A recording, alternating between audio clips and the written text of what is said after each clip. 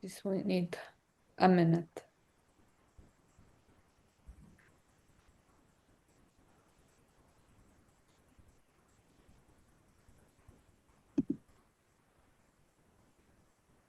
And we record as well.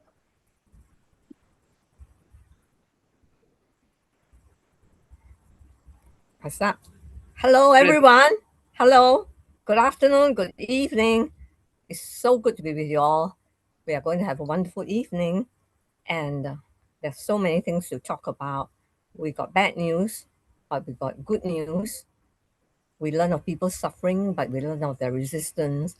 And here's a time for us to talk to each other, to support each other, and to support all our friends from all over the world who are suffering, and also inspiring us to be strong like them. Okay, so ready? We can go. Yeah. Paramas, over to you. Okay. Thank you, Dr. Swiyang, so much. Dawn? Yes, hi, welcome. Thank you all for being here. My name is Jessie Dawn Matheson, and this is my brother, Abraham Ezekiel Matheson. I'm a caregiver and a care receiver from Abe. Abe is a caregiver and a care receiver.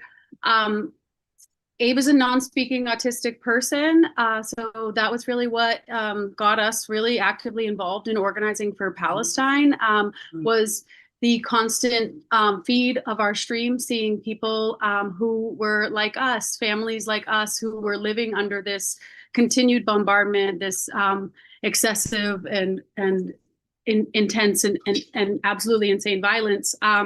So this month is Disability Pride Month in the United States. So we are highlighting the stories and the experiences of disabled people in Gaza. So we will be having a family of Mahmoud Abu Matar and Lamis Awad. They are the parents of an autistic child, 5-year-old Omar Abu Matar, who is living in Gaza, living under this violence. And then also the support worker who supports Omar, Mai Abu Amer. So we'll have all three of them speak on the experience of being autistic in Gaza. So that there's an immense amount of sensory violence in addition to physical and all the other violence that people experience. But if you know autistic people in the community, you know that autistic people have very high like sensitivity. So if you can imagine, you know, the drones, the sounds of bombing, the shelling, that can be very intense for anybody. It's led to higher rates of deafness, higher rates of blindness. So then you multiply that times for somebody who in a non-war zone struggles with the sound of a lawnmower, the sound of a fan, and things like that. Then also the life of, so autistic children can't just go to regular school. Like they go to regular school, but they need supports at school.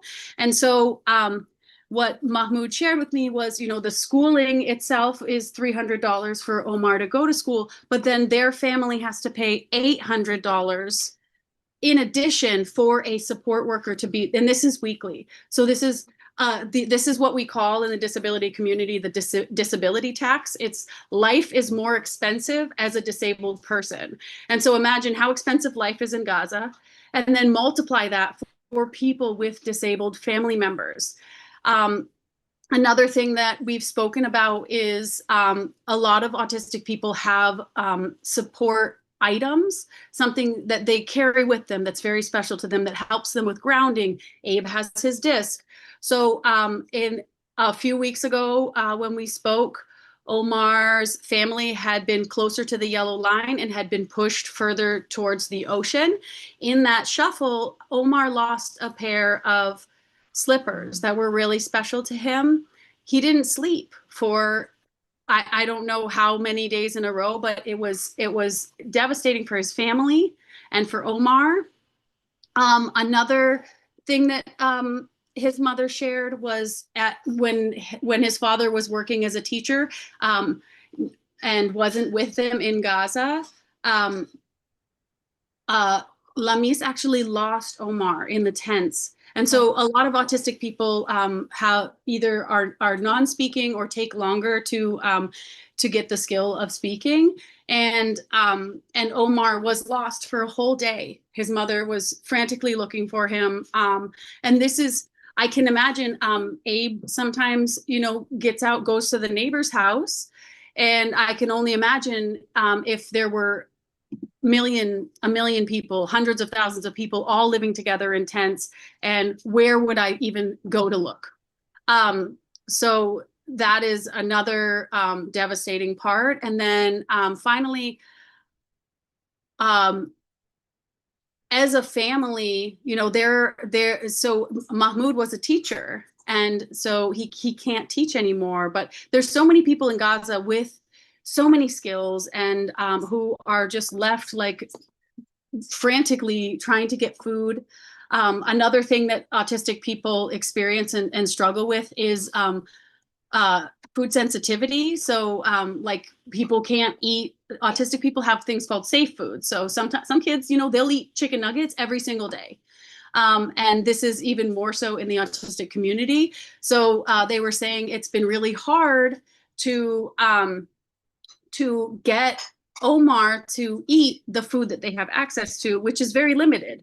They can't go to the supermarket and be like, oh, I want to get this food that Omar loves, and I know he'll eat that. So keeping him fed has been a huge struggle as well. So there's all these factors that are exacerbated by living under genocide, living under siege. But if you can imagine the disability community, if you're part of the disability community anywhere else, and you can imagine all the struggles. For example, Abe had some medical issues and didn't sleep the night before last. So I can, if Abe was living under those conditions, Abe would not be sleeping. And I just recently saw a Samir project highlight of a woman with an autistic son who, that's exactly what she was saying. It is incredibly hard for them to sleep. I mean, it's hard for everybody to sleep in Gaza, but you just have to think about it all compounded. And this is about intersectionality. Kimberly Crenshaw was the first woman to talk about intersectionality based on, the Black woman's experience of domestic violence. And so it's really at those intersections where we can see what our community members need and where they're being neglected because of these intersections of different oppressive systems within this hierarchical, ethno-supremacist, colonial capitalist system that is responsible for the violence here, the violence in Palestine, the violence in Sudan, and everywhere around the world. Thank you so much, Dawn. This is very important, very sobering, and connects us all together. And especially for us as the medical community and as Doctors Against Genocide, we commit ourselves to preserving the human rights of everybody. And on top of that, are people with disability. We, like Dania Khalad said, we do not leave anyone behind. So we very much appreciate you. We appreciate you being with us from the very beginning, Dawn. Dawn is an incredible organizer, incredible journalist, incredible artist, and she contributes a lot behind the scene. And she is a fantastic person. She has been with Abe. She's his sister, and he is a central part of her life. And by extension, he is a central part of our lives. I think before Nidal says hello to Dawn, the first thing that he says, how is Zach? So we're so proud to have him with us today, and we know how well you understand the struggles of the families who have children with disabilities, or the families who have members with disabilities themselves, and we cannot do enough to support these communities with dignity, with agency, and with pride. I think we should be proud of them, and we should give them every opportunity to lead. and be independent. So thank you. And we're waiting for the people from Gaza. Actually, one of the people came, they just joined, but I just want to say hello to Abe. Hi, Abe, how are you, my friend? Abe, why are you ignoring me, Abe? Hello? Yeah. So something might be happening over there that he's very interested in. Yeah, it seems interesting. But yes, there are more interesting things than our webinar for him. Mahmoud Abu Matar and Mai Abu Amir are both here, and I'm probably Mahmoud is here with his wife Lamis as well. Mahmoud, would you like to speak first? And they will need support with translation, please. Yes. So maybe we could ask them in Arabic. Yeah, I'm happy to translate. I take notes with translations. May?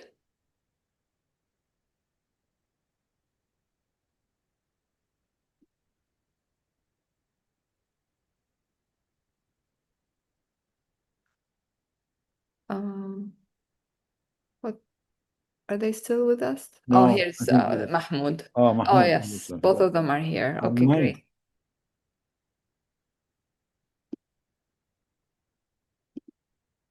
Who wants to start first, May or Mahmoud? كيف حالكم؟ افتح الميكروفون يا محمود. You're muted. Can you open the mic, please? The same for May. مرحبا. اهلا مي، كيف حالك؟ محمود، مي سبقتك يا محمود، اشطر منك شكلها. اهلا مي، تفضلي. سامعينك يا مي، ممكن تحكي لنا اللي عارفين على حالك؟ يلا براحتك. اوكي.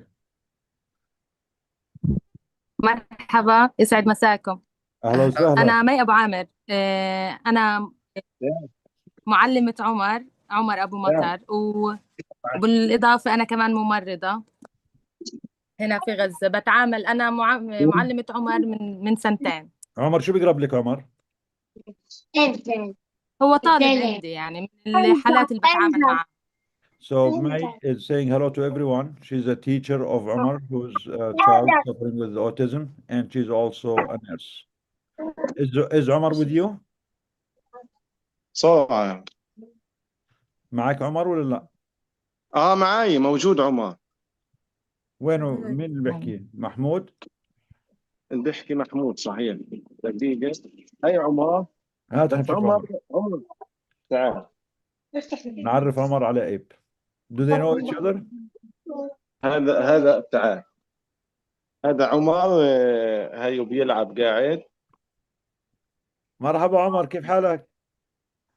مرحبا عمر. اخبارك؟ ايش الطاقية الحلوة هاي؟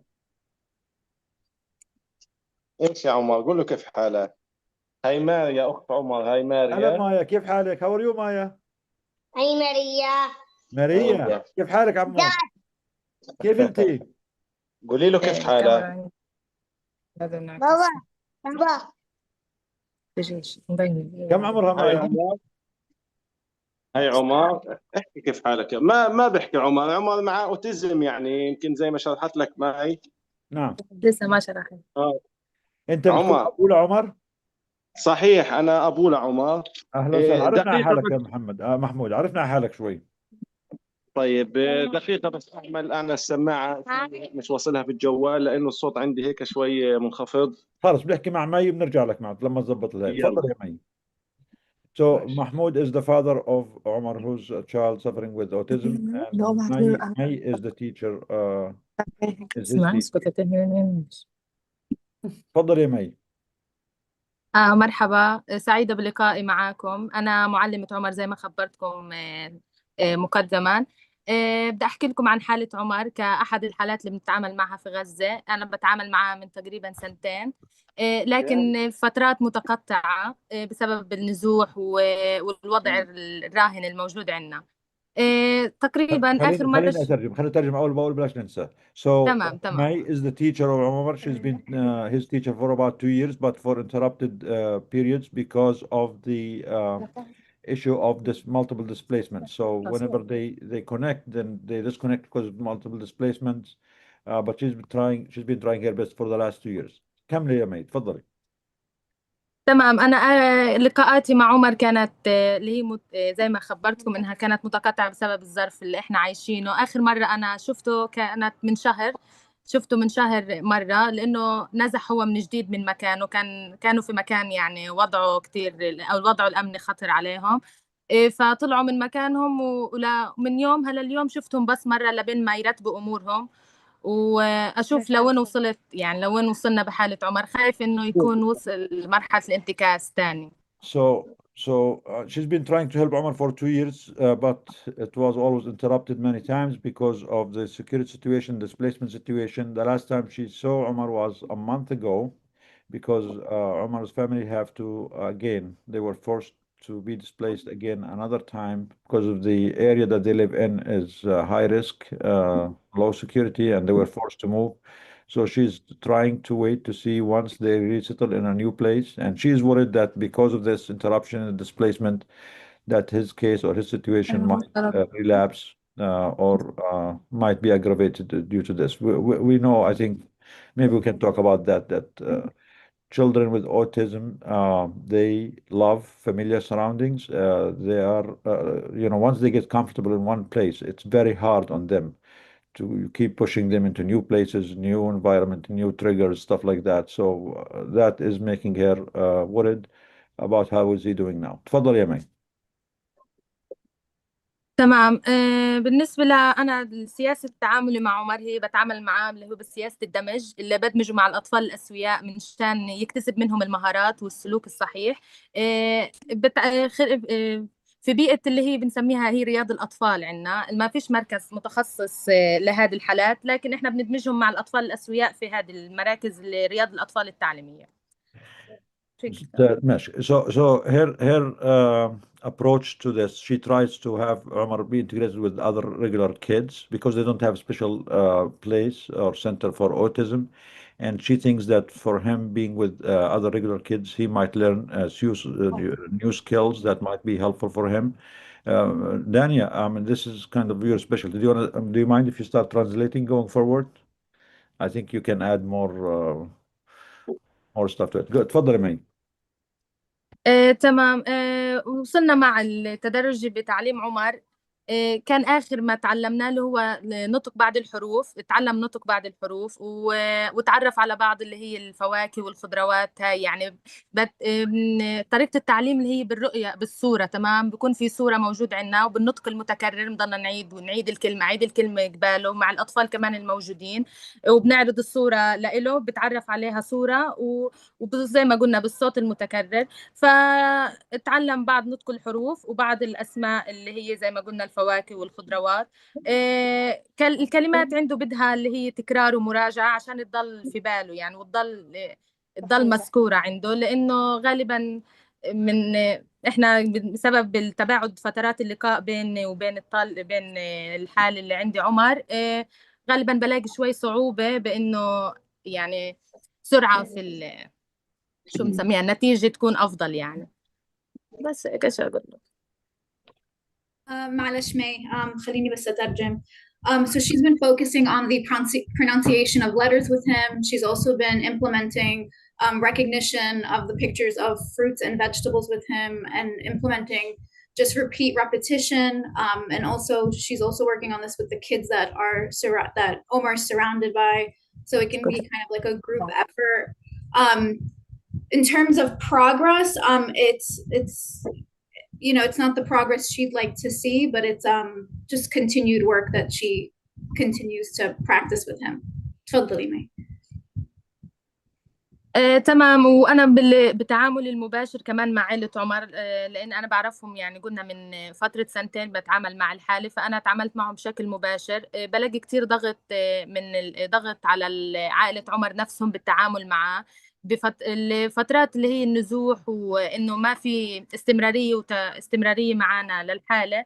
لقيت إنه الطفل بدخل في انتكاسات، وكل اللي إحنا تعلمناه غالبا بلاقيه يعني صار أسوأ، بتتراجع عنده الحالة بسبب هذا الوضع. حتى إنه عائلته كتير بتتعرض للضغط من هاي الناحية.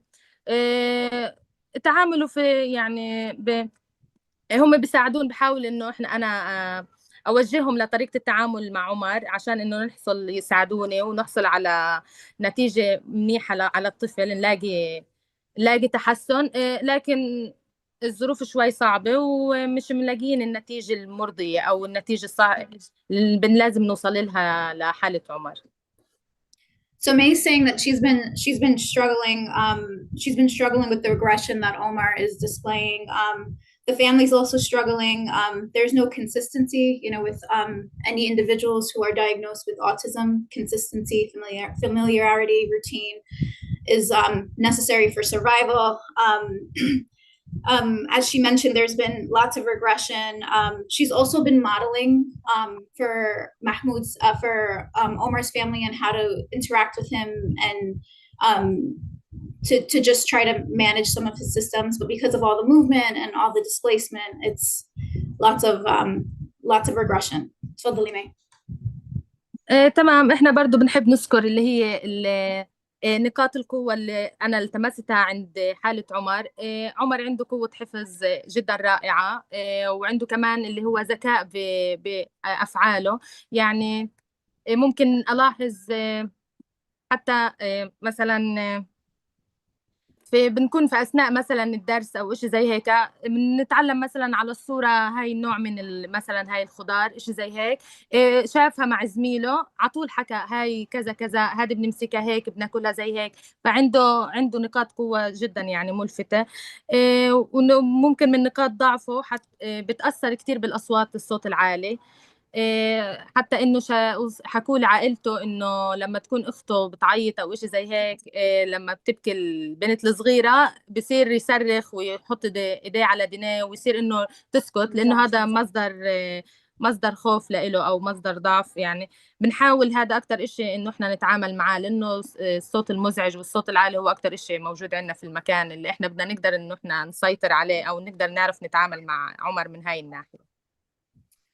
So May is basically saying that she'd like to highlight a strength that Ahmad has, which is that he's really good at memorizing, and a weakness that she also has, that he displays, which I don't consider a weakness. I consider it kind of comes with the diagnosis, is a sensitivity to sounds. He's very, very triggered by his sister's crying, which probably for him, crying, in the context of genocide, right? Like, crying for a regular child, it can be many things, but I think crying in Gaza, just screams warning, fear, death. It signals the worst of things. تفضلي. تمام. أنا من خلال اللي هو تعاملي مع عمر كمان، عشان إنه نحافظ على نتيجة أو حتى إنه نحصل على نتيجة أفضل، طلبت مساندة العائلة تبعت عمر إنه بالتواصل، مثلا إنه يستخدموا جمل قصيرة معاه، عشان جمل قصيرة وواضحة معاه، يعطوه وقت كافي للاستجابة لكلامهم وعباراتهم، عشان إنه إحنا نقدر نتعامل مع عمر. نستخدم في حال ما استجاب للتواصل اللفظي هذا، حتى لو بعد مدة، إنه نستخدم معاه الصور عشان إنه نحصل على استجابة أسرع منه. نحاول نوفر له اللي هو روتين ثابت، روتين بيئي ثابت قدر الإمكان، عشان إنه إحنا ما نوصلش لمرحلة الانتكاس في حالة عمر اللي وصلنا لها قبل فترة وكان صعب كتير لحتى نطلع منها. كمان إنه نعرف اللي هو أسباب سلوكه، أسباب السلوك اللي هو يعني مثلا في حال كان يصرخ أو شيء زي هيك، المصدر اللي وصله لهذا السلوك نحاول إنه نبعد عنه قدر الإمكان، عشان ما نوصل لإيش يعني لحالة سيئة من سلوكيات عمر. وعائلته جدا متعاونة معنا من هاي الناحية يعني. So May has requested the help of Omar's family with trying to encourage progress, and this is being done through smaller phrases that are used with Omar, utilizing pictures to kind of expedite what his needs are, since children with autism tend to struggle with communication of, with their wants and needs. So utilizing pictures, and in the event that he is triggered and does possibly tantrum, how to have a quicker recovery from that and not have it kind of end up being worse than it has to be. تفضلي. عمر كتير بمر في نوبات غضب وتوتر نتيجة اللي هو زي ما قلنا تباعد فترات اللقاء بينه وبين عمر، أو حتى اللي هي مع نزوحهم وعدم استقرارهم. فكان في طريقة تعامل معاه من شان نخفف من هاي نوبات التوتر اللي بتظهر عمر. نعطيه وقت اللي هو وقت كافي، نحافظ على الهدوء، يعني ما نفعلش مع انفعالاته. يعني هذه من ضمن النصائح اللي بقدمها لعائلته بما اني بعيدة عنهم، يعني من فترة اني ما لقيتهم. نعطيه مساحة آمنة، نتابع معاه ونعرف شو سبب هذا الغضب، شو سبب هذا الحالة التوتر اللي عند الطفل. هل هو مثلا في حالة هروب، في حالة خوف، هل في مصدر وصله لهاي الناحية؟ نبعده عنه قدر الإمكان، نقلل الكلام أثناء انفعاله، لأنه عمر لما بيكون بيصرخ أو تجي اللي هي نوبات الغضب هاي، مع تكرار الحكي عليه بصير إنه يصرخ بزيادة ويجري ويعمل تصرفات جدا مؤذية لنفسه وللي حواليه. طلبت من أهله كمان تسجيل ملاحظات يومية عليه من شان يعني أنا أعرف أتعامل معاه يعني لما نلقاه.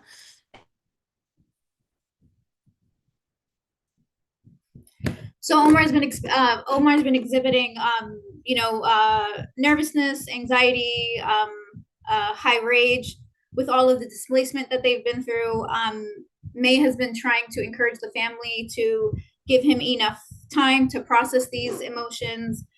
May has requested that the family keep a daily journal of these symptoms and just behavior that he's exhibiting. So she's able to better help them. May has not been able to work with him one-on-one because of displacement. So this is just another attempt at better understanding his behavior. تفضلي May.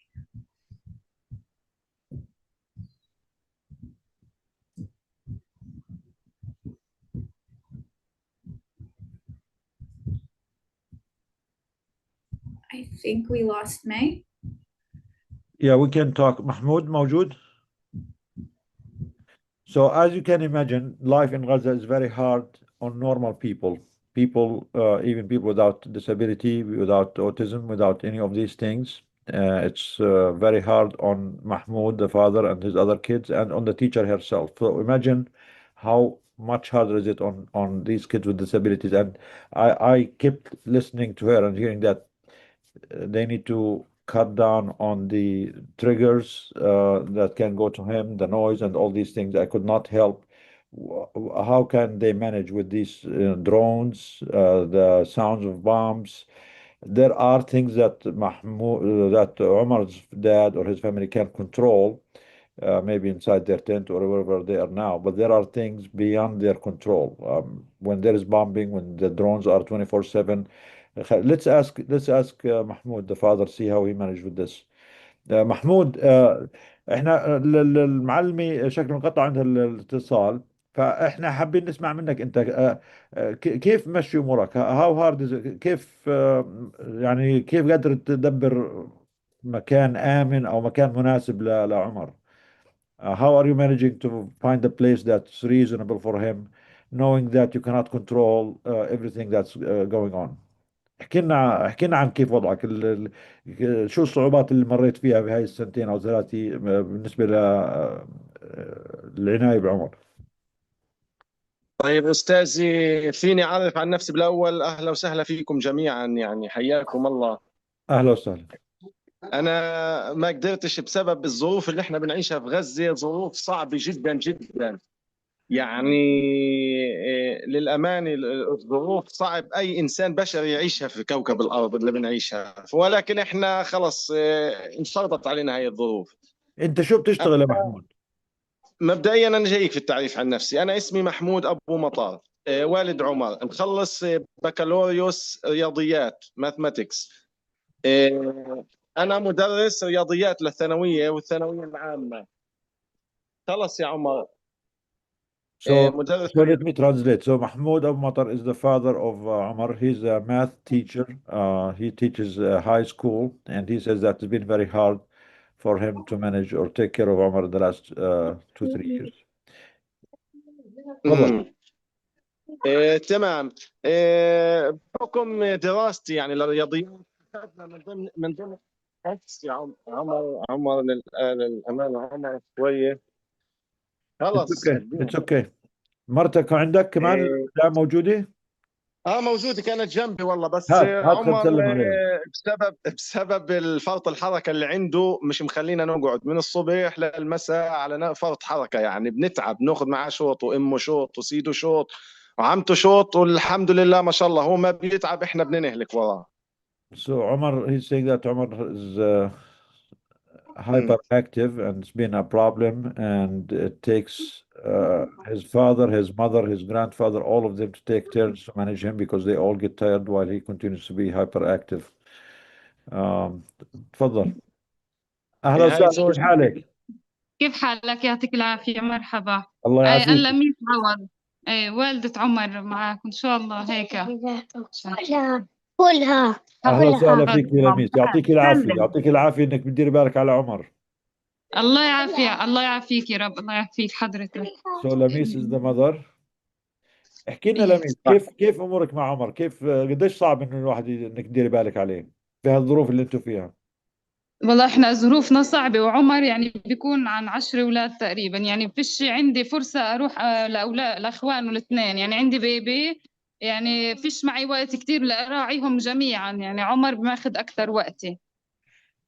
So taking care of Omar has been very hard. It's very كتير كمان، demanding. خصوصا It's very عمر. demanding. عمر كتير يعني معلق في ابوه، معلق فيني، هلا شافنا نلبس فكر عم نطلع مكان مشوار اشي، فلا الوضع صعب، وخصوصا وضعنا بغزة، وانه بده تدريس ومكان خاص واشي، فالامور كتير صعبة، يعني حتى هو علاقته فينا كتير معلق، فاهم كيف علي؟ فمش عارف كيف اشرح لك، يعني كتير So صعب مع وضعنا معه. Omar's situation, taking care of him is very hard. He needs constant attention, which is making it even harder for her. She cannot even find the time to take care of his other siblings many times. He's very connected to her and to his father and wants to be with them all the time. اجت شو اسمه كمان، تفضلي يا ستي. اكمل معك استاذي. تفضل يا الحمام. بدها تاخذ عمر على الحمام لانه هيو شايف كله شغل في شغل. انت وين ساكنين فبحكم هلا؟ are you in a tent ولا apartment? Where do you live now? حاليا ساكنين في بيت قيد الإنشاء، بيت سموه عظم، تعرف كيف يعني قيد الإنشاء، وعاملين فيه شوية شوادر، مش عارف، بس الخلفية عندي حمراء ما بقدر أغيرها، لا أورجيك أنا لا بالبيت حاليا. ليش نزحتوا على هذا البيت؟ وين المنطقة اللي كنتوا فيها؟ من وين جيتوا وين جيتوا؟ والله إحنا من 6 شهور كنا قاعدين في منطقة قريبة من الخط الأصفر، اللي هي منطقة البريج، هي شارع صلاح الدين. هاي المنطقة كان فيها إطلاق نار وقذائف مدفعية، وكل يوم فيها إصابات وشهداء، وكانت خطيرة جدا، فاضطرينا نطلع من هاي المنطقة لمنطقة غربية قريبة من البحر. So a few months ago they used to live in an area called the Bridge. It's very close to the yellow line, and it was very risky there. There's constant shooting and bombing there, and he felt not safe for the kids, so they were forced to come or to move to another area closer to the beach. Now they live in incomplete or not finished house. They found a small place, and they're trying to manage to find a small space for him and for the family there. تفضل. تمام. طبعا عمر ابن البكر أول ولد عندي. بحكم دراستي دراسة مادة علم نفس النمو للأطفال، فكان عندي خلفية يعني عن نمو الأطفال وكيف سلوكهم في النمو. ف لاحظت من ولادة عمر، من ولادته لاحظت عليه انه مش طبيعي، يعني مش زي الاطفال الطبيعيين في سلوكه، في حركاته، في عياطه، في بكائه، مش زي الاطفال الطبيعيين. طبعا كان عمره تقريبا 2 سنين او اقل شويه. اجت لي بعثه عقد عمل في دوله الكويت. اجتني بعثه او دقيقة، عقد عمل في دوله خليني بس محمود أترجم. محمود خليني بس محمود أترجم هلا في أنا. عندنا دكتورة كرامة. she's a pediatric neurologist، أخصائية أعصاب أطفال، فيعني you are talking to the expert here, so between you and her إن شاء الله you can manage. تفضلي كرامة. أهلا وسهلا أستاذ. Epidemiologist. So Mahmoud is a mathematician. He learned math in college, but part of his education he also learned child development. And when he had his son, he started realizing that there are signs indicating developmental delay. تفضل أستاذ. أكمل؟ كمل كمل. ف اجاني عقد عمل في 2023. كان عمر ابني عمر سنتين او ما يقارب السنتين. طلعت على الكويت استاذ. قطعت عقد العمل بعد 7 شهور من العمل في الكويت لاجل عمر. روحت على غزة في شهر 9 2023، يعني ما قبل 7 أكتوبر أو الحرب اللي صارت، عشان أنا أنتبه لابن عمر وعالجه وأوديه على أخصائيين وعلى جمعيات وعلى أمور تهتم فيه، يعني على أخصائيين يهتموا في حالته. Mr. Mahmoud was offered a contract to work in Kuwait, and that was in 2022. He went there. بس كانت عيلتك ضلتها بغزة، زوجتك وابنك. صحيح، زوجتي وابني عائلتي كانت في غزة، ضلت في غزة لأنه So, كان عقد العمل yeah. ما بيسمح إني أخذهم معي. So he went by himself, but he realized that Omar was having developmental delays and issues. So he stopped his contract and returned back to Gaza, hoping that in Gaza he will be with his wife, giving Omar all he needs in terms of therapy and treatment for his developmental delay. And he returned in September 2023, just before the genocide started. تفضل.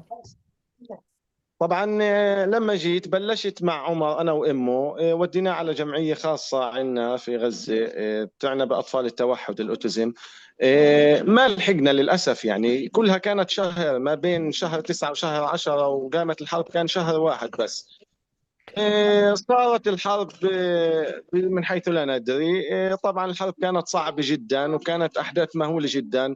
تعرض عمر خلال ال3 سنين اللي احنا عشناهم في هذه الظروف الصعبة كأنها جحيم، تعرض عمر لانتكاسة صعبة يعني. خليني أكمل. They were managed to start therapy for him in 1 month. كانوا معطينه للتشخيص بالأوتيزم وقتها، التوحد كان شخصوه الدكاترة كتوحد ولا لسه؟ هم كان بداية تشخيص انه ايش قال لي إشي قال لي تعديل سلوك، وإشي قال لي توحد، إشي قال لي تأخر نطق، لسه الولد صغير مش قد ايه مبين كان عليه. عمره بال 23؟ كان عمره سنتين، هو مواليد ال 21. All right. At age 2, the assault on Gaza started. At that time, they only had 1 month before the attacks on Gaza started to try to figure out therapy for him. But the war came, the war has been filled with horrors. He refers to it as mahule, which is a big Arabic word for horrors.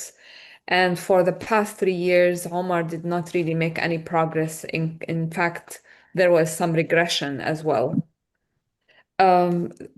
حسيت إنه صار في أي تطور في تصرفاته أو بقدراته خلال ال3 سنين اللي مرت. في الحرب امم في الحرب صارت مع انتكاسة للأسف، يعني في أوكي. بداية الحرب في أول سنة صارت مع انتكاسة. يعني كان عمر عنده شوية مخزون كلمات، كان عنده شوية يستجيب لبعض الأوامر، ولكن في أول سنة من الحرب صارت مع انتكاسة شديدة. بطل This is يستجيب، yeah. صار دائما يصرخ كل شيء يصرخ، يعني صوته كان كتير كتير مزعج. This is very important, especially for those who treat patients with autism. Umar was 2 years old. He had some words. He was responsive to some commands. And with the start of the genocide, and every one of you knows, there has been a lot of bombs, displacements, starvation, a lot of horrors. There has been regression. He lost the words and he lost the ability to communicate.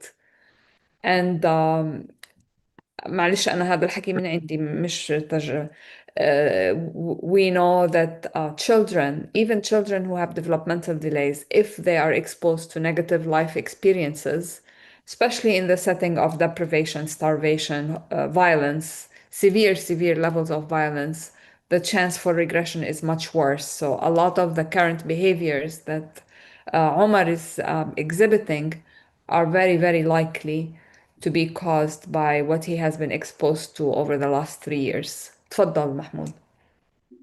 طبعا هاي زوجتي اسمها لميس عوض. والدها كان مساعدني كتير في عمر، اللي هو حماي والد زوجتي، كان مساعدني كتير مع عمر. والدها كان بيعمل مسعف في جمعية الهلال الأحمر الفلسطيني. والدها في خامس يوم الحرب قناص إسرائيلي أطلق عليه رصاصة في قلبه، قتله، يعني قتله وهو في الإسعاف، يعني في مهنته. هو Mahmoud says that his father-in-law, Lamis's father, was a source of great help for Umar. He was taking a lot of responsibility, helping with the child who's autistic. But and he was also an aid worker for the Red Crescent. The fifth day of the war, he was sniped with a bullet in his heart and he died. So that was a big loss for the family. Horrible. تمام. تفضل. طبعا عمر فقد الأمان في الحرب. أطفال التوحد عندهم الأمان فوق كل شيء، يعني أهم شيء الأمان، أهم شيء العائلة. طالما وجد الأمان بعد هيك بينطلق.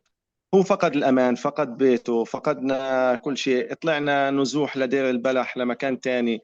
طبعا في السنة هاي أو في السنتين الحرب هدول ما انتبهت لعمر بصراحة، لأنه كان الوضع اللي احنا فيه أكبر من عمر وأكبر من أي شيء احنا فيه، يعني في الدنيا. فما انتبهت له يعني. Omar lost security, lost the sense of safety, lost family members, lost his home, and has been displaced so many times. All these things are very important for children, especially children with autism who need the routine more than anyone else. And Mahmoud admits that he really did not pay much attention to Omar because he needed to pay attention to all the disasters that were happening around the family. تفضل. خلال السنتين قلت لك ما انتبهت لعمر كثير. في السنتين هذول تعرض لانتكاسة شديدة. كنا بنجري ورا الجوع، ورا الأكل، ورا الشغلات هاي اللي كل العالم شافها يعني في غزة. كنا بنطارد ورا أشياء تانية أكبر منا جميعا، الأكل، المأوى، الشرب، الحاجات هاي. The family ولكن was chasing after food, shelter, and water, and not worrying about the just, what is happening with their son who's autistic. So he was probably dragged from one place to another. محمود، هلأ كيف الوضع؟ أحسن شوي؟ يعني في مجال إنه محمود يكون في مدرسة أو يكون في عنده support حاليا؟ لعمر، قصدك لعمر؟ لعمر والله حاليا من سنتين تعرفت على الأستاذة مي أبو عامر. للأمانة يعني ساعدتني كثير في عمر، ما شاء الله عليها. بس كنت أروح عليها خلال السنتين. أول سنة بشكل متقطع، يعني جلسة مرة في الأسبوع، مرتين في الأسبوع، بسبب ظروف المواصلات عندنا والظروف الحياتية اللي احنا بنعيشها الصعبة. فبلشت مع عمر بالتدريج، بلشت من يعني سنة بعد ما من صار هذا وقف الإطلاق النار. هي عرفته قبل وقف إطلاق النار، لأنه كانت هي قريبة من مكان نزوحنا في خان يونس. نزحنا لخان يونس، كانت قريبة منا. فكان أثناء الحرب كانت تشوفه، ولكن جلسات متقطعة. يعني كانت تعرف عمر ولكن ما كانت تباشر معاه زي قبل سنة، إنه هو بعد وقف إطلاق النار اللي هو كنا نباشر بانتظام، يعني جلسات بانتظام. Fortunately, 2 years ago, the family got to know May, whom you have heard.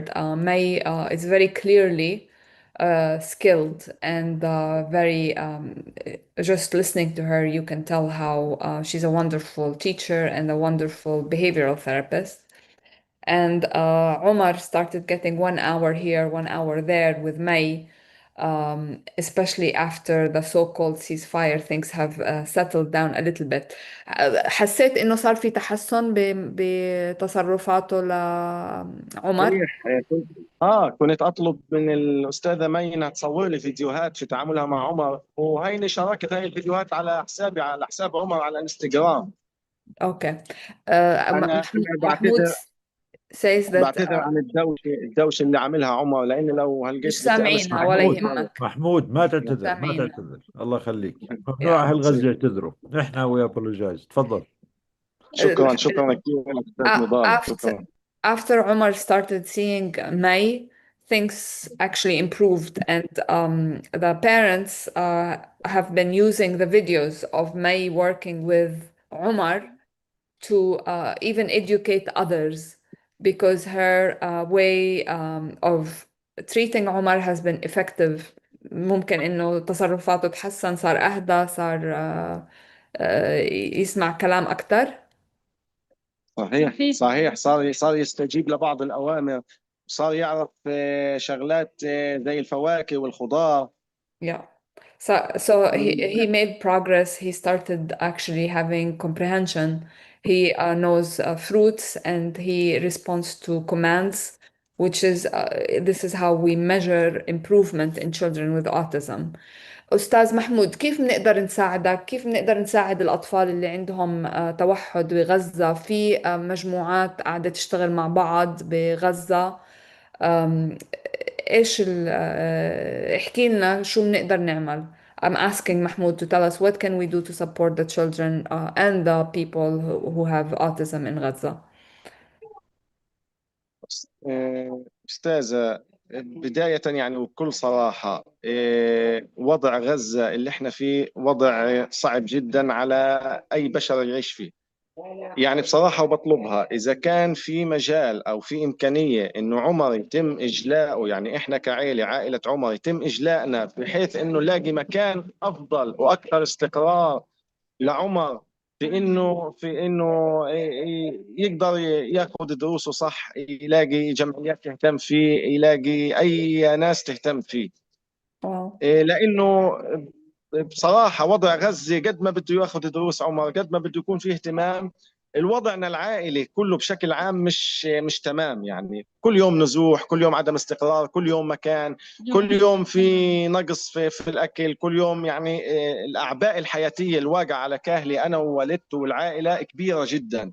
يعني إحنا مش Mahmoud is saying when I asked him what can we do to support, he gave an answer that is very comprehensive. He said life is impossible in Gaza. It's intolerable, especially for his family that has a lot of responsibility because of Omar, chasing after food, chasing after shelter. So he says evacuate Omar and give him a chance in a place that can actually provide services for him, and give the family security. That was their plan all along, to make Gaza uninhabitable for normal people, let alone for a child who deserves all kind of controlled circumstances to be able to at least not regress any further. Yeah. Wallah, we're sorry, Abu Amar. Inshallah, I mean, I mean, everyone hears your message. Everyone hears how hard the situation is. And we are really proud of you, proud of your wife, Omar's mother. It takes a lot. I know it takes a lot. Even I think what's her Dawn is here in the United States. Her brother also struggles with the same things. And in the United States, we have all means to control the environment around us, and still a big struggle. So we cannot really even fathom or imagine what you and your family and Omar and all the kids like Omar and all the people in Gaza are going through, not due to a natural disaster, not due to that you cannot care, that you're not educated about how to care, but because of a deliberate man-made catastrophe imposed on Gaza by a genocidal nation, a genocidal state called Israel. I think we, on behalf of the people of the whole world, apologize for you and for Omar for letting this happen. in front of all of our eyes, and you're saying it, you're sharing it with the whole world, and I think everyone in Gaza has been sharing on their screens the live stream genocide for 3 years. And the most we have done for you is just to hear your testimony, but the world continues to be, at least at the leadership side, silent and complicit, and at best issue empty statements, but no real action and no real accountability for the perpetrator and no real end of the genocide, despite this fake so-called ceasefire. أبو عمر, we're gonna stay in touch. We're gonna stay in touch. راح نضل إن شاء الله على تواصل. بنحكي مع دون. طيب إن شاء الله we'll have مم- create a group for you and maybe few families who have children who suffer from autism. With that group, ممكن we can offer some ممكن support for them. تفضل كرام. Nidal, كمان we are in the process of working with a group in Gaza that will have a school for children with neurodiversity. So maybe we Children, not can numbers. children not numbers. طيب ممكن كلمة أخيرة قبل ما طبعا تفضل. طبعا. الله يهديك. طبعا كمان شغله، يعني اذا احنا لسه ما ضلينا في غزه، يعني ما كان في اخلاء او كان في سفر. طبعا فقدت وظيفتي، انا كنت معلم يعني استاذ في غزه وكنت برا غزه، فقدت وظيفتي. حاليا في ظل الحرب هاي ما في اي نوع من انواع العمل. طبعا محتاج عمر لدعم مالي عشان يقدر. احنا كمان كعائله عمر محتاجين دعم مالي بكل صراحه، يعني ما في خجل في هذا الموضوع في الوقت الحالي، لانه عشان يقدر عمر يواكب او يروح ياخذ دروسه من مواصلات عشان اجيب له اشياءه الخاصه. وانت عارف يعني اطفال التوحد عندهم اكل معين، يعني ما بيرضى عمر ياكل اي شيء، بده شغلات معينه بياكلها. عشان اقدر اوفر اللي هي اجره للمعلمه مي، عندها مواصلات، عندنا الامور في غزه او الاشياء عاليه جدا، تكاليف جدا غاليه. فمحتاجين لدعم مالي نقدر نكمل في يعني الحد الادنى من الحياه في غزه. وين نحط؟ عمر هاي اخوي. سكت. الله يخليك، اهلا وسهلا. سكر الميكروفون شوي، الله يخليك. هلا بيجي دور كمان شوي. سكر الميكروفون دقيقة بس. يلا Mahmoud is explaining that he has been without a job since the assault on Gaza started, that he has tons of expenses, and it has been very expensive to provide the few sessions that he's able to secure for Umar. محمود رح نضلنا على اتصال معك، وإن شاء الله بنقدر نساعدك ونساعد عيلتك. دون رح نشبكنا مع بعض، وإن شاء الله نحاول قد ما نقدر نسهل عليك الموضوع. إن شاء الله we'll create a fund for the school that takes care of neurodivergent children. إن شاء الله we'll issue or find a way to support the family of Omar and kids like him. Please donate to DAG, Doctors Against Genocide. We have the Ziffy link in the comments. If anyone wants to help Omar, please donate to DAG. And we together with you will find a way to support them, help them at least the minimum financially to help them survive these unbearable conditions until we find a more permanent solution or permanent resolution of their situation. So thank you everyone. Thank you Abu Omar. Thank you for joining us. شكرا يا أبو عمر، شكرا يا أم عمر، شكرا. المعلمة كانت تركتنا أظني. شكرا المعلمة ما شاء الله عنها. Thanks you everyone. المعلمة لا عفوا دكتور نضال، المعلمة بعثت لي رسالة على المسج إنه هيا خلص معاكم أهلا وسهلا. يلا هي قطعت عنا الكهرب لهيك. ماي final comments from you. أعطينا المسج النهائية منك، تفضلي. شكرا لك عنك. You are more competent than many of us here in the United States. I don't know the people of Gaza. You always impress us. ما شاء الله. تفضلي. شكرا لكم، شكرا لرعايتكم وتواصلكم وتفهمكم لحالة عمر. بنتمنى انه تستجيبوا اللي هي لمتطلبات واحتياجات عمر من شان احنا نحسن من حالته، ونقدر إنه إحنا نطور من سلوكه ونحصل على أفضل نتيجة مع التعامل معه. هاي عمر. تمام. he recognized you. اتعرف عليك عرفك. هي تعرف علي. هلا عمر. هاي عمر شفت عمر وينها؟ كيف حالك؟ هاي معلمتك هلا صرت تحكي هلا. والله هو اشتاق لي كمان، انا اشتقت له انه هاي عمر صح بتقول لك بطل عمر. بقول لك بطل عمر. شطور عمر شطور. بطل قولي سامحني. شكرا لكم وشكرا لدعمكم لعمر، وإن شاء الله بالتعاون معاكم بنحصل على نتيجة أفضل بالتعامل مع حالة عمر، وبنطور من سلوكه للأفضل إن شاء الله.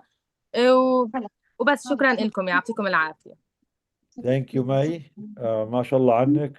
Proud of you. فخورين فيك ويعطيك ألف عافية. And May is also thanking everyone here and also appealing to all of us to support them, to support her, to be able to help Omar and other kids in his situation. So please, maybe on behalf of DAG, we're going to give them a promise today that we will not leave you behind. As Dania and Karama always said, we don't leave anyone behind. So this is a promise from DAG that we're going to take care of Omar and the teacher and the family and all the kids like them as much as we can. Consider it done. اعتبريها إن شاء الله هي شو اسمه وصلت خلاص. ولا يهمك يا أبو عمر وأم عمر. مي حياك الله. هاي كلمة من أبو. Keep going and stay strong. Don't worry. Inshallah, we'll fight this together. And thank you, Dawn, so much for making this connection. This has been incredible. Thank you. Is Abe still ignoring us, Dawn? Or Abe is all about Dawn. So Dawn is his universe. Omar loves May and Abe loves Dawn. Yeah. Yes. You are both of you are taken. So special people. Yeah, special people.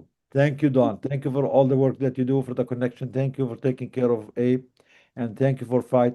Just a reminder, July 22nd, this coming Wednesday, we're going to DC, Advocacy Day, Doctors Against Genocide, and the main title, the subject is going to be to advocate for people with disability here in the United States, all over the world, and especially in Gaza, because we know the situation that they're going through is harder than anyone else. So please join us.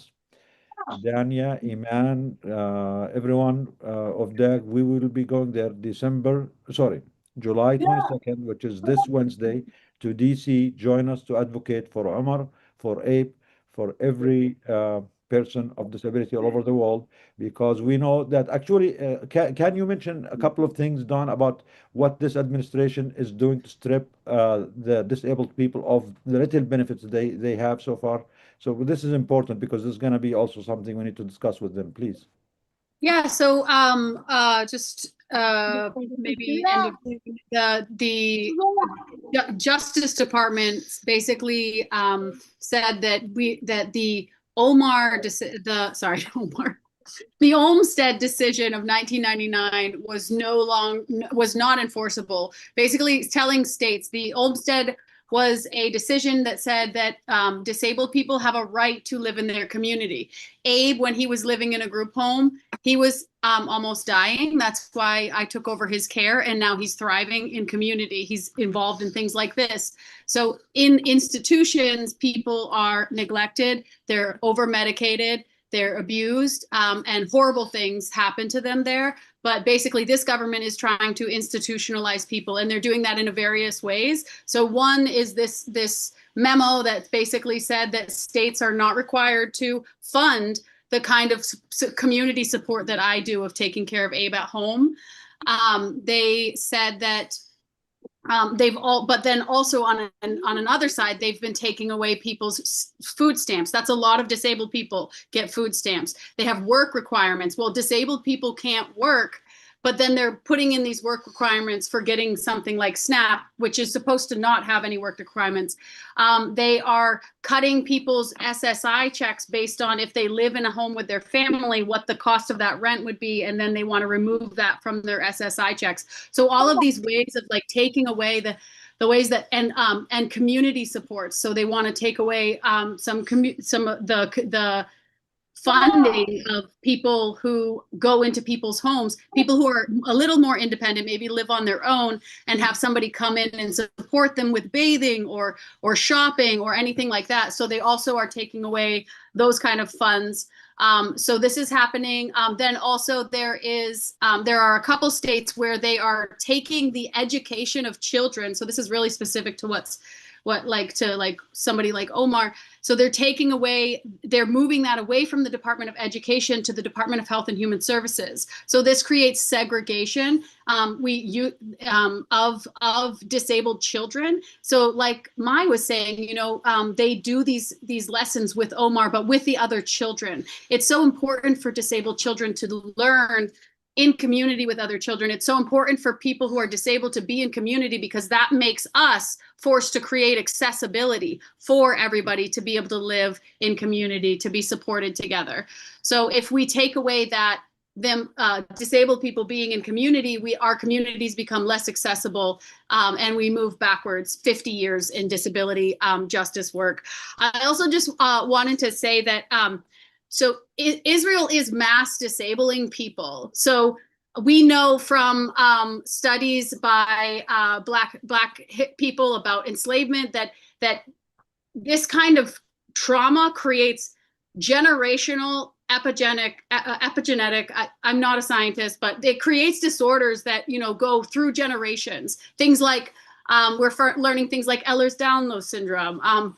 Things like that are genetically come from trauma, histories of trauma. So they're not only disabling people, the people that they're disabling, the amputations, the deafening of people, the blinding of people in Gaza, but they are also creating generational disability. And then when you look at the history of how genocidal states like Nazi Germany target people, they start with disabled people. In Nazi Germany, the T4 program actually murdered the disabled people, testing their chemicals on disabled people in order to appear to be a superior race. So we don't have disabled people. No, you killed your disabled people. And you see that continuously. And so here in the US, we see that. So they're targeting disabled people.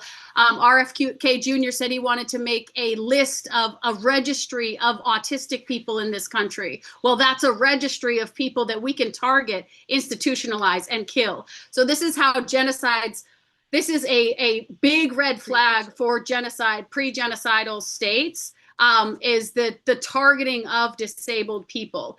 And through mass disabling of people in Gaza, they then create entire populations that then the next time they choose to escalate genocide, those people are going to be easier to kill. And it just makes people, it's so much harder. We heard Omar's experience, so much harder for the family to get the food he needs, get the support he needs. Imagine, trying to live be like, you can't get a wheelchair. How do you wheel around in tents? It creates a faster track for people to not survive in these times of genocide. And the last thing I did want to say was about the aggression that Omar is experiencing. So when autistic people experience sensory pain, it is compared to neurological pain. So if you ever experience nerve pain, or if you have patients who have experienced nerve pain, it has been compared to that. So if you think about that sensory overload, what's happening? Well, why is this aggression coming out? Because someone is in severe nerve pain. So for example, when Abe moved in with me, he was 85 pounds. He had been starved and over medicated and chemically restrained in a group home. It was very hard at first. It was very hard. And now you see, he's a wholly different person, He's met his weight, like he's at 125 pounds. So that's 40 pounds he's gained. And to think about, when he first moved in with me, every day I didn't know if I could keep going. And this is why I think every day about the people in Gaza who are like my family and how hard it must be, and especially the autistic people and their experiences, because it is so difficult for autistic people, for disabled people to survive in a community with resources that they have access to. So we just like, it's that intersectionality is so important to talk about and so important to uplift. And I just wanted to highlight those things based on what I heard. Thank you so much. Yeah, thank you, Dawn. So please, wherever you are, call your politicians, do everything you can to support people with disabilities and to pressure them not to take away the little benefits that they have. And if you can, please join us this coming Wednesday in DC. If you can make it, that will be great. If you cannot make it, you can still do it from your home. Call your politicians. Maribeth, do you have anything to add? Maribeth, go ahead. Oh, I was just going to add too, also as a parent in a neurodivergent household, I am very open about the fact that I am raising 2 autistic ADHD kids. As an autistic ADHD mom, very different manifestation of it because it is a spectrum. Even the house that we bought, we picked because it is a dead end and it's not near water.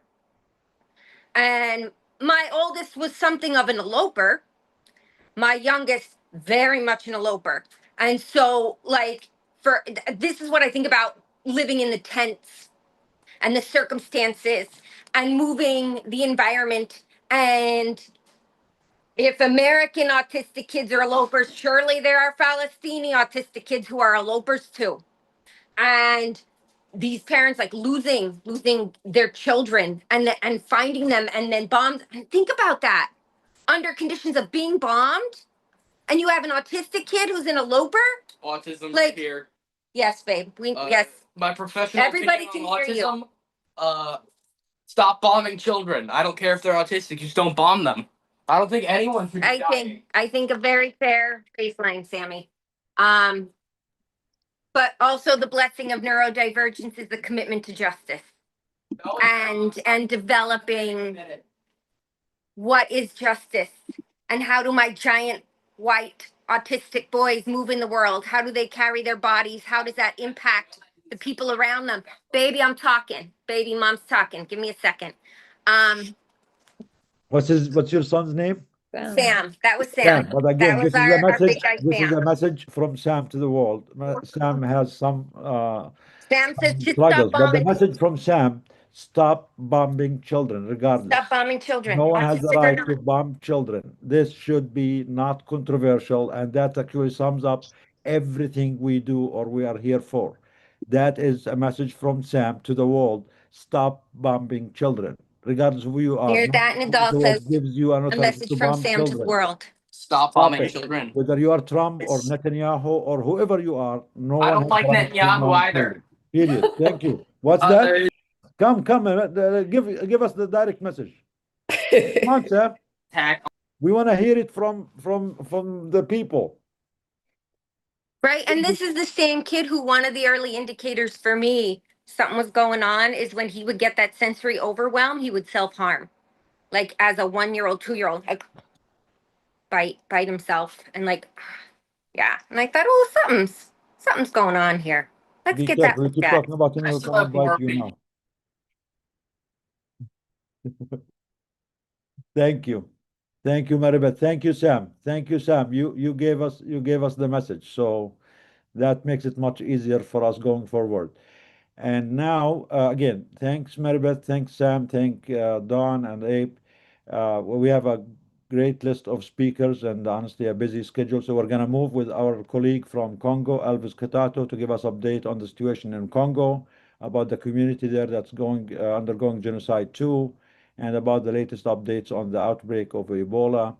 From what I heard, the outbreak now, actually, it seems ended up being one of the biggest outbreaks of Ebola in the history. So please go ahead, Elvis, tell us what's happening, what updates do you have, and what message you want us and the rest of the world to hear about what's going on in Congo. Lovely, thank you very much.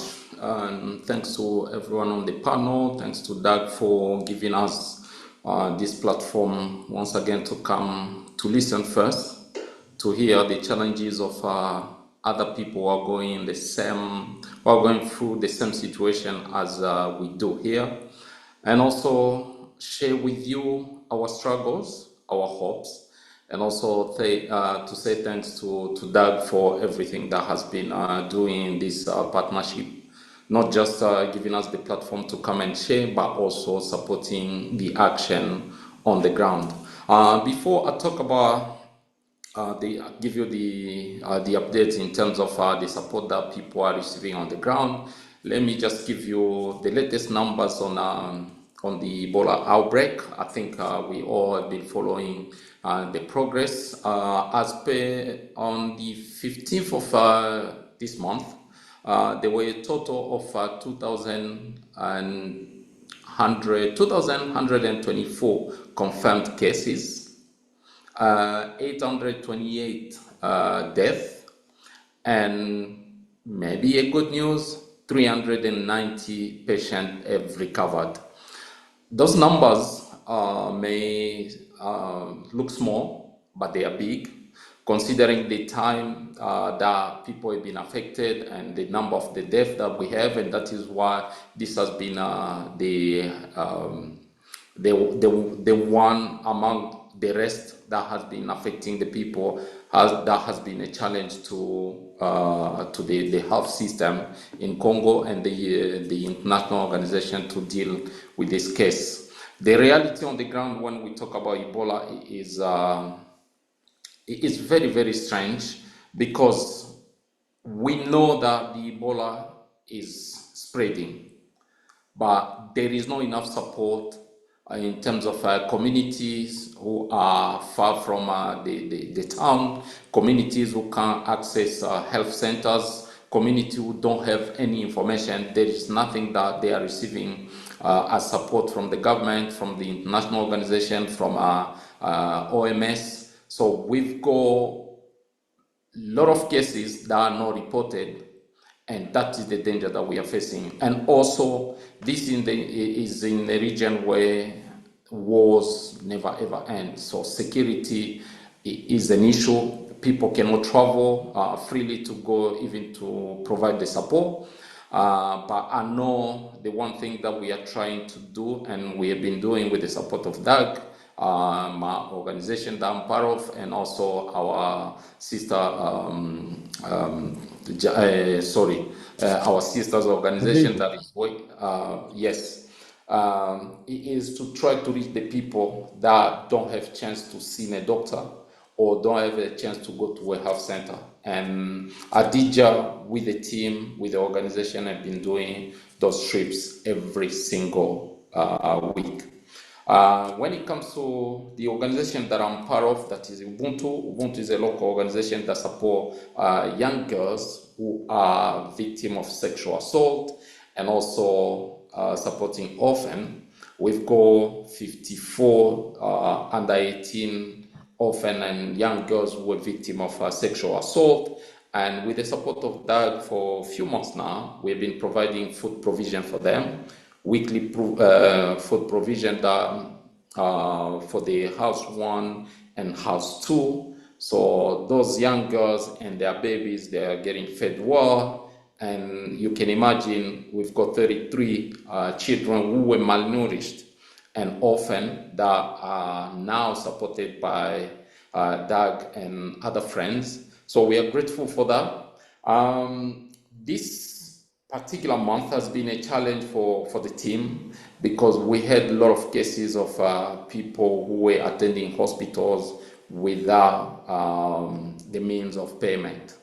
As you know, we always come to this platform, to this webinar, and tell you how challenges the life is in the region where we are. Many people are displaced. Many people have been in displacement for years, and they don't have means to pay for hospital bills, treatment, or even prescription. And those activities, we do them every single week, and we are start seeing the numbers raising.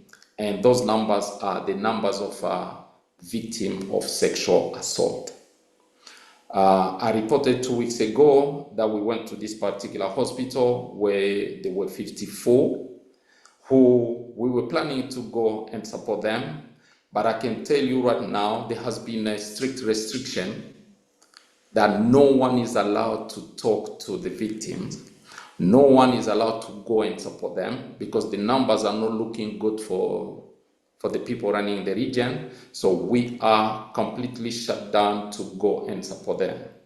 We wanted to try to see if we can go directly to the community, but it is not safe because we don't know who is who and who can just point the finger on us and tell the authorities that we are supporting the young girls. But one thing that I can tell, I can inform the whole panel and the people who are here, we've seen a big number of rape cases reported now.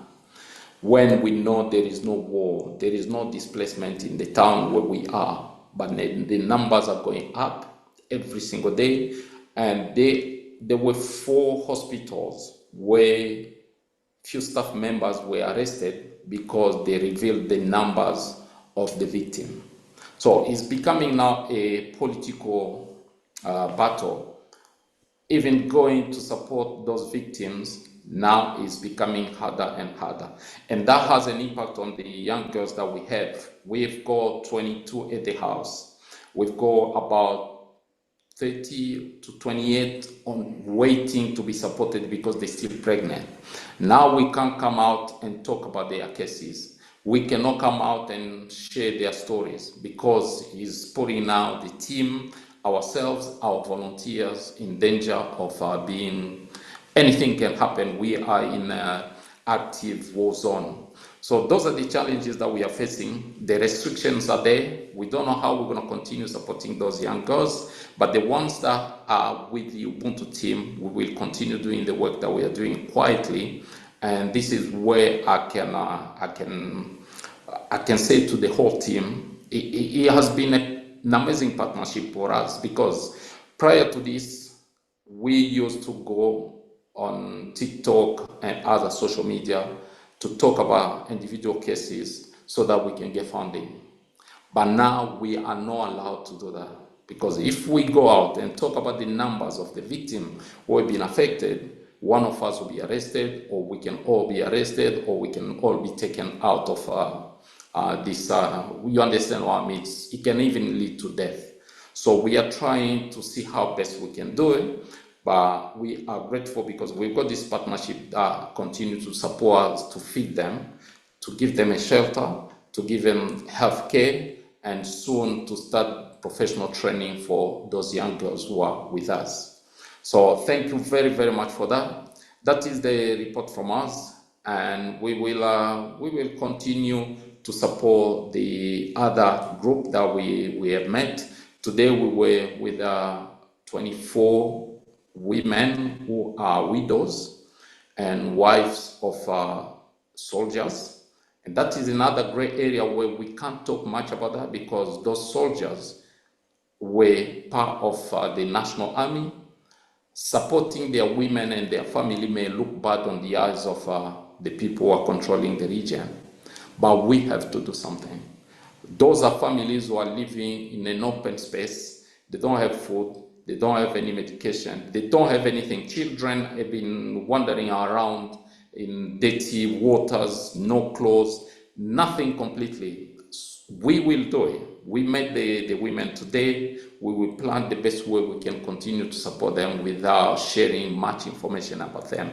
I think we will be sharing with Doug because we do respect this partnership. As you can see, for more than 6 months, we have been here and supported, so we will continue sharing those information with you. But when it comes to the way we used to work as a team of documentary and filmmakers, is becoming very, very difficult for us to share those social issues because they are, for them, they are not good news when they say they are here to protect people, when they say they are here for a change.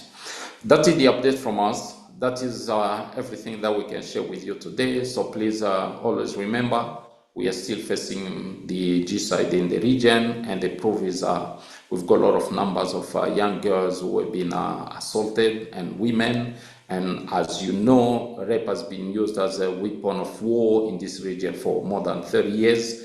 We still see those cases, and the numbers, if the restriction is now in place, is because the numbers are rising up. So please don't forget about Congolese people and the Congolese struggle. Keep on talking about the challenges that we are facing. Keep on praying for us, because they are situations that we don't even know how we can get out of those situations without a hand or a help from someone else. So thank you very, very much. And if there is any question, I'm here, I can still answer.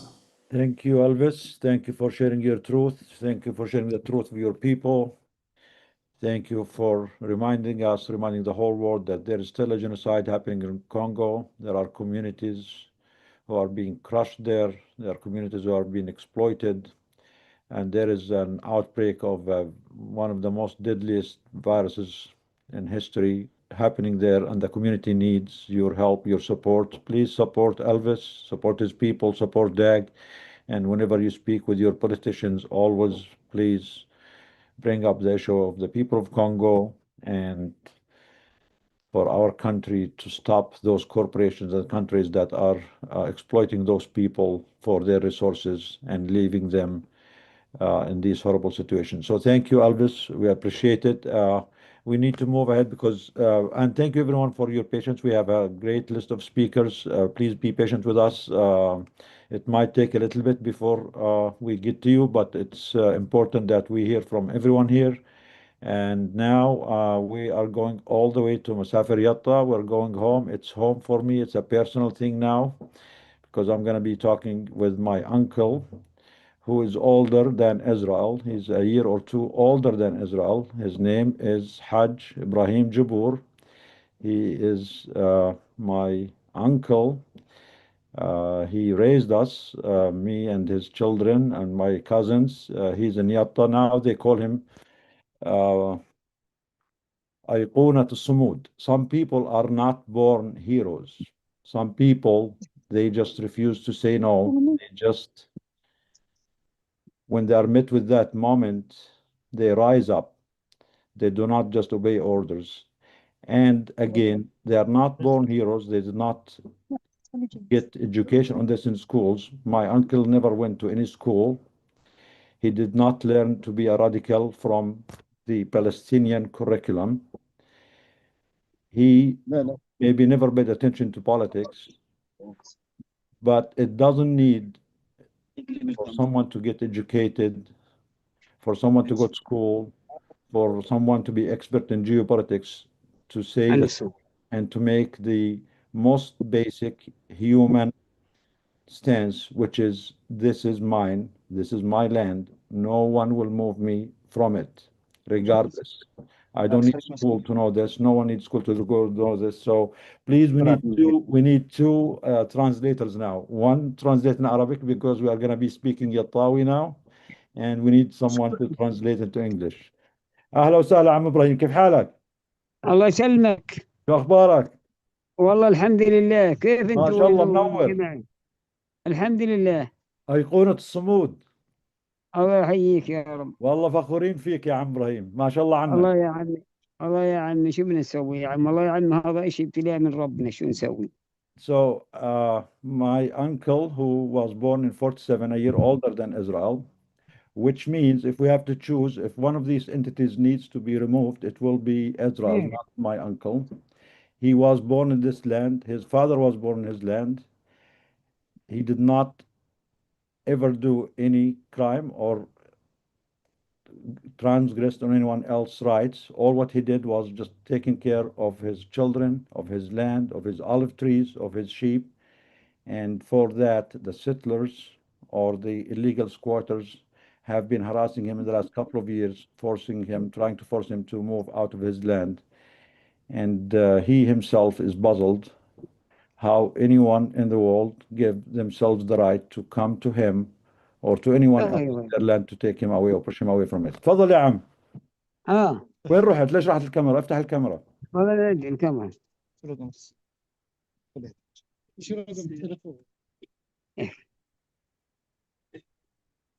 احكي يلا عم شو يعني؟ يعني كيف الوضع؟ شو عملوا والله معك الوضع آخر يعني أسبوع؟ والله الوضع سيء يا رضا. So the situation is bad. What did they do to follow الوضع you? سيء كثير. شو عملوا لك آخر أسبوع؟ ها؟ شو عملوا معك آخر أسبوع المستوطنين؟ والله بيطلقوا الكلاب علينا وبيطلقوا بالترامي وبالحصني وبهدلونا، بيجي الجيش بقف معاهم. So يقول the الجيش illegal ممنوع تخرفوا، خلينا أترجم. بدبوا في الزيتون.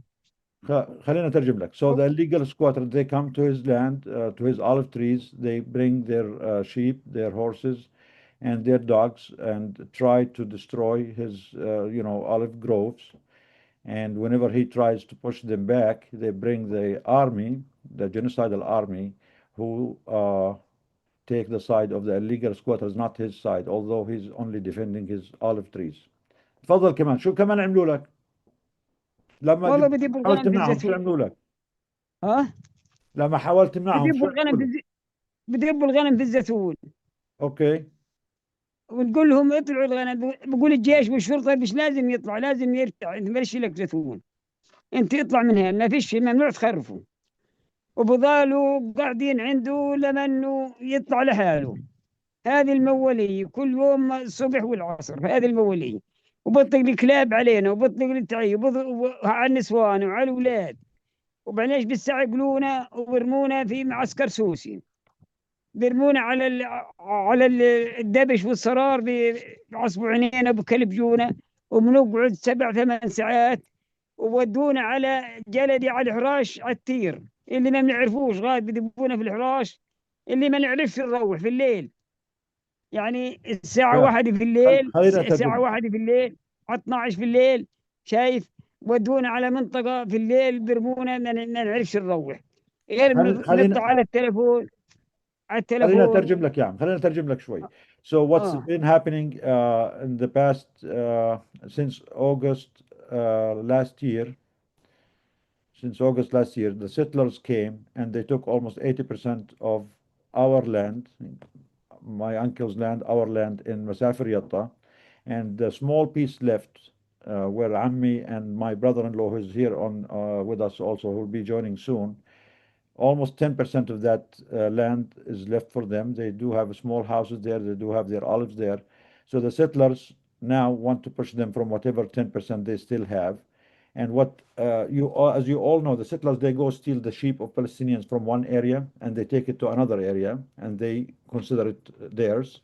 Now they take this sheep, their sheep that they stole from someone else, and they bring it into my uncle and my brother-in-law land to destroy and eat and graze on their olive trees. And whenever they try to push them out, the army comes and they tell them, no, this is not your land. You have no land here. You have to move out. And when they refuse, they arrest them. So in the last week alone, my uncle, who's 8 years old, he's a year older than Israel, has been arrested 3 times by those genocidal soldiers. What they do every day is they take them to a remote area. They keep them all day in the sun on the rocks, and they release them at 1 a.m. after midnight, and they release them in a far remote area so they cannot come back to their homes. And I was talking to my cousins the other day. It took them 2-3 hours to find where my uncle, the 8 years old, is at 1 a.m., 2 a.m. in the morning, to be able to find him and bring him home.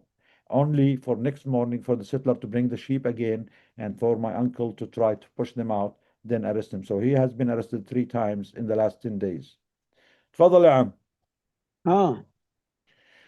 هذا يوم الحكي، يعني يوم شايف، يعني اهاني وضرب وبهدلي وتعدي، ويعني وكلام ردي بيحكوا، يعني يوم مش مخلينا لا نحرث ولا نسقي ولا نخلينا نتحرك في الأرض من مرة.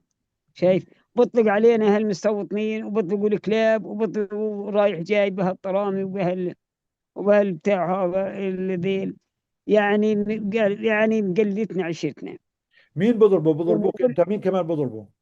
بضربوني والله البارح استعجلوني ودار ورا الكاميرا خوف حدا يصوروه، وعصبوني وصار يدق راسي في باب السيارة من ورا. شايف أنا So والأولاد والبنات.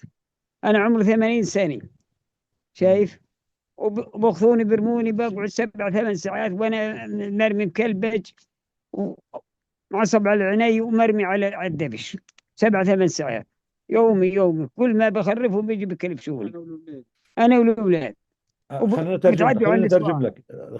So every day they are beating them, they are humiliating them, they are cursing them, bad words. They are beating him. He's an 8 years old. They cover his eyes. Many times they beat him. Few times they try to take him away from the camera and they beat his head to their, military jeeps. Again, they throw them in that remote area for hours, 7, 8 hours, release them in the middle of the night. They are beating the children, they are beating the women, and they are making their life unlivable too.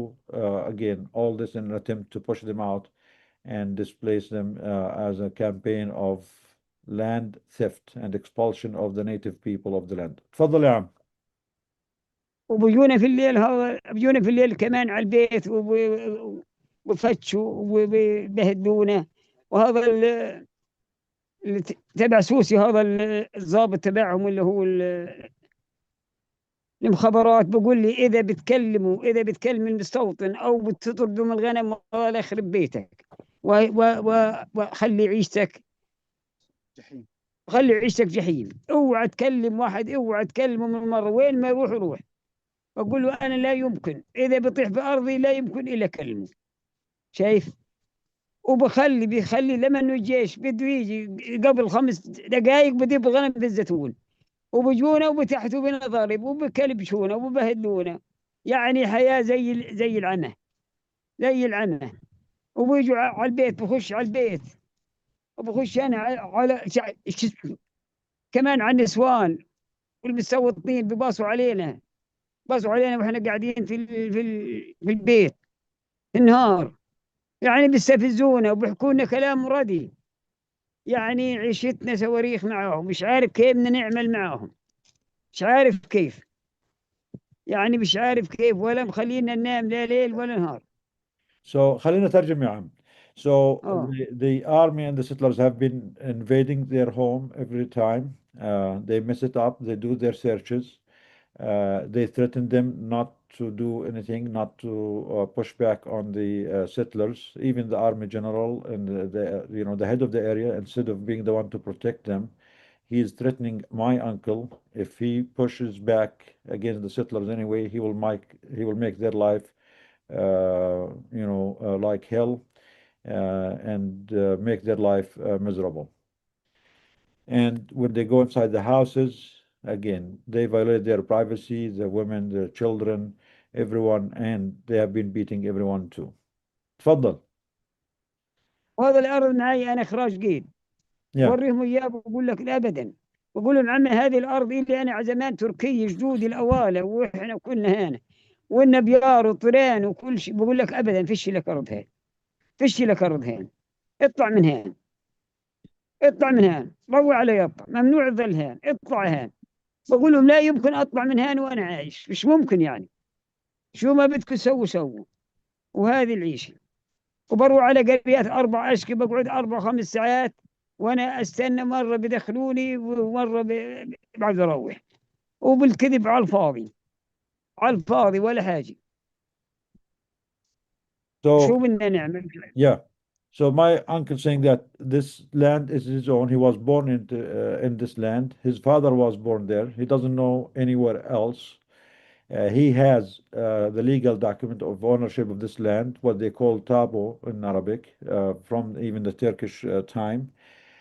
Him and my brother-in-law and my family, they did go to the Israeli court, and they actually got the Israeli court to say that, yes, this land is yours, and the settler has no right to be in this land.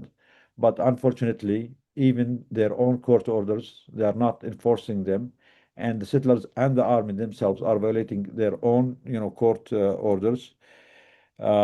He tried to complain to the police. He tried to complain everywhere, and no one is coming to their help. Everyone is siding with the settlers, despite having a court order that the settler has no right to be there, and that this is their legal land, and they have the legal proof of their ownership. تفضل يا عم.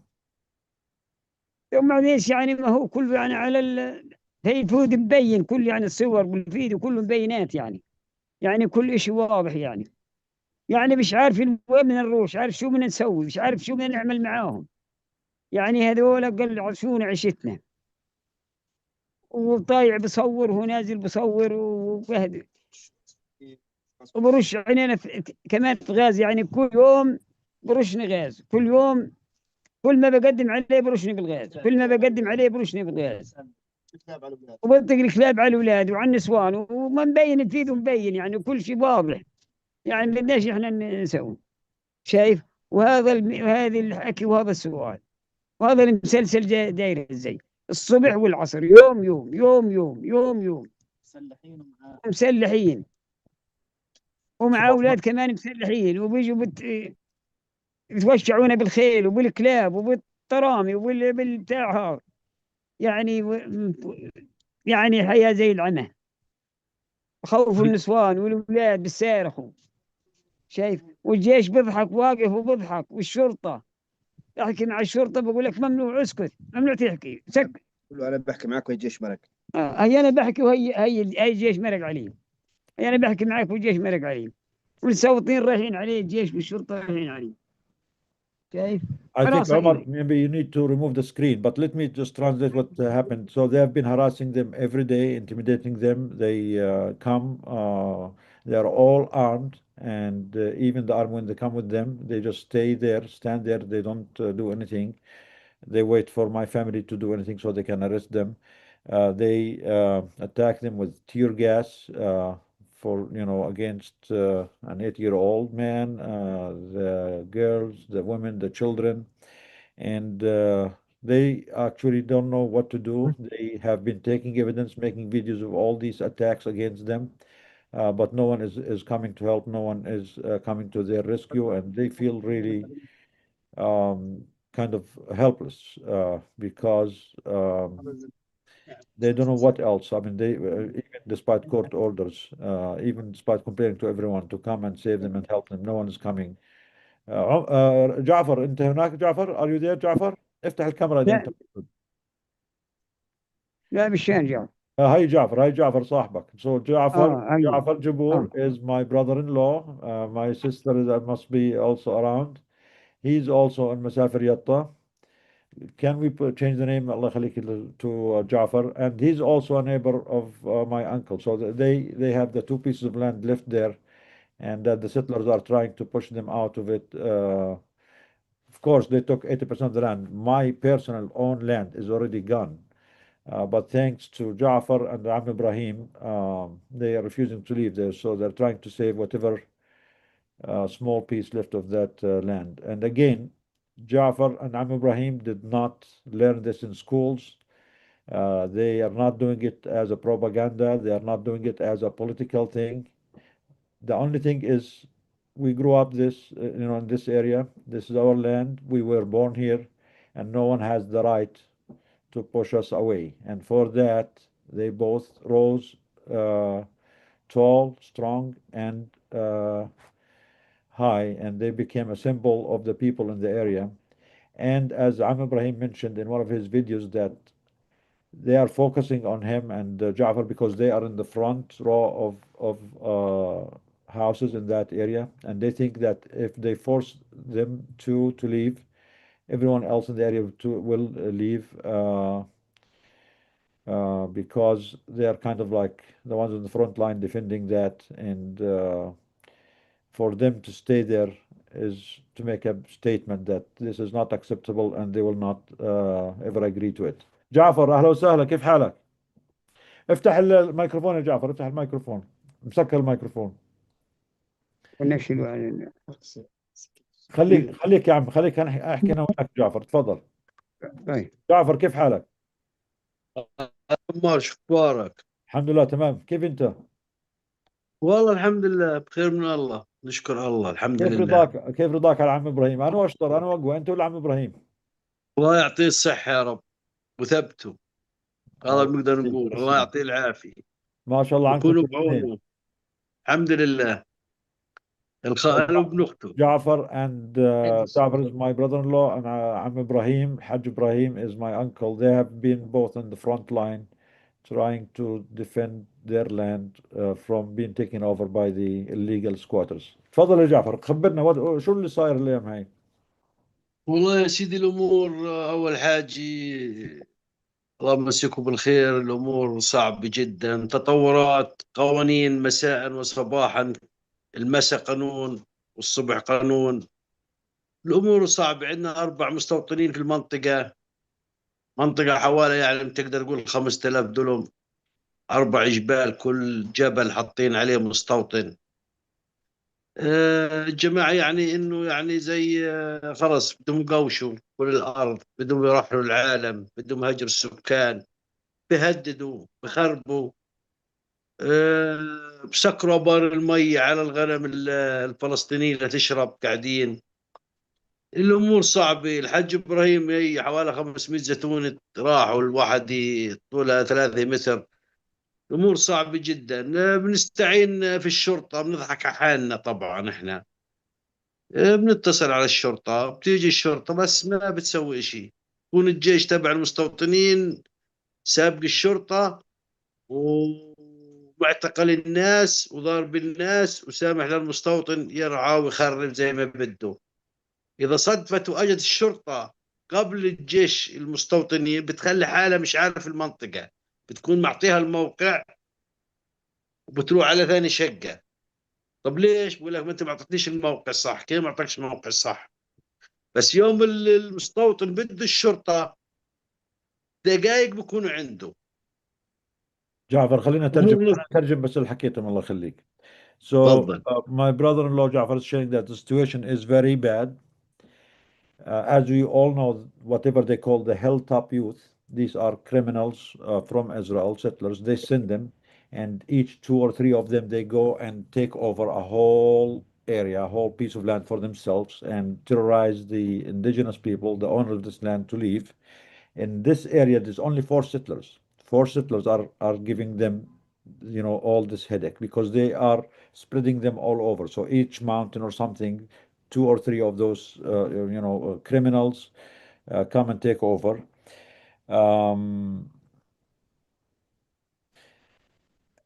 They already destroyed 500 olive trees for my uncle. He took him years and years to grow these olive trees. In the last week or 10 days alone, they destroyed 500 of his olive trees. And as you all know, not just the Palestinian, for everyone, I mean, when you plant a tree or something, it becomes like a child for you. It is something like you care for, you watch how they grow, and you wait for them to grow up and start making olives, stuff like that. So each one of these trees is a very painful loss. And again, whenever they call the police or anyone to come and help, they come and watch, and they always side or go on the side of the settlers. تفضل كمان، تفضل يا جعفر، شو كمان عندك؟ عندي يعني بيجوا بهددوك وانت في البيت تبعك، مثلا بيجي بقف على البوابة، بيطلع التراكترون على السقف بقول لك لازم ترحل من هنا، ممنوع تضل هنا، انت لازم تروح ترحل على سوريا.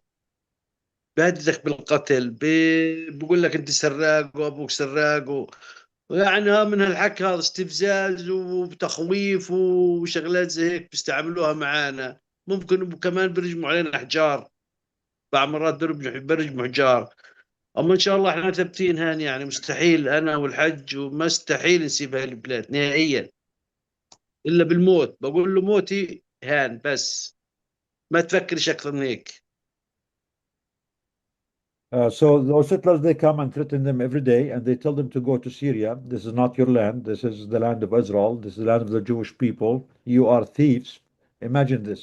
You were born in this land. Your parent was born there. Your grandparents, everyone was born there.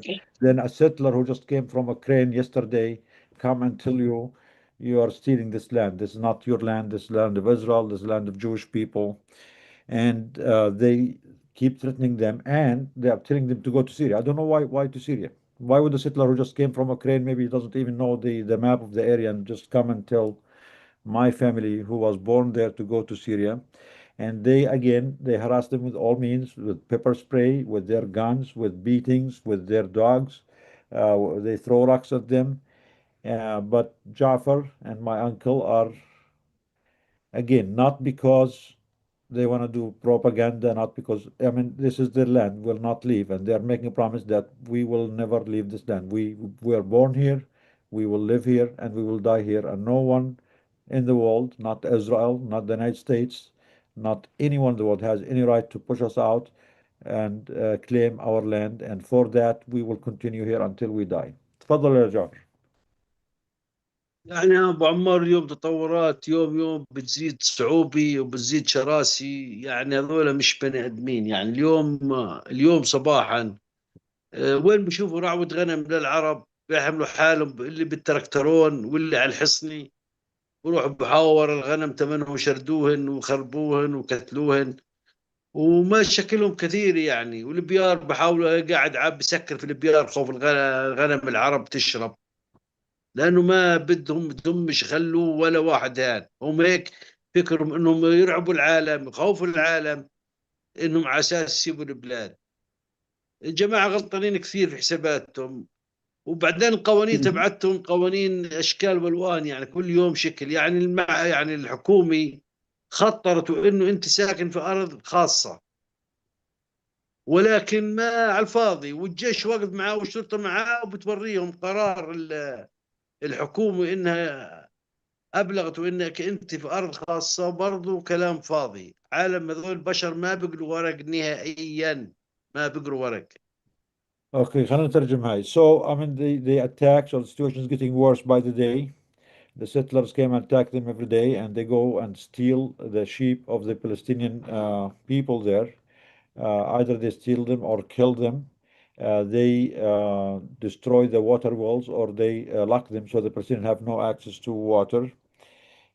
Even when the papers from the Israeli court is given to the police and shown to the settler that this is a privately owned land and these Palestinians have the ownership of the land, you have no right to be here, they don't listen. These settlers are unhinged. They don't listen to anyone, and their supremacy, their impunity, the support and the silence of the whole international community on their crimes is making them feel like they are unstoppable.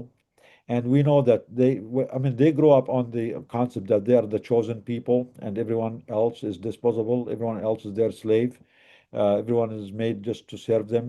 And it seems that this upbringing, this educational, this curricular, this religious or messianic teachings are the things that needs to be changed, and all of them need to be held accountable, and they are the one who need to be re-educated about how to be human being, how to be respectful for others, especially for those who own the land that you are squatting on.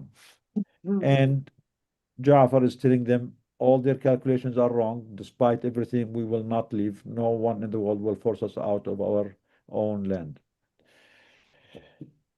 عم ابراهيم، شو كمان اخر مسج لك؟ شو بدك تحكي للناس؟ شو حاب والله بدي احكي، بدي احكي للناس. انا زارع زيتون اللي 17 سنه خلاه حطب، صار الحين حطب، اللي بيطلوش الغنم بقصفوا بيده.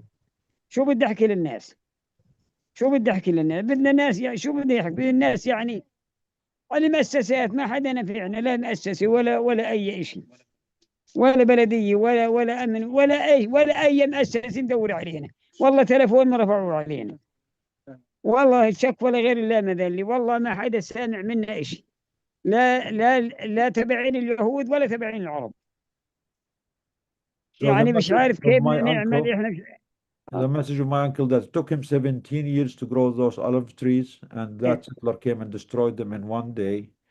And despite them reaching to everyone, to organizations, to communities, to the police, to international NGOs, no one is coming to help. No one is supporting them in any way.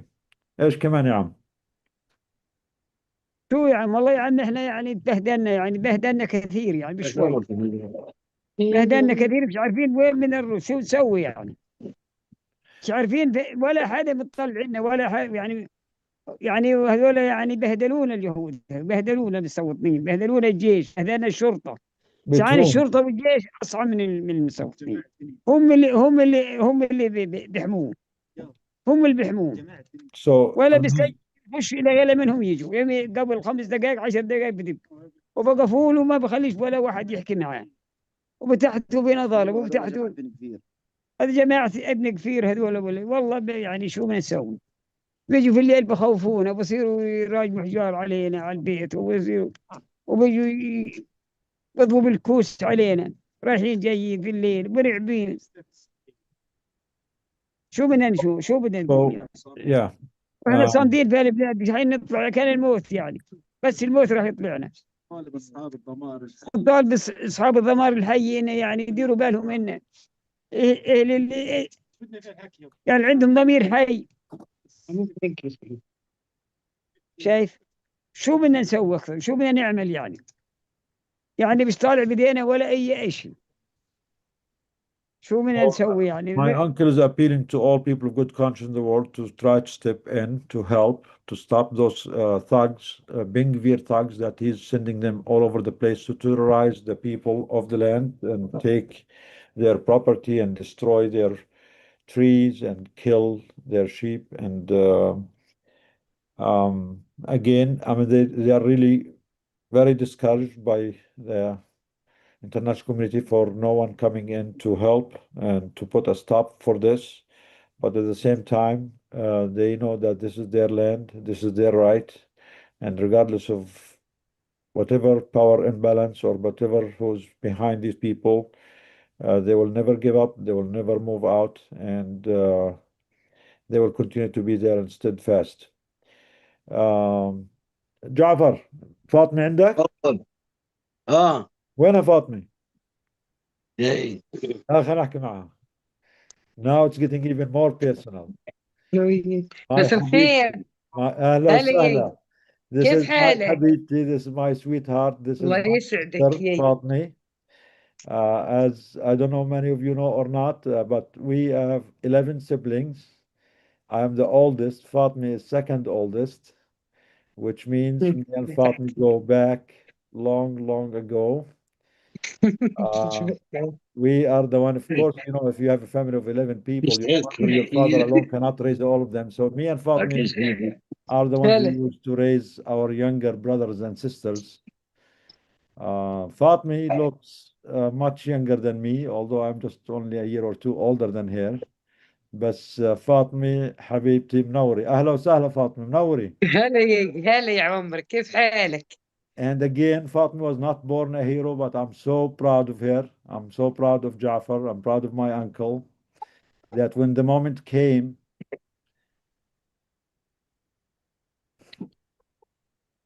صحيح. yeah, she said no. So شكرا. Thank you, Fatima. هلا يا الله يسعدك يا كيف حالك؟ تمام الحمد لله. How are you? الحمد لله يا بدي سلام. معك العربي. مشتاقين والله يا الحمد لله والله يا الحمد لله بدي سلامتك. أجاكم كيف انت؟ اليوم؟ والله يوم بدهم يروحوا يعني. So settlers are coming every day. Okay. شو بيعملوا لكم؟ شو بدهم يا فاطمة؟ What do they want from you? بدهم يرحلونا، بدهم مش حدا يضل هنا، بدهم ياخذوا الارض ويرجعونا غاد عيط. بعد ما زرعنا وتعبنا وارضنا على زمان جدادنا وبدهم ياخذوها. So again, my sister, her husband, and my uncle, the same thing. They've been working this land for decades. Jafar was born there. Ibrahim was born there. My grandfather was born there. Only for a settler who just came from Argentina, maybe yesterday, or from Ukraine, just coming to just tell them, move. This is not your land. فاطمة شو كمان؟ والله يا ما هو كل الحكي يعني والله إننا في سجن هنا. What happens? Do you fight back when they come? لما يجوك بتبطحيهم بتطرديهم؟ ببطيحهم وأنا بدي أخليهم هيك كده ببطيحهم So فاطمة is عينيك بقلعهن. والله عينيه بقلعهن إذا قرب علي. So my sister is telling the settler, I'll take your eyes out of your skull if you take, or if you destroy the trees, or you push it out or something. Okay. So my sister is on the front line defending and she's not backing down. And I'm learning from her. It seems maybe I'm learning from her. So we're not going to push down either or push back. ايش كمان يا فاطمة؟ والله يا الحمد لله صامدين إن شاء الله لآخر نفس، ولا بنطلع إلا كان إشي عظيم يطلعنا من هالأرض. And my sister say we will stay steadfast until the last breath and no one in the world will push us out. فاطمة شو بتحكي لي انت؟ احنا brothers بالعربي احنا نحكي يا خي. ياي. Yeah, me and Fatima have a code. We have a code because we grew up together and we raised our younger brothers and siblings. We have a code. We don't call each other my brother. We say yeah. That's just a code language between me and Fatima. حبيبتي الله بفرجها يا فاطمة الله بفرجها. ربنا بفرجها إن شاء الله ياي، بفرجها إن شاء الله، وإن شاء الله صامدين لآخر نفس إن شاء الله. إن شاء الله. Stay strong. ما بتطلعنا للقوة. Stay strong and thank you for being there. Thank you for speaking your truth and thank you for saying no and thank you for. في عندي مناشدة أبو عمار. إيش؟ في عندي مناشدة للمؤسسي وللعالم كله. Okay, Jafar has an appeal too. تفضل يا جعفر. أنا بناشد العالم الحر كله إنه يقف بجانب الشعب الفلسطيني. الشعب يعني غزة إبادوها كان إبادة سريعة، اليوم الضفة بتتعرض لإبادة بالبطيء، خوف يكشفون بالإعلام، أمورنا صعبة جدا. وأنا بناشد الشعوب الحرة كاملة، إحنا بشر زينا وزيهم، عندنا نسوان، عندنا أولاد، عندنا أهل، عندنا أراضي، عندنا بيوت، عندنا مساجد قاعد تنحرق، عندنا بيوت قاعد تنحرق، عندنا زيتون قاعدين بخربوا فيه، قاعدين بخربوا في الآبار، في خطوط المي. يعني احنا يعني القرى مسكر عليهن، المدن مسكر عليهن. انت اليوم اذا بدك تروح على الخليل بدك تحسب لك 4-5 ساعات انك تصل. وانا بناشد كل الشعوب الحره، بناشد كل اعضاء جمعيه اطباء ضد الاباده بالوقوف بجانب الشعب الفلسطيني. وشكرا لكم ويعطيكم العافيه. الله يعطيك العافيه كمان يا جعفر. So Jafar has an appeal to all people of the world, the free people of the world, all the people of conscience, all the Dagsters, to please step in to help the Palestinian people. He said that what Israel did in Gaza was a very escalated and fast genocide. What they're doing in the West Bank is the slower version of that genocide. And he's appealing the whole world to pay attention to this, do everything they can to save the Palestinian people. The Palestinian people did not commit any crime. They did not invade anyone. They did not steal anyone's land. They are regular people like all of you. They have lives. They have kids. They have homes. They have schools. They have mosques. They are not asking for anything other than to be left alone to live their own lives on their land.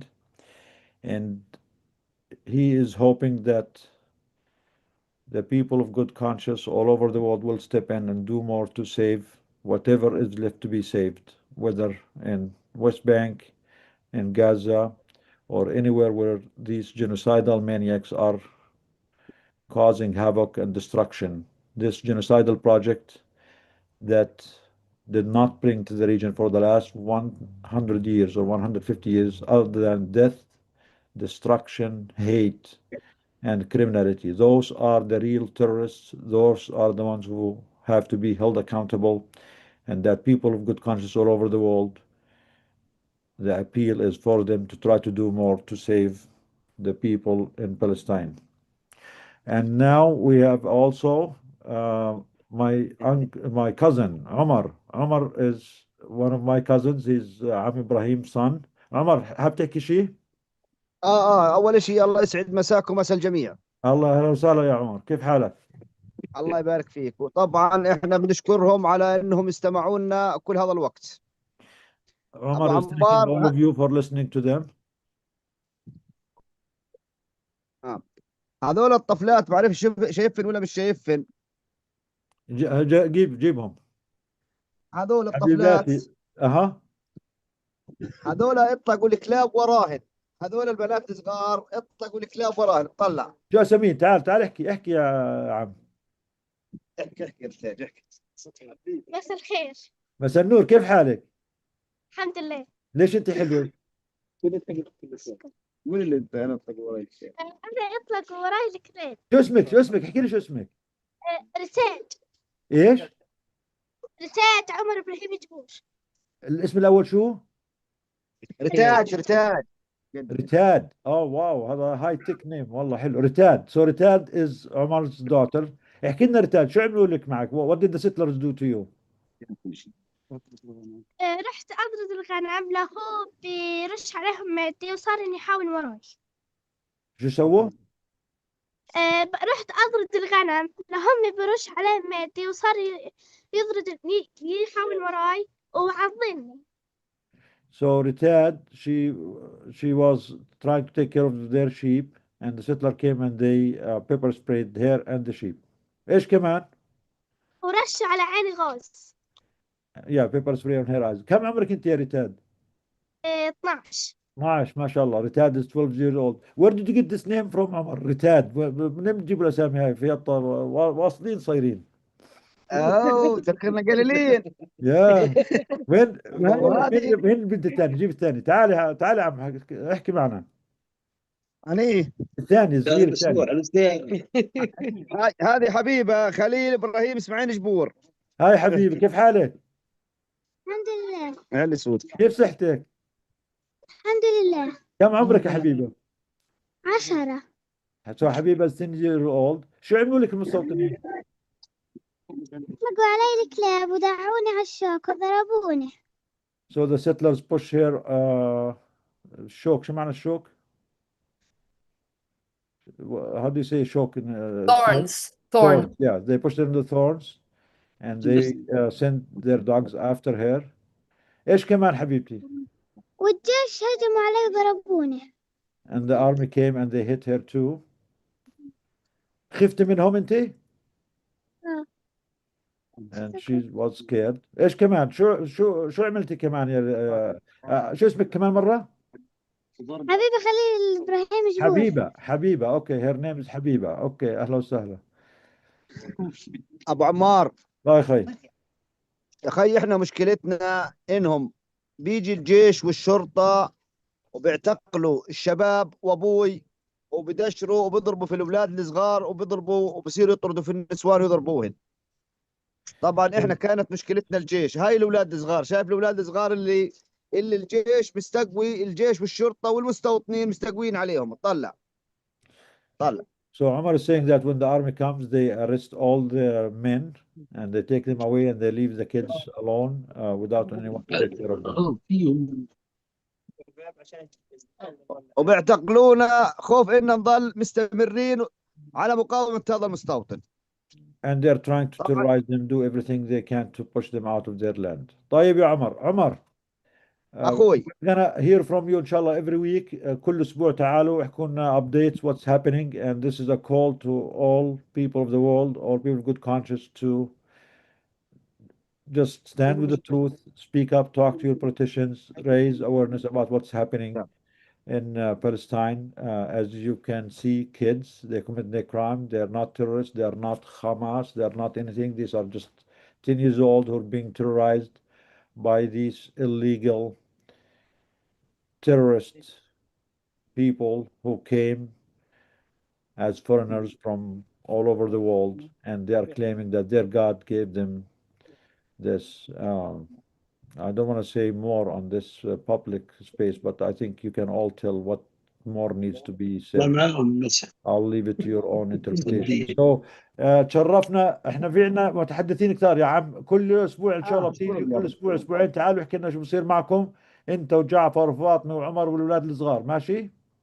طيب يا عم مشكورين انت والجماعه كلهم اللي معاك مشكورين. كل الشكر. ان شاء الله. كل الشكر. والله كل انتم اياهم مشكورين. احنا اللي بنشكرك يا مشكورين. عم ابراهيم، انت وجعفر والشباب كلهم ما شاء الله عنكم صامدين ورافعين روسنا. خليكم ما هيك. شو بدنا نسوي والله. هذا شيء ايش انفرض علينا فرض. الحمد لله ان شاء الله ربنا بثبتنا. So Ammi said ومشكورين. he did not choose this, but they are not backing down from it. It was imposed on them. They did not choose it, but at the same time, they will stay there and they defend their basic right to existence to be there. And inshallah, we will hear more from them every week or every other week whenever they have updates.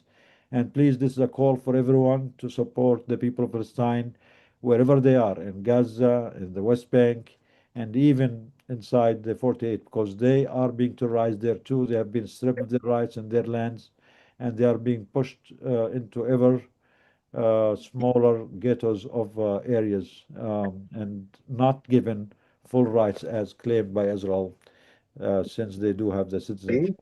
So, Gur, do you want to share anything? Okay.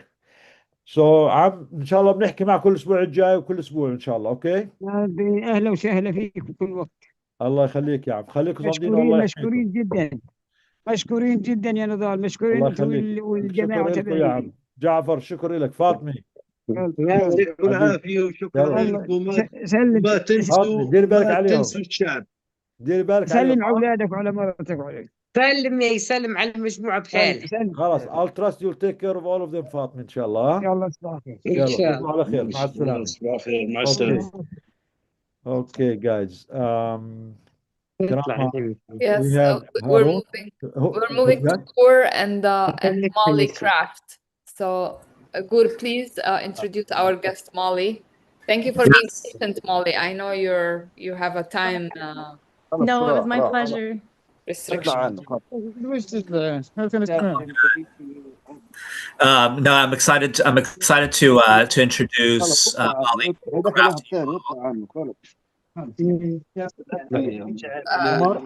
عمر سكر التليفون. One second, Gur. I'm just gonna mute. We just need to mute some. الميكروفون يا عمر وجعفر الله يخليكم. Yatta is a lively group. Yatta all over the place. They're lively. We are taking over now. يا اهل يطا فضحتونا، عم سكروا الميكروفون. عمر يلا ثواني سكرنا الميكروفون. هلا بيحكوا we don't know. شايفتهم انا المشكله. اهل يطا we are not sophisticated in technology.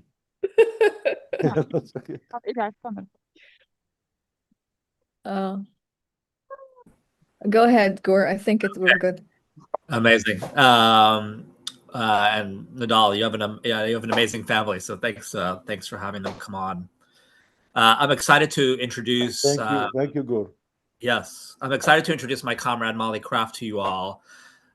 After last week's presentation from Dino Mengestu of PEN America, and after the number of discussions that we've been having here about the ways accusations of anti-Semitism are being weaponized globally to silence health workers and advocates speaking out for Palestinian rights, I thought this would be a really good time to have Molly come talk to us. While we've seen some important victories that we've discussed on this call, the reality is that overall, we're still considerably behind where we need to be.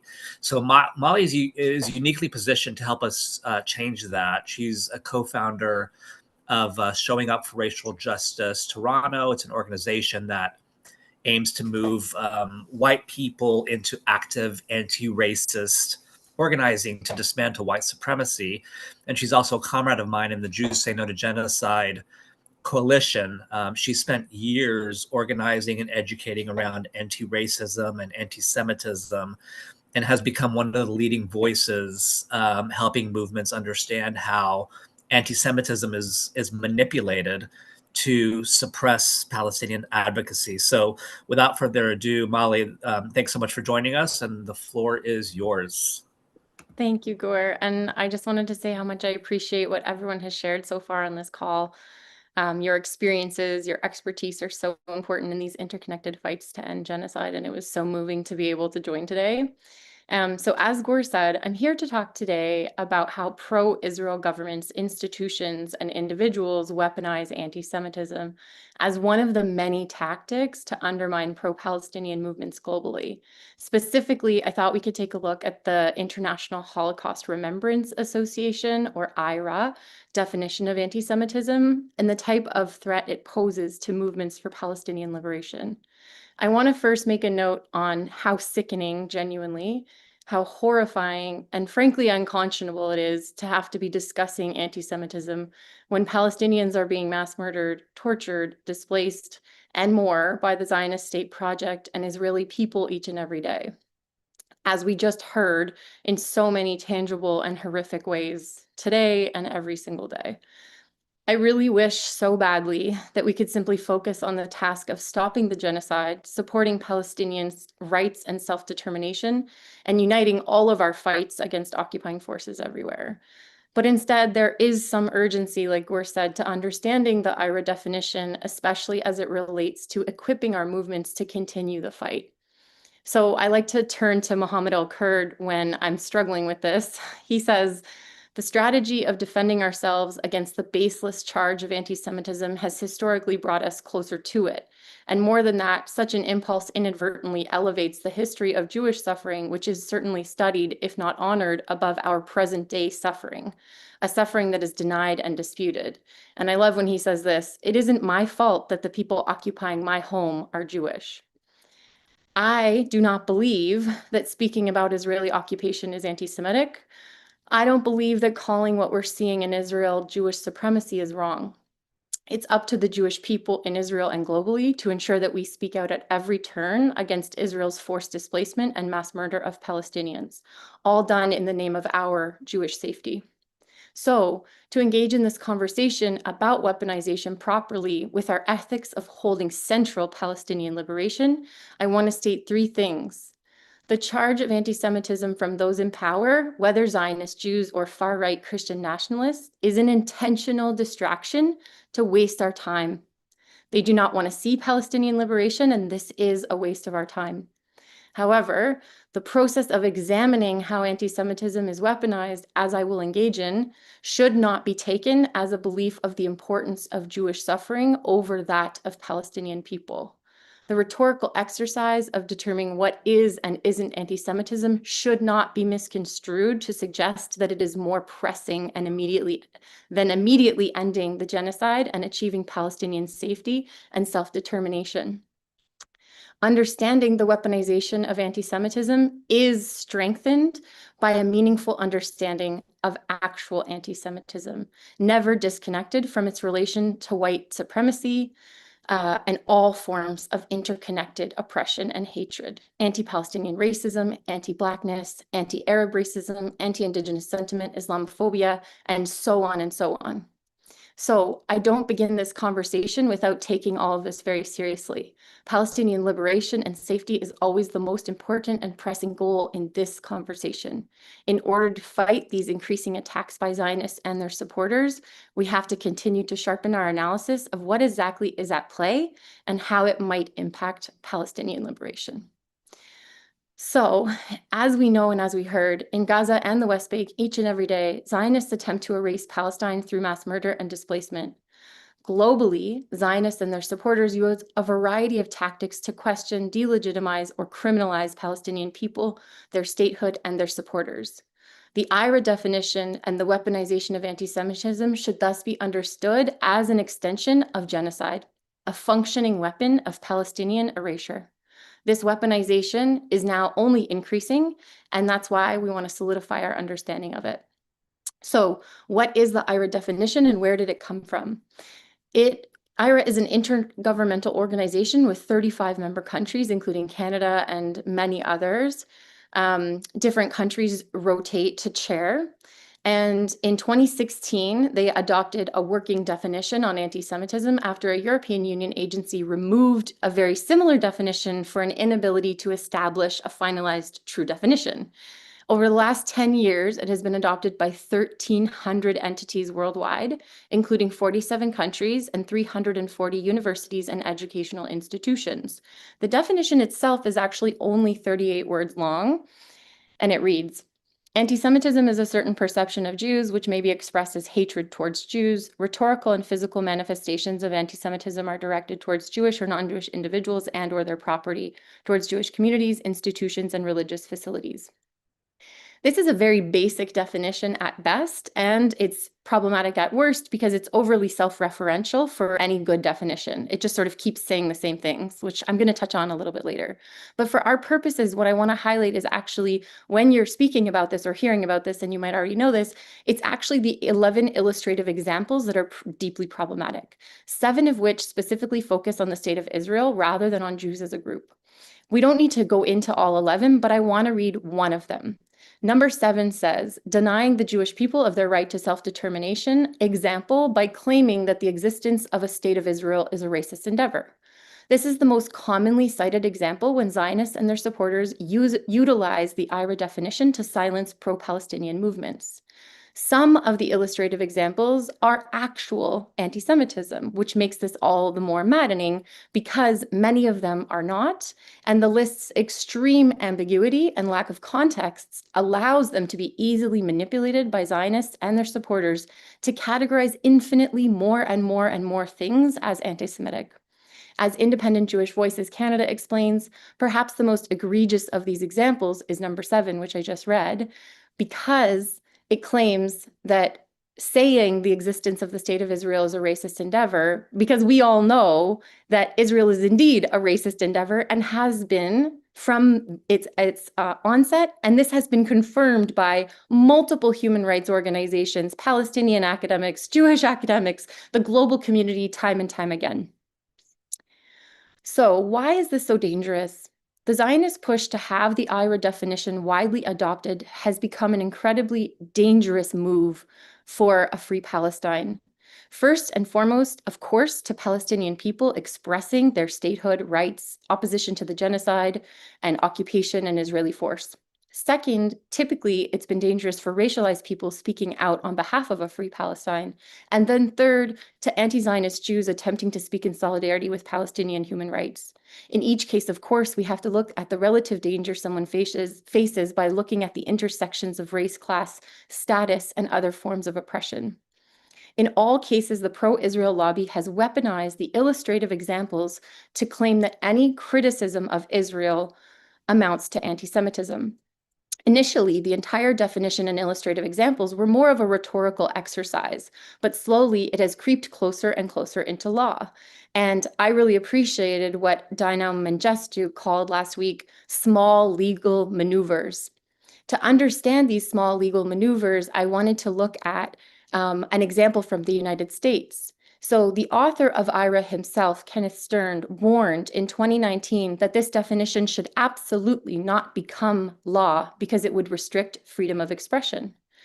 This is most clearly seen when it first came to the House Judiciary Committee, and Stern spoke outright against it and said it was just a working definition meant to, quote, collect data on instances of anti-Semitism and try to categorize them. He said that if it was brought in, it would, quote, chill free speech through an overly rigid definition. To his relief, it was defeated in 2016, but as we know, 3 years later, in 2019, Donald Trump signed an executive order specifying that Title VI of the 1964 Civil Rights Act, which prohibits discrimination based on race, color, and national origin, would also bar forms of discrimination rooted in anti-Semitism. And most critically, he encouraged, when looking at these cases, that federal agencies should consider the IRA definition. Since October 7th and the start of the genocide, the number of Title VI cases alleging that anti-Semitism has been involved have skyrocketed. Here we see what Mengestu was referencing, small legal maneuvers moved this working definition closer and closer and closer to government committees, and then from government committees to be considered by law enforcement. And all of a sudden, in the span of just a few years, right before our eyes, we have a situation where any condemnation of the state of Israel can land you in jail, deny you entry into countries, destroy your career and livelihood, and so much more. In 2020, Independent Jewish Voices Canada compiled an excellent and startling tally of all the times the definition had been used. And so remember, 2020, it was unbelievable. Columbia, UCLA, Rutgers, schools across Canada, examples from the UK, Germany, Italy, Spain, Belgium, and the Netherlands. After October 7th and the start of the genocide, this only amplified with countless cases of the IRA definition being utilized by employers, academic institutions, local and increasingly state governments, and more civil rights groups, civil society groups to suppress Palestinian liberation movements. In a 2025 Rutgers Law report, which I highly recommend, they explained that the widespread usage has resulted in the conflation of all Jews with a foreign state, thereby accomplishing two primary things of Israel and their supporters. Number one, deny Palestinians the civil right to narrate their own history, lived experiences, culture, and politics, and in turn legalize anti-Palestinian racism. And number two, coercively impose political orthodoxy in speech, research, and lawful collective action by conflating anti-Semitism with criticism of Zionism. I think it's worth unpacking what this means, denying Palestinians the right to narrate their own history. It is widely accepted through documentation, research, oral histories, and more that the Nakba stemmed from a settler colonial vision buttressed by a racist view of Palestinians that became structural in Israel from its founding moments. But according to the IRA example number 7, to name that racism is anti-Semitic. As the Rutgers publication so aptly puts it, quote, the IRA definition thus serves as a tool for Nakba denial that defames Palestinians as inherently anti-Semitic for researching, writing, teaching, and speaking about their own history and experiences of systematic human rights violations by Israel. So why do we need to actually understand anti-Semitism to fight back? Again, it feels quite sickening and infuriating to center this type of learning when it is Zionist Jews doing the mass murdering and displacement. Who gives a shit about the historical or even present day definition of anti-Semitism? But I have to argue that there is both an ethical and practical reason here to understand it. I don't want to spend much time today on the ethical reasons. All I will say is that anti-Semitism is deeply rooted and connected to white supremacy, and the connections there can actually tell us a lot about those kinds of oppressions and ways to fight all oppressions. Right now, what I want to dig into more is the practical reasons. I think this is more useful for this group and for our movements. First, and very simply put, we are less effective if we can't explain why IRA doesn't define actual anti-Semitism. In order to skillfully fight everything we just discussed, we must have a true understanding of the meaning of actual anti-Semitism. As Jews for Racial and Economic Justice explain, it is actually part of the nature of anti-Semitism to be confusing, cyclical in its nature. It's a welcoming into power by dominant white Christian classes and then a casting out when things get bad. This scapegoating is confusing for non-Jews and sometimes Jews as well, because it obscures the nature of this type of oppression. This has historically redirected us towards ineffective or even self-destructive resistance strategies, ultimately breaking down the social fabric of our movements. We win against IRA if we know what we are speaking about. Second, the right is making anti-Semitism, the pretend weaponized version that we just talked about, their thing.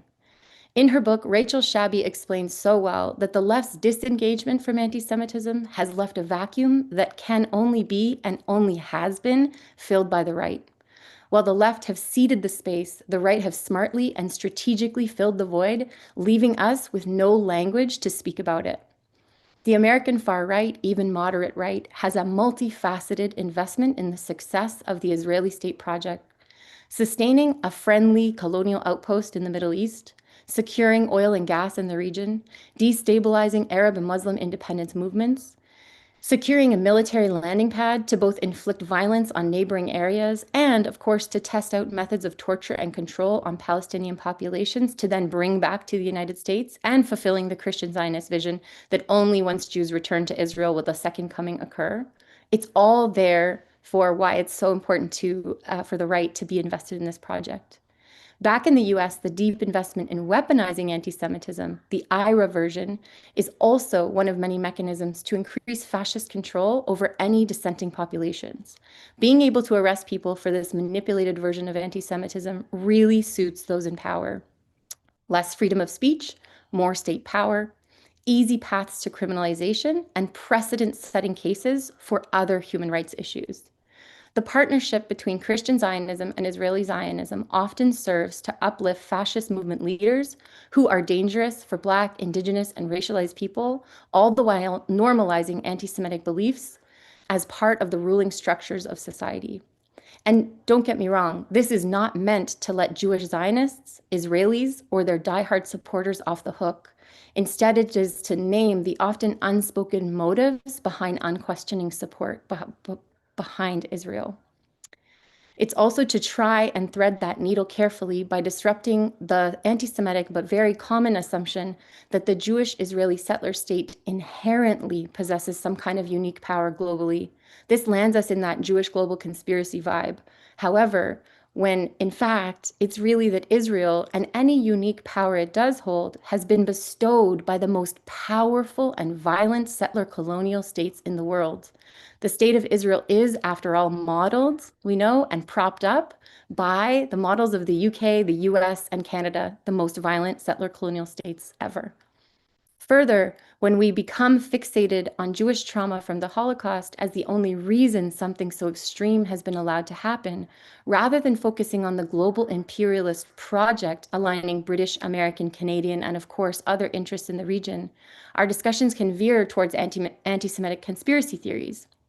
There's no Jewish conspiracy to amass power. Rather, there's a variety of successful settler colonial projects backing the state of Israel, along with rampant and unchecked capital and imperial interests that align to maintain the Israeli state's near global impunity.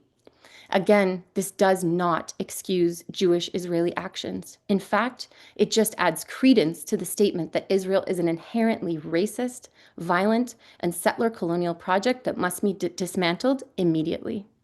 So this is all a little bit bleak, but I have to say it's not all bad. There have been some incredible wins against the IRA definition that we can learn from and we must replicate. In higher education, the Australian government updated its higher education framework, and despite very intense pressure from pro-Israel groups and the Zionist lobby, they declined to mandate the IRA definition, and now universities are encouraged to use alternate definitions explicitly to, quote, not curb free speech. A number of academic institutions worldwide are making a coalition to push for the increasingly popular Jerusalem Declaration, and it's brilliant. It's a brilliant coalition. Recently, here in Canada, the Canadian Association of University Teachers, representing over 70,000 academic staff across Canada, passed a resolution opposing the implementation of IRA. This is a huge win, and the association says it supports the academic freedom of its members and recognizes the need to safeguard the rights of scholars to critique all states, including the state of Israel, without fear of outside political influence, cuts to funding, censorship, harassment, threats, and intimidation. Other government institutions that we can celebrate and just make me so emotional. When New York City Mayor Zohran Mamdani took office, he immediately signed an executive order revoking the previous government's adoption of IRA for all city agencies. In the US, civil rights groups successfully argued at the US Department of Education's Office for Civil Rights that the IRA definition should be excluded from their anti-discrimination documents for K-12 and university administrators. So that's a lot of education folks in the United States. Ireland and Norway famously have come out forcefully opposed to these definitions being used anywhere in their states. High-profile court cases in Germany recently ruled that the use of IRA by a number of municipal governments to essentially ban BDS during protests was unconstitutional and violated free speech. And then there's some really, really good ones. I know you folks have already spoken about this, but the British Medical Association, representing over 200,000 doctors and medical students in the UK, passed a motion opposing the National Health Service's adoption of the IRA working definition, but they also implemented a direct policy to lobby the UK government until it is formally revoked at all state levels. And there's so many of these. I could truly go on for hours, but let's just say there is so much to learn in each and every one of these. The nuances of how these folks won, how they organized, and how they fought back. We have the capacity and we have the brilliance we know to learn from them and replicate them. So How can I, try and conclude this and take our important lessons? Firstly, we know that Zionists and their supporters are deeply committed to both the on-the-ground genocide, the most brutal and ever-increasing ways of forcibly displacing, harming, and murdering Palestinians, and the project of pushing their colonial violence into other spaces, whether it be Lebanon, Syria, Iran, or beyond. But we also know that Zionists and their supporters are engaged in a variety of genocidal practices more globally, undermining the Palestinian state project, Nakba denial, attempted discrediting of scholars, academics, and thought leaders. And I hope I've showed a little bit today that the weaponization of anti-Semitism and the IRA definition is part of this broader genocidal project that we must be attuned to. On the flip side, this is why my pitch for the hope in all of this. Anytime we in the diaspora feel hopeless because we have not yet stopped the genocide and ultimately have seen in real time a free Palestine emerge for us, sorry, my children are screaming, we have the responsibility to find more and more ways to fight back. Here is a spot where our expertise and our relentlessness is urgently needed. We must find every instance of this absurd and violent definition and defeat it. We must ensure politicians lose sleep over it and ultimately lose their jobs if they don't enact change on it. There is a crack here, an opening of massive wins that could become a watershed. We take this moment and we will run with it. Of course, that doesn't replace any of our other organizing, arms embargoes, boycotts, divestments, and sanctions, all of it. It's just one more space where we know we will defeat Zionists and their supporters and fight like hell until Palestine is free. Thank you very much. Thank you. Thank you, Molly. Wow, that was solid. It will take us time. I think I need to go back to the recording and digest all of this. I don't think I can digest all of this in one session. But please, honestly, yeah, we're going to go back to the recording, try to learn more about this detailed, comprehensive, take on the weaponization of anti-Semitism. But please, you and Gur, whenever you have a chance, every week we have, these weekly webinars on Sunday. If you can give us one tip a week as a reminder, plus it's easier for us to stay, attuned to this. And I know it's not something that we can learn, in one session or one presentation, but the more we hear about it, and especially, today, this, to pay attention to this, today, pay attention to that, it will make it, all of us more educated and also more protected from these tactics that they're using against all of us.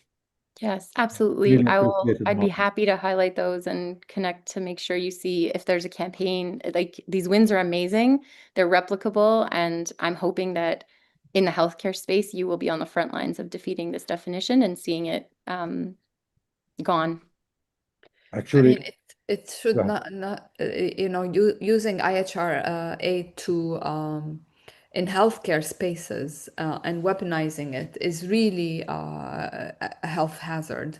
Yes. It is a very complicated definition. It's intentionally complicated and intentionally filled with pitfalls. Yes. To trick people. Yes. So it just makes it very difficult to even go through it and read it, because what the hell? It's so simple. If you kill somebody, you're a criminal. We don't need to overthink it. Yeah. But the level of layers and denials in that definition and how it's weaponized is really stunning. And we need people who are dedicated to this, because honestly, as a Palestinian, I find it almost oppressive to even look at it. Yes, that makes so much sense. And I always say, to me, when I speak to my Palestinian comrades, I'm like, you don't have to do this. This is for me. You know what I mean? And so it's for the allies, I think, the supporters to say, we will not sleep until this is done, and we will make sure really the think the politician that brings supporters it. should take it on. I think that, putting this on us Palestinians to try to understand it and try to figure out what to say and what to do and how to avoid this is really triggering, traumatic, and unfair, to be honest. I agree. I totally agree. That's why I love that Muhammad al-Kurd quote. Why the fuck do I care that my oppressors are Jewish? That's not what this is about for me. If you're scraping a Star of David into someone and I say I don't like Jewish people because of it, that's not anti-Semitism. That's just being real about the shape of the oppressor. That's not Palestinians' fault. That's Jewish Israelis' fault, right? And so I totally agree with you. I think it's such a good nuance to say that that is the responsibility of the allies and supporters. I really think so, and I hope that there are people who are much better at this than us, because dealing with the trauma that just listening to the family of Dr. Jboul just now, and then having to worry about IHRA is almost insulting. It's horrible. So it's really, I'm grateful to your work. I'm grateful to Gur. I'm grateful to every Jewish ally who will take this on, because it's really the fight of the people who want to reclaim their humanity and their religion from this monstrosity. 100%. And again, I mean, we have too many speakers still waiting. We are please be patient with us. We appreciate your patience. Thank you for everyone. We have a question from Dr. Suyang. Just make it quick, please, because I'll make it very quick, but the answer might not be quick. Go ahead. Yes. On Tuesday, I've been asked to go in court to support 3 persons who have been charged with anti-Semitic hate crime. And it's and the hate crime, anti-Semitic hate speech, was that they actually used the word intifada. Okay, so Molly, I'm not a lawyer of any kind, and I'm not, I know anti-Semitism and IRA is driving us crazy. They're kind of strangling all of us. But they've asked me to talk about how is intifada seen as an anti-Semitic hate speech. Maybe you can just give me some idea, because I've got to talk 20 minutes on it. Yes, in front of the court. I would say I'd be happy to connect with you, because I know for time, like maybe we could be connected, because something that Gore has supported me with is we've written extensive letters in court cases, and I'd have to say we've been successful every time having the charges dropped, especially when we're able to utilize a Jewish person to write the letter to explain why intifada is not anti-Semitic. And so to explain again that the terminology of simple, the most basic concepts of Palestinians documenting their history and their truths, any of those things, we can explain very easily that this does not constitute the hatred of the Jewish people. This is the right of any person to be in their land, stay on their land, and have their culture and their history valued. And so it's, I'd love to talk to you more about it, but this is where having a very, very precise definition of what anti-Semitism actually is, we can always defeat them, because we know we're right. Because that is not hatred for Jewish people because they're Jewish people. It's hatred for Israeli Jews for occupying, mass murdering, and genociding the Palestinian people. Thanks.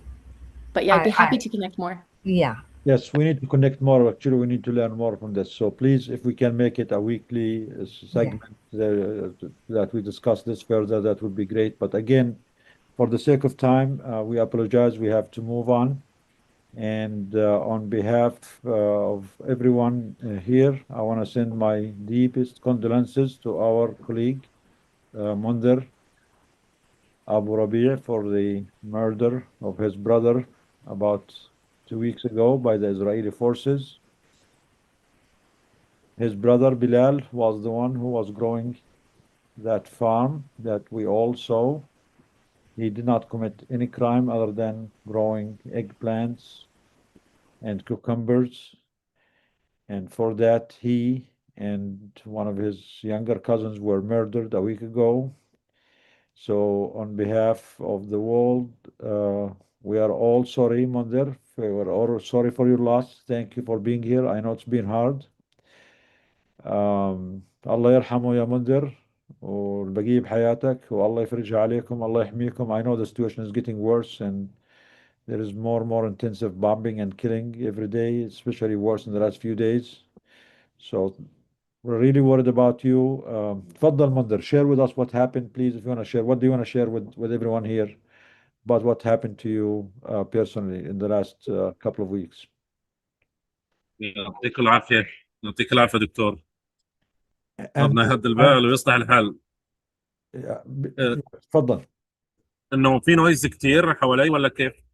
No. It's good, clear, واضح. يا والله ما انا عارف كيف بدي ابدا صراحه. هو انا قاعد I'm sitting in a cafe at the moment and there is a world war. Oh, okay. So there's a noise from the surroundings. هيك مش واضح الصوت منذر. Today is the final game. Yeah. So the cafe is full of people and الله يستر يعني ما يضربوا الكافيه. You can translate that brother. والكافيه كله مليان ناس بيستنوا في لعبة كرة القدم. فالله يستر ما اليهود يضربوه. Munzer is saying that he is worried that the cafe that's filled of people waiting for the soccer game to be bombed by Israel because today 34 people were killed in Gaza and 150 people were injured. ناس كثير. فهمتني كيف؟ انت هلا بالكافيه ولا تركت الكافيه منذر؟ لا شكله طلع عشان هيك كونكشن ضعيف. انت طلعت من الكافيه. انا ازعاج. ايوه جنب الكافيه قاعد على مكان يعني حتى اقدر اسمعك وتسمعوني. بدك نحكي معك بعدين يا منذر؟ نحكي معك سامعني هيك؟ تسمعوني هيك؟ يا هيك سامعينك. نعم. ما في مشكلة. ما في مشكلة. بإمكانك يعني ممكن تشارك الفيديو اللي عملته في الأيام الماضية وتشارك الفيديو. أحط الفيديو؟ تمام. أنا ما راح أقدر أشاركه من عندي. تشارك الفيديو من عندك. we will share it يا منذر ولا يهمك. أيوه. From this soil, سامعين؟ Yes, it's good. Hospital, a lifeline in Gilad. ما يستحق الحياة على هذه الأرض سيدة الأرض أم البداية. اسمع عليك يا موسى وصعب ورصيني ارمي الفل والياسمين. Even the whole of these destructions, our graves return back to life. We are Doctors Against Genocide. We are the death. أهلا وسهلا. We have pigs as well.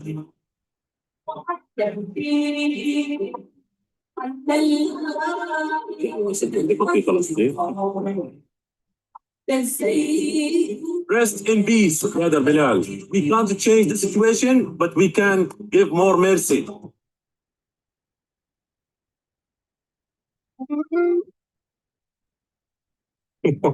As you can see, we are still under genocide. Smell very good. This is for our tea. Tea with mint. اسلعنا عليك يا موسى اضربه بوجهي وارتق ممطوبي فروز كرامات. وينك يا طيبي يا الله يرحمه الله ما تفرقتم فيك. وارتق ممطوبي وارتق أسراري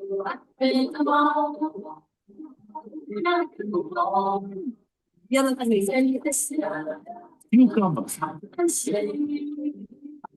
Doctors Against Genocide. Before the next treatment, they have to eat. Who are they? We have to see.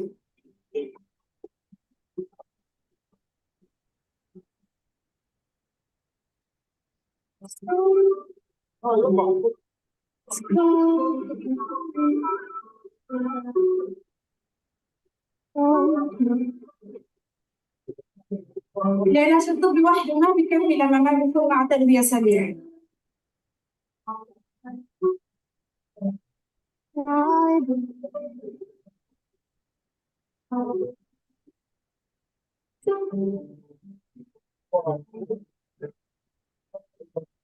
ventilation.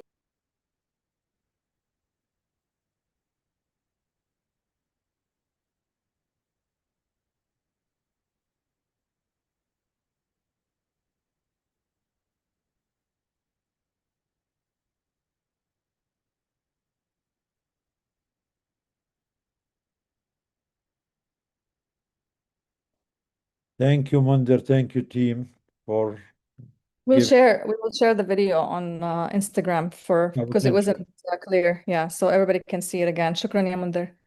Thank you, Munder and team, for doing this in the name of the late brother, your brother Bilal, who was murdered a month ago. هاي انعملت عن روح بلال. الله يرحمه ويجعل مثواج فينا يا رب. دعينا الله شو بدنا نعمل. ربنا يرحمهم يا رب. ربنا يرحم الجميع. Thank you. Thank you, Munder. Allah يرحمه. Allah يحميكم. May God protect you. And thank you for honoring his life by committing to help others. Okay. Munder, معلش Munder, we have to move on. We have All right. Okay. with us another genocide survivor. I hope we did not lose him. I think we lost. Did we lose? We lost him. Is Harun still here? No, he's gone. He's gone. Okay. Yeah. Sorry about that. It's okay. Oh, wow, that was hard to see. Wow.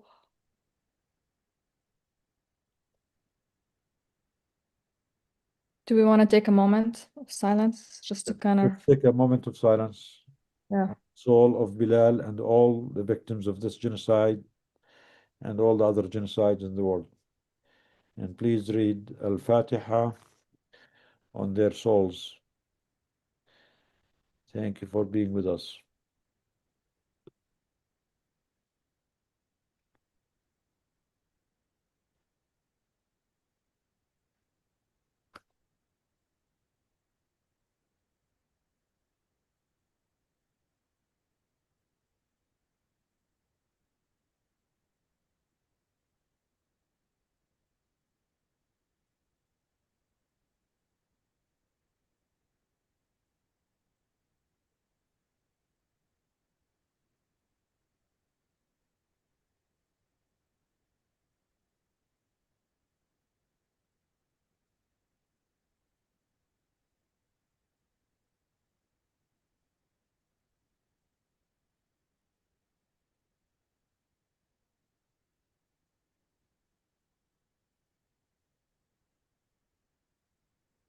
Okay, thank you everyone. And again, Harun is also a survivor of the genocide, Bosnian genocide. He was there as a child, and he was here today to share his experience. Unfortunately, he had a commitment, he had to leave, but inshallah, we will have him with us next week. Again, I know the connection with Munder is not great today, but inshallah we will hear more from him next week too. Munder, please come back next week. Tell us more about the details of what happened. Inshallah, the connection will be better next week. And now let's go to our friend, Dr. Ahmed Al-Farra. Dr. Ahmed, are you there? دكتور أحمد حبيبي كيفك؟ أهلا وسهلا أهلا وسهلا حبيب الشعب أهلين دكتور أحمد أهلا وسهلا. Yes. So تفضل. Dr. Ahmed has a presentation, as if even without a presentation يعني we would not have him, but it's always a pleasure, it's always an honor to hear from you and to have you on, Dr. Ahmed. So تفضل. What do you have to share with us today? Okay, thank you, my friend. Thank you, my brothers and sisters. Is this Ryan? Really, I was very glad to see your family from Yatta. Allah Uh, يخليك. I thought that a family from Beit Hanun or Beit Lahia is talking. They are, Al Khalil with Gaza like one family, Yeah. I mean, we're the closest town in the West Bank to Gaza, so yes, we yes. are I think buddies. that even the distance is nearly close. I think 20 or 30 minutes by a car, you can reach Al Khalil. Yep, that's true. I think the representation is very essential, and I think we have to see and we have to meet them every week, please. I know. Because again and again, what's happening in West Bank should be mentioned in every time, and we have to share because what's happening in Gaza is happening also in the West Bank, but in a silent case, like something silent and is moving slowly, and the settlement is widened more and more, and they are taking more lands and more agriculture and more cities and villages, and even they can occupy a lot of homes that their family are outside the West Bank. My friends, today now you know the match of the final cup is started. I think a lot of people around the world are thinking about who will win. I think that another World Cup is happening in Gaza, and I not exaggerate the complaint that cup who the World Cup which is going on Gaza is depending on the Palestinian blood, and who will consume more Palestinian blood, either Itmar Ben Gafir or Smotrich or Benjamin Netanyahu. Today, my friend, I'll talk in brief. I'll take nearly 15 minutes. I'll talk about our experience in Gaza, about the famine. My presentation is talk about statistics and some documents about the famine, and these statistics are from our hospital, from the outpatient hospital, and from the stabilization center. And there is some statistics belongs to the Ministry of Health, and some of them are belongs to MSF Spain, as they were already before covering the incentives of the stabilization center of Nasser Medical Complex.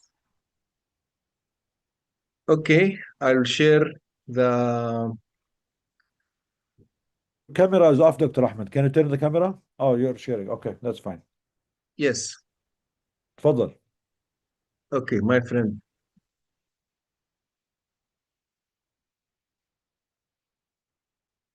Layla.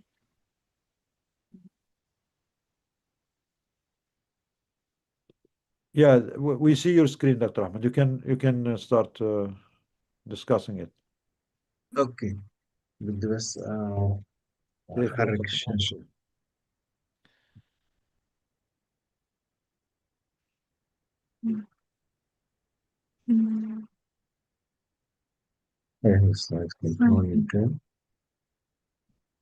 Okay.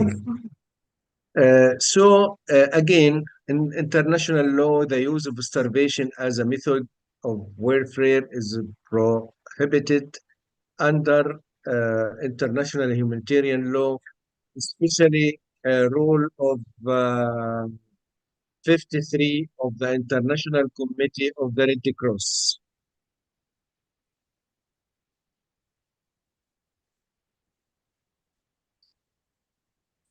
5 minutes ago, we are talking about this situation. This is a great Thunberg. She is talking about when you are talking about famine and you are talking about starvation in Gaza. Unfortunately, what they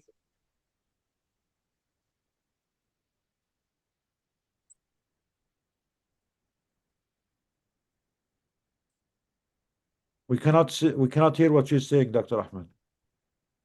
Okay, she's mentioned that the Israeli government consider her as the second person who are anti-Semitism because she are talking about starvation.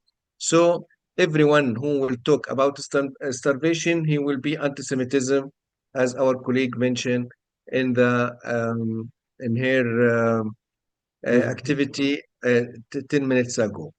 Okay.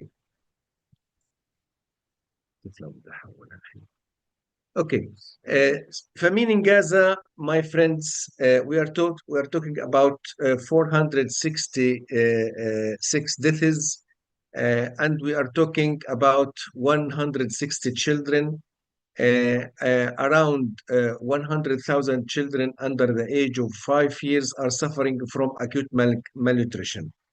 Really, I don't want to talk about in detail, but I want to mention that the water crisis has become equally alarming nowadays at this time, and access to water has dropped to just 3 liters per person per day, far below the minimum recommended level of 15 liters. Approximately 95% of available water is undrinkable, fueling the spread of disease and worsening severe malnutrition.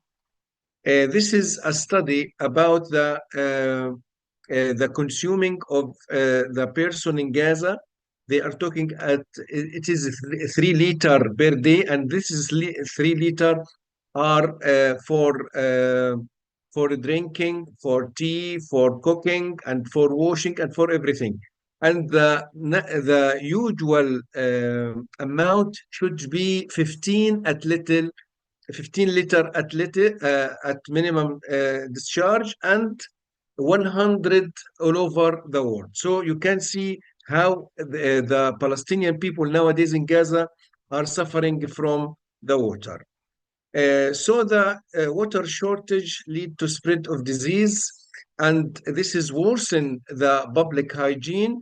And also we have to remember that we are in starvation. The immune system is worse, and it worse by malnutrition, especially among children, and contribute to the contamination of groundwater and soil. If the crisis persists, it becomes serious threat to public health and overall stability. This is a comparison study about the sewage in north of Gaza and the Middle Governorate and Khan Yunis. Unfortunately, a lot of that sewage is putting in something in the land, and some of this is moving inside the water inside the land, and this is increase about the demand of oxygen for that mean the demand of oxygen, that mean that the contamination of that water. So the conclusion is the amount of everyone is 3 liter to survive, and this is what's happening in Gaza. The emergency limit among WHO is 15 liter, and worldwide the charity of our amount for any people around the world should be 100 liter. Also, we have to mention about the instability of infant formula, and we talk among Doctors Against Genocide many times about instability of infant formula, and still up till now, I'm talking with you, and now there is no Formula 1 and Formula 2 in Nasser Medical Complex and in Al Khair Hospital and in Al Attar area. Also, if we found any milk, unfortunately, after 2 or 3 weeks, we will find another kind of milk, and this milk, unfortunately, is badly stored in the sun. It is sun exposed, and sometimes it is spoiled and not suitable for our babies. If we talk about 1,000 days from genocidal war, I term here genocidal health sector, Gaza still bleeds. Acute food insecurity are affecting 1 million and 1.9 million people. Nearly 198,000 are in the third stage of a crisis, and nearly 1 million, 1.1 million in the fourth stage, and 641,000 are in the fifth stage. Also, we have to remember the fatality is nearly 466.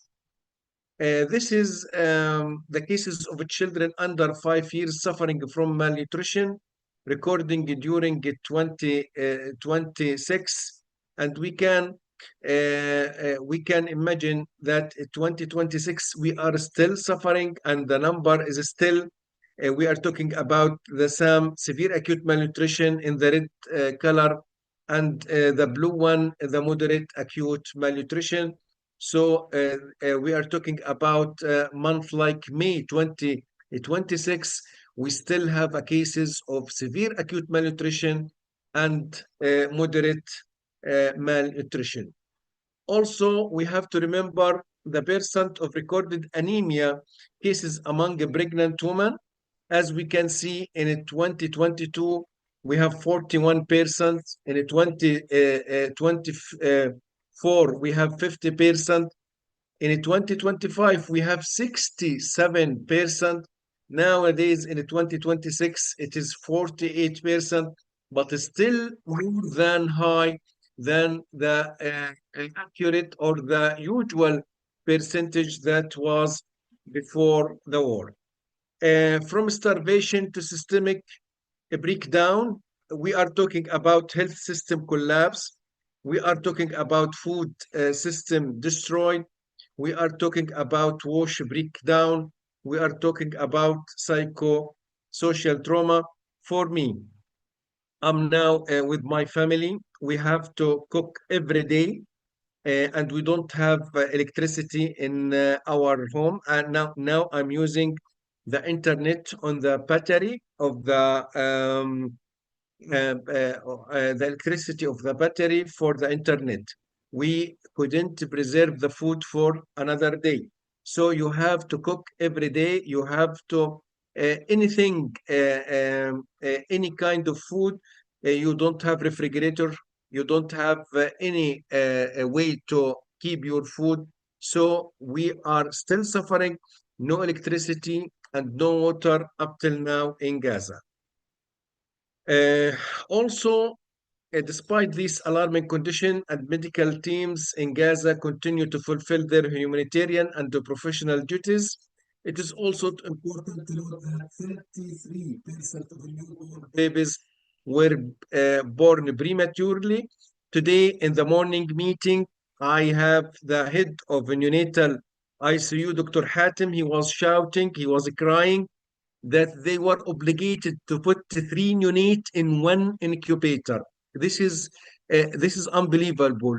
3 neonates in 1 incubator. If one of them has sepsis, this is very dangerous, and he will kill the other 2 infants or babies.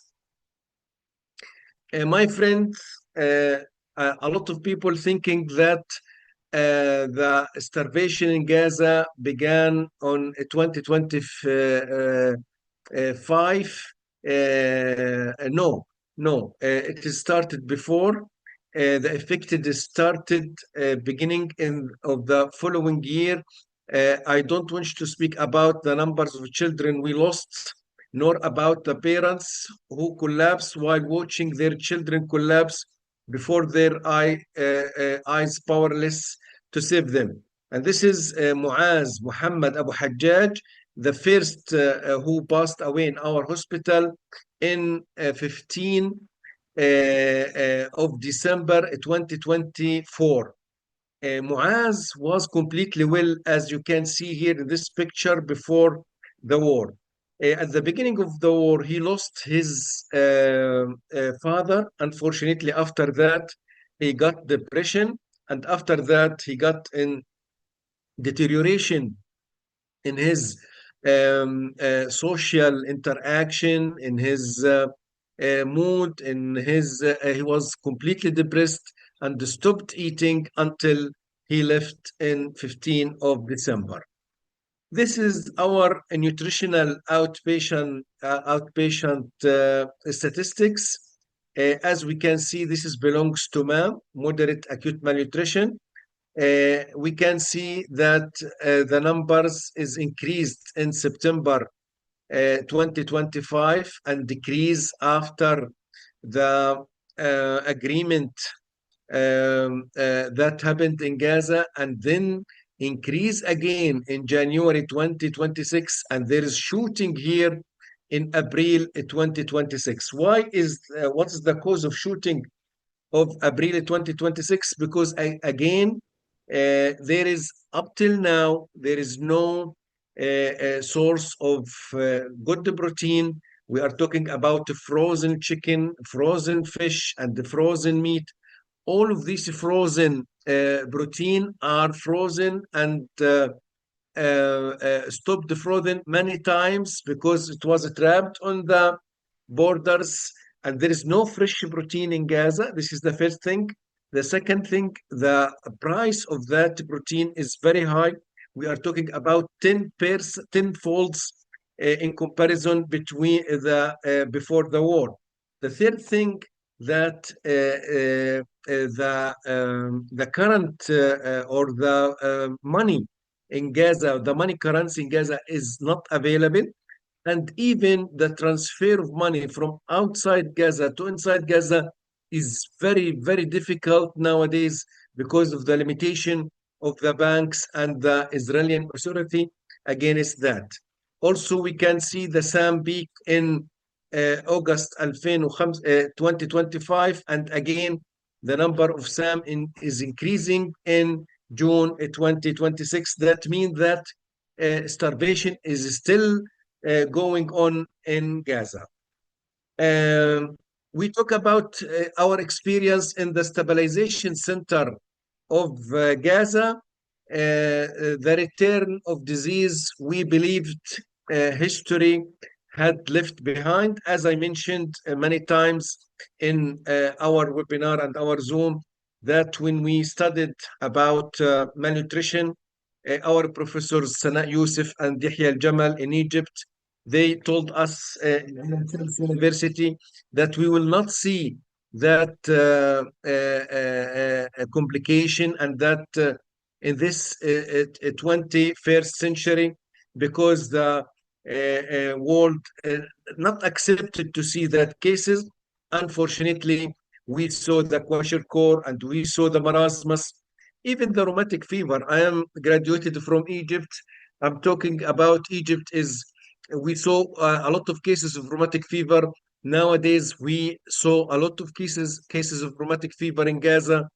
We are talking about a strange disease in Gaza, like tularemia, sometimes impetigo, sometimes persistent diarrhea that not responding to usual treatment. And these diseases, and even chickenpox, these diseases are not common to be, or hepatitis A, not common to be seen in Gaza in that wide distribution. Really, we are depending on our estimation in the stabilization center about welcome classification, about underweight nutritional dwarfism and marasmus and the kwashiorkor and marasmic kwashiorkor. What I want to mention, that nowadays in our outpatient clinic, we see a lot of cases of dwarfism. And this is very serious, that they are targeting a generation about the dwarfism. This is our policy in our stabilization center, stabilization phase and the transitional phase and the transfer to outpatient care. That's the formula of milk that we are depending on, F75 and F100 and ready-to-use therapeutic food or RUTF. Unfortunately, nowadays, F75 is lost and F100 is lost and RUTF is available. And this is the criteria for cure. This is mainly medical. I want to mention about them. This is the 3 years snapshot of ITFC admissions. As we can see, the numbers of total admission, and this is beyond the capacity. We can see that the capacity is increasing and sometimes decreasing according to the borders. As we can see, the severe malnutrition, the sepsis is the leading cause of this in cases of malnutrition in Gaza. Again, our iconic for the starvation is Huda Abu Najah. Beyond the diagnosis, why Huda died. I mentioned a lot of stories about Huda.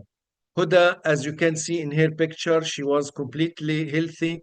And this is her picture while she was suffering from severe malnutrition. And this is another picture for her. She was completely free before the war. What's happened for Huda? Huda is 11 years old. She was completely healthy. She was one of my regular patients in the clinic. Gradually, she began experiencing fatigue, exhaustion, anemia, general weakness, pallor, weight loss, hair loss, excessive sleep, and the blurred vision.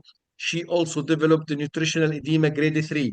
She was admitted to the hospital many times and she was diagnosed as a nutritional edema of a kwashiorkor type. She was an exceptionally child and often participate activity in discussing with doctors and house officers. Sometimes she know the grade of her edema and she asked instead of the house officers about the grade of edema that she has. Each time she was hospitalized, Huda received the appropriate nutritional formula, supplements, and vitamins. Thanks to this intensive treatment, she initially improved. However, after being discharged, she returned to her tent. Please remember, my friend, that the patient, when get outside from the hospital, he go to the tent. What the tent is something unbelievable nowadays. The weather is very hot. The temperature inside is sometimes 40, 45, and 50. All the people are suffering. The condition of Huda worsened in the tent, and she refused to eat, and she returned to hospital in a critical condition. Unfortunately, the last time, tragically, during her fourth admission, Huda was critically ill and quickly developed septic shock. Unfortunately, due to hypotension and shock, Huda filled with about her life, and she was really asking me, Dr. Ahmed, I don't want to leave. I want to stay. I have to get outside Gaza because my mood is very bad and my hair is turned to another color, and all the babies and all the children who are neighbors, they are bullying upon her and they are making jokes about her. At that time, the hospital faced severe limitations of blood culture, were unavailable to identify the causative bacteria for Huda, and central lines were not available in the ICU, and arterial blood gases was inaccessible, and electrolyte monitoring necessary to save her life couldn't be performed. And also the Israeli authorities denied her permission to leave Gaza for treatment abroad despite a referral. Evidence of contradicting Israeli claims, clinical cases that contradict claims of adequate food and medical access. You know that the occupational forces media talking about that this is a propaganda of Gaza doctors, this is propaganda of Hamas, but really we try to document every case of the malnutrition, and this is one of the example. This is, for example, Diala Ma'moon Ahmad al-Najjar. Her picture on the left here was completely free before the war, and here her picture after the war. You can see she's on the mattress on the floor because the unavailability of place for her in the hospital. Also, this is Mayar Difalla al-A'raj, Al-Arja, 2 years, and this is her picture on the left before the famine, and here her picture after or during the famine. Also, Khulud Saeed Shtewi, 5 years. This is her picture before, and this is her picture during. And this is the iconic, another iconic of stabilization center, Osama Regeb, the most famous severe malnourished child. This is his picture before the famine, and this is his picture during the famine. His weight, his age is nearly 5 years old when he was diagnosed. He has to be 18 kilogram, but he was unfortunately just 9 kilogram. And he was completely marasmic. The bone, the skin is over the bone. Even when he was crying without tears because of dehydration. Unfortunately, Osama was also suffering from immune deficiency. He has a severe combined immune deficiency. We tried to evacuate him to Italy. He went to Italy and he got there. This is Osama pictures during the famine. Here, this is Osama before the famine. Osama before the famine. Here, Osama in Italy. Here, Osama with his doctor in Italy. He's Dr. Simone Cesaro. He prepared him for bone marrow transplantation, and unfortunately, he got something we called it graft versus host disease, and they did another bone marrow transplantation, and he got the same complication. Unfortunately, 4 times he have bone marrow transplantation, and in the 4 times he has graft versus host disease. Unfortunately, last week he passed away. Also, Hassan Barbach, 2 years old. This is his picture before and his picture during the famine. And also, he passed away in septicemia in the pediatric ICU. And this is Dima Faris Mansour. This is her picture before, and this is her picture after. And we talk many times about Abdel Majid Muhammad Arafat. This is his picture before starvation, and this is his picture while he's in the ICU, and this is his picture while he was passed away, and this is his son Musa Abdel Majid Arafat, who also passed away by malnutrition, and this is his picture of Yasser, the another son, who are waiting in our hospital to be referred outside. My friends, these cases are complaining from diarrhea. And when we are looking for their history, there is no diarrhea before, okay? When we try to do investigation for them, the stool analysis is free, okay? So we did for them intestinal biopsy. We discovered that there is atrophic of the villi or the villus epithelium. So why this is a picture of celiac disease, but why they weren't celiac disease before? When we are looking for update and we are looking for textbook, that the tropical sprue, which is resemble or like celiac disease in the epithelium tissue, they have the same picture, but tropical sprue, because of the contamination of water, they have diarrhea, which is continue, and the patient looks like celiac disease, but really he's not celiac because all the serum investigation for anti-TTG in this condition is negative. This is the nutrition screening for children from January to April 2026. We noticed that still the severe acute malnutrition cases.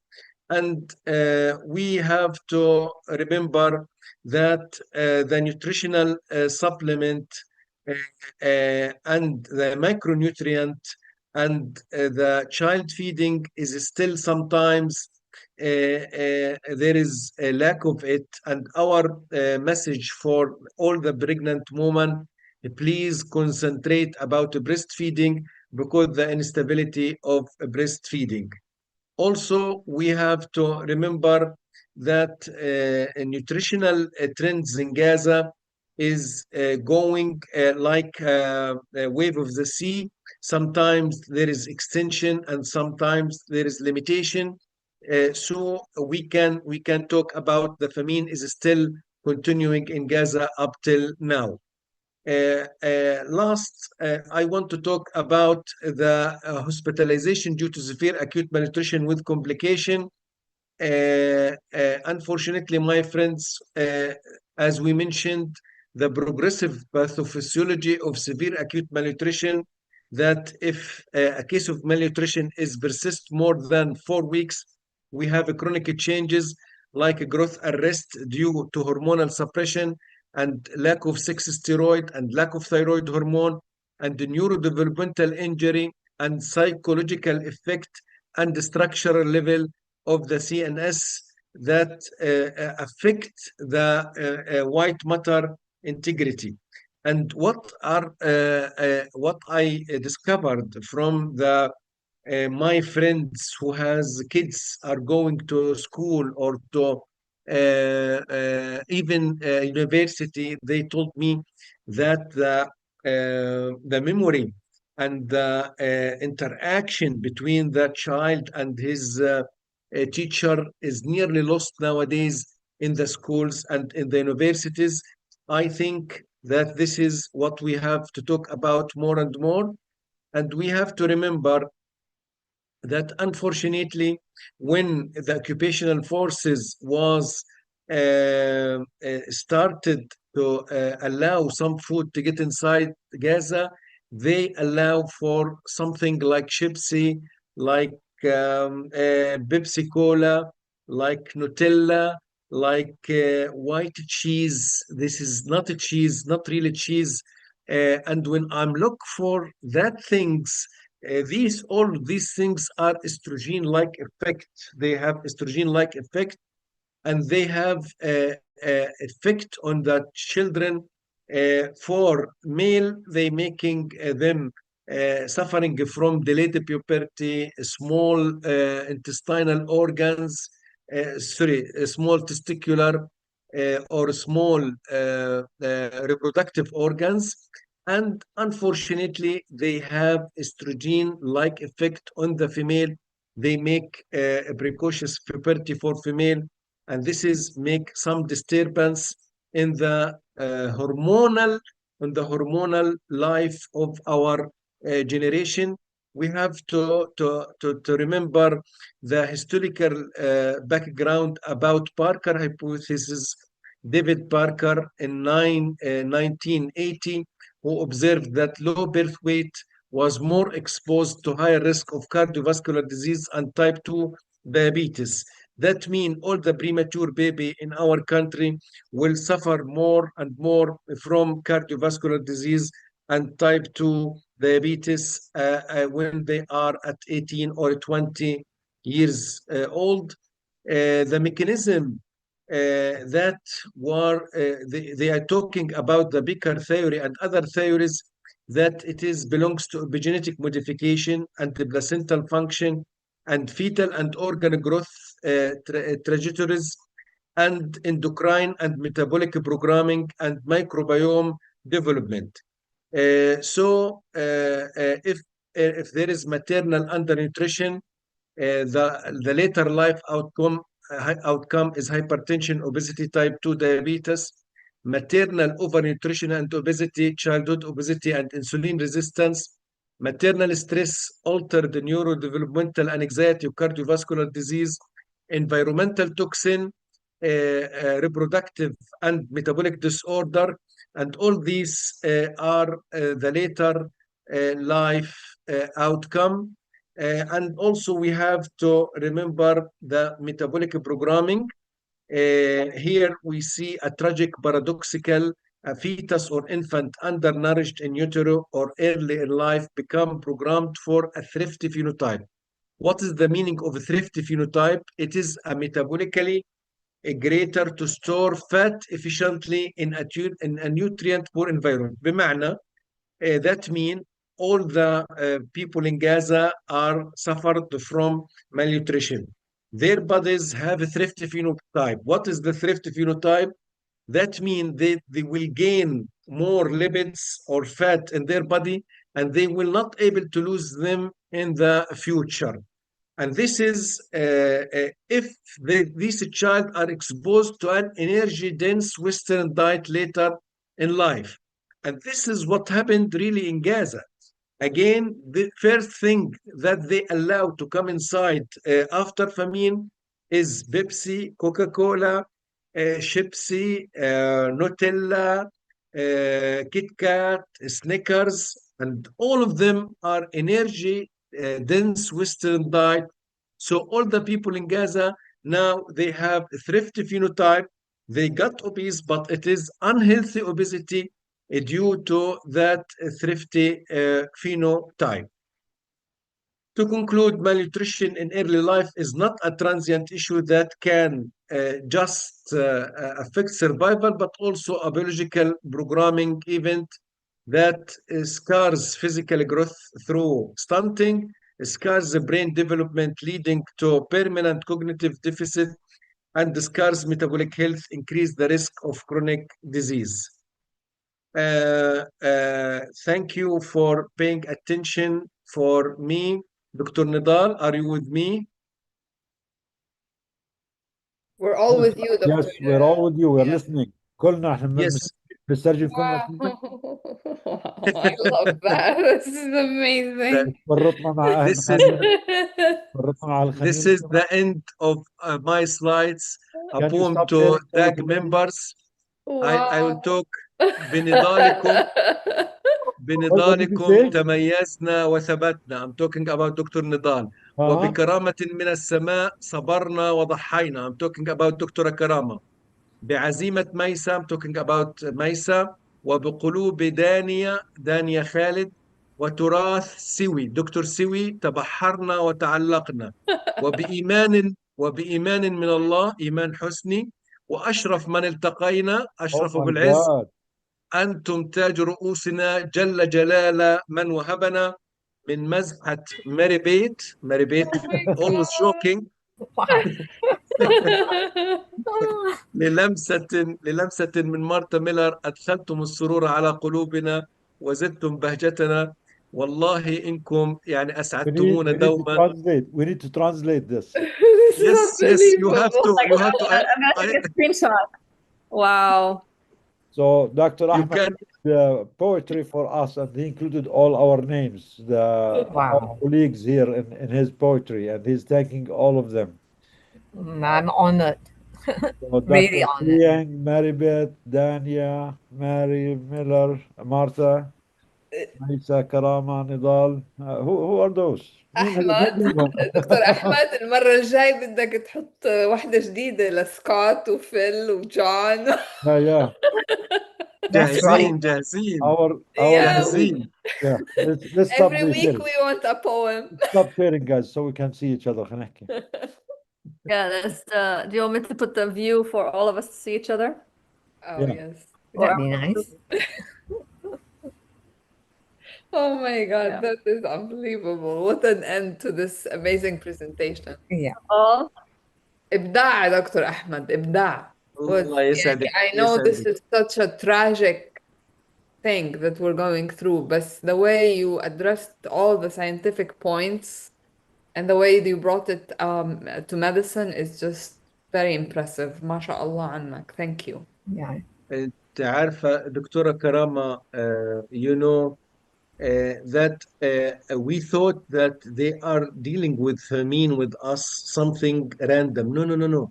They are doing something engineered famine. When I studied the items that they allowed for to get inside Gaza, they really started by the Western diet. That Snickers, Kit Kat, and Nutella, and Shipsy, and Pepsi, all the guys, all the children, they were lacking for these things. They started to drink a lot of Pepsi and to taking a lot of Snickers.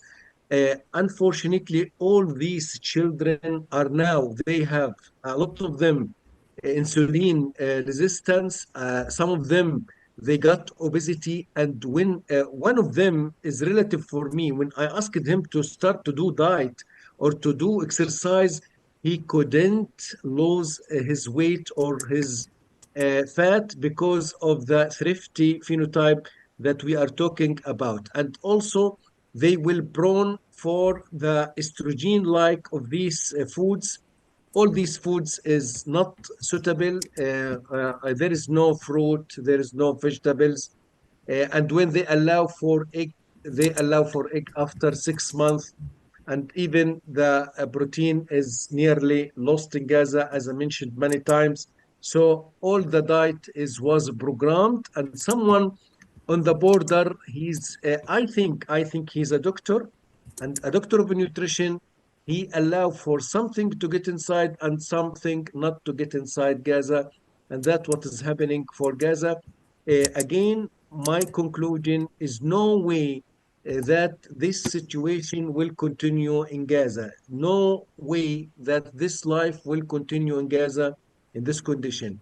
We hope that something will happen as soon as possible from other place to make the situation in Gaza different. Today we have meeting in the hospital director with Dr. Atif, with Dr. Ahmed Al-Rubi, with all the Nasser complex. We are suffering too much nowadays that we couldn't ask the employee of Nasser Medical Complex to come to the hospital because the bus, nearly half of the buses are stopped nowadays because there is no tire or no wheel for that buses, and there is no oil for their engine, and the diesel or solar is nearly little to work. So a lot of our employees couldn't catch the hospital to work and to do their job. Thank you. Thank you, Dr. Ahmed. We have our Thank colleagues you. here. Everyone has feedback on your topic, and they were doing that in the comments. We have Dr. Hageman, then Dr. Brewer. They were impressed for your presentation. They have a feedback and also general feedback. Go ahead, Dr. Hageman. Well, just so many things. Thank you so much for the whole presentation. One thing I'll just comment on is the 33% preemies. 33% of newborns are preemies. And we've just been urging the release of Dr. Masafer, a neonatologist whose skills are needed to save the lives of these preemies. Can we put this a note, please, in our DC advocacy? This has to be on the leave behind. 33 of newborns in Gaza are preemies who need a neonatologist, while Israel is detaining one of the very few and best neonatologists in Gaza. So thank you, Scott, for this. This is a very, very important connection. Yeah, thank you. Go ahead. Finish your comment. I just want to make sure before we forget this, please. Go ahead. That's it. That's it. Thank you, Scott. Dr. Brewer. As I put in the chat, one of the things that happens when we have sort of rallies and different people speak, and some people talk scientifically, like they're presenting something at a medical conference, and it's not particularly inspiring. This was a very scientific presentation, and it was devastating. I was emotionally caught up with the facts and the way they were presented. And as I put in my chat, I have a group of medical friends from Yale who I see from time to time. I haven't been able to get any of them involved in the movement. I'm going to force them to watch this segment. And if they are still convinced that they don't need to be involved or whatever, I don't want to have anything to do with them. It's impossible for a scientist, for a physician to watch this presentation and not be moved to action. This was absolutely terrific. So yeah, please, let's make the video of Dr. Ahmed's presentation and put it separate so we can share it with other doctors, physicians, healthcare workers. Thank you, Phil. Thank you. Dr. John Brewer. Dr. John, we haven't seen you for a while, so it's good to see you around. Well, I mean, how many protests a day do you do, John? You're muted. Unmute, John. MashaAllah, you're busy all over the place. We cannot even. It's hard living in Washington, D.C. I'll tell you. There's just always somebody doing something. We're just a city of world-class activists going head-to-head with the world-class genocidaires. Yes. How are you? Good, good. Yeah, I'll be presenting tomorrow on Zoom to a group of college students in Toronto for the flotilla action we did as a social movement and how that grew out of Palestinian Samud and the inspiration we see here every single week. And I'll make that connection. And then I'm going to I have an interview with the Jerusalem Fund, which I don't know anything about, but they have a nice building apparently in Washington, and I hope to visit that. They want to talk to me about Can we visit this on Thursday if you can make it on Thursday? Because I think me and Karam, a few others would like to join. I know the Jerusalem Fund, they are a very old organization. It's a smaller but old. But since they have this building, I'm more curious to meet them. If we can make it Thursday, we can go as a team. That would be great. Yes, and then what's Friday is Mazem Kumsia, who I think you all have met. Has he been on the webinar yet? Not yet. But No, you should invite him. Yeah, he's an amazing guy that keeps pace with you all with your incredible energy while still working full time. So I visited him in Bethlehem. He stayed in my home here. He put a notice, and I sent it. There's a link to. I already emailed it. Okay, opportunities to research for anybody in Gaza.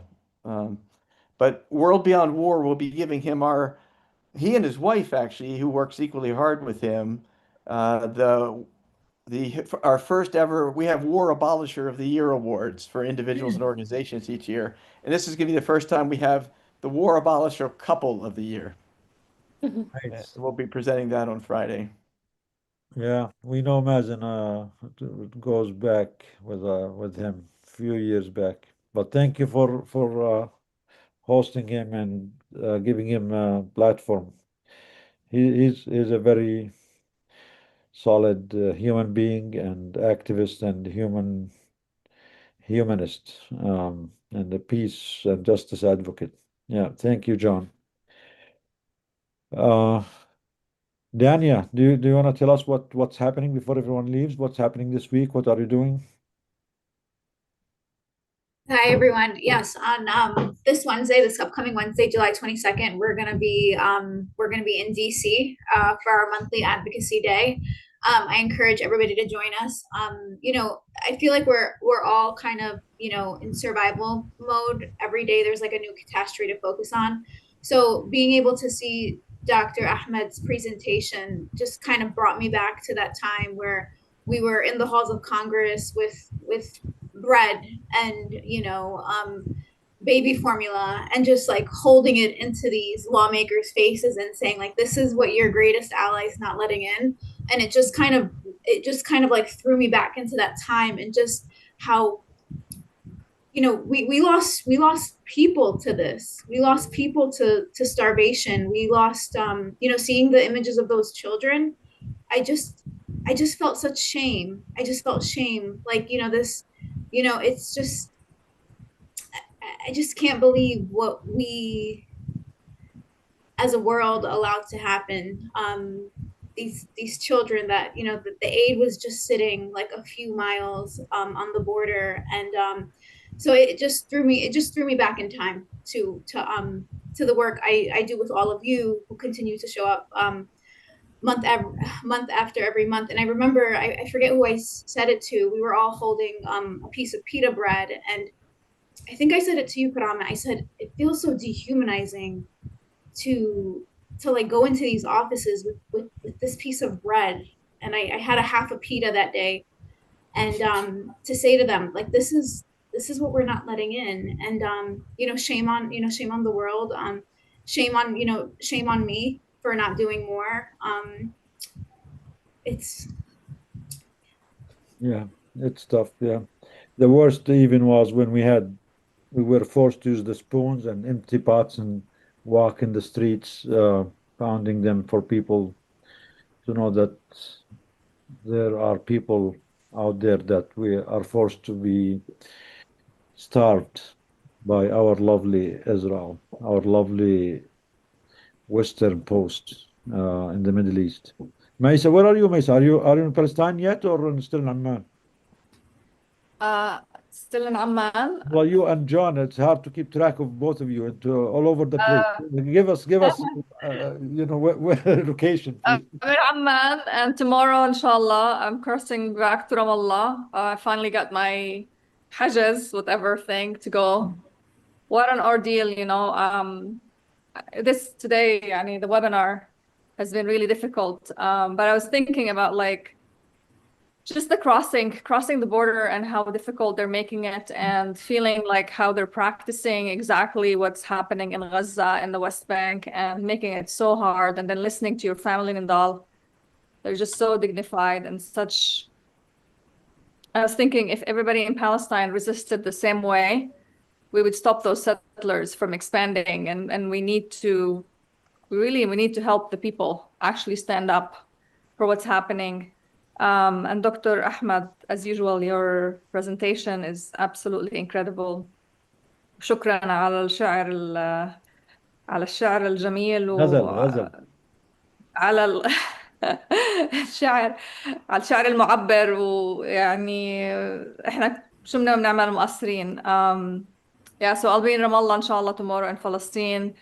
Honestly, every time I go, it's much worse. Yeah, things are getting so bad in the West Bank. And you know, of course, this week we've had this campaign for Dr. Abu Safiya, and we've all been speaking to media. And the actions, I just wanted to recognize everybody at DAG actually for what they've done and all the amazing work that we've seen from everyone. Wallah, it's such an honor to be part of this community. As hard as it is to stay, to stay, you know, being a witness and seeing what's happening, but also what a lifeline this community is. So thank you to all of you, and mostly thank you to our people in Gaza for being such inspirational leaders. God bless you ميسا. God bless you. إن شاء الله ربنا يكتب لك السلامة. I know that crossing the border from Amman to West Bank is very difficult, and they make a lot of difficulties for the Palestinian, because they don't want the Palestinian to return back to the West Bank. You know, you will be near us. Wallahi, before Intifada, I used to go to Ramallah every Saturday to get some medication from Bernabala, from near Ramallah, Pharmacare company that belongs to Basim Khouri. We used to go there and to buy a lot of drugs like Amoxicare and Cefacare and Betacare and Dermacare, because they have the trade name of care.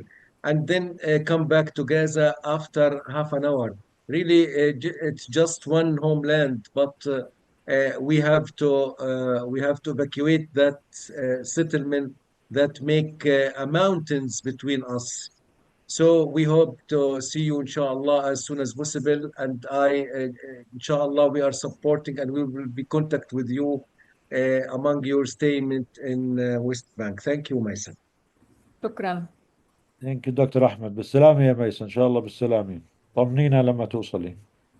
Yeah, it'll be fine. Live stream from Nablus.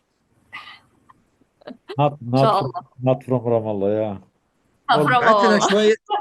ابعت لنا شوية عنب من الخليل يا نضال. ايش؟ من غزة. I saw العنب من منذر. I want عنب من غزة. والله it's so good. Wow, despite everything, they're keeping the legacy of their brother, making grapes and figs and stuff. Yeah, Dr. Swiyang. Oh, yeah. Oh, I don't know what to say. Honestly, you know, I remember during the first Intifada, things got very, very bad, you know, and there's a little hotel called the Mana House. And when I'm up to my eyeballs, I go and talk to Alia Shawa. And then one morning she told me this, "Sweet, please don't look so sad. Please don't." I said, look at you, you know, you suffer so much. And she said, you know something? Alhamdulillah, we are very strong people. We, the Palestinians, are very strong people. And I think this was the first time I actually burst into tears. Because, you know, how... I can only say one thing. People keep asking me, because I give so many public talks, how would you see Gaza in 10 years' time? I said, where will Gaza be? The only thing I can tell you is that I know for one thing, the Palestinians will still be resisting. They still will not have given up. And inshallah, I will still be with them. Thank you, Dr. Swiyang. Actually, we promised people that next year we'll be in free Palestine, all of us. So, inshallah, much sooner than 10 years. But yes. Yeah, I don't want to be deported again. You know, I've done 3 Israeli. We will deport them. Maybe, inshallah, next year we will deport them. Go ahead, Scott. Yeah.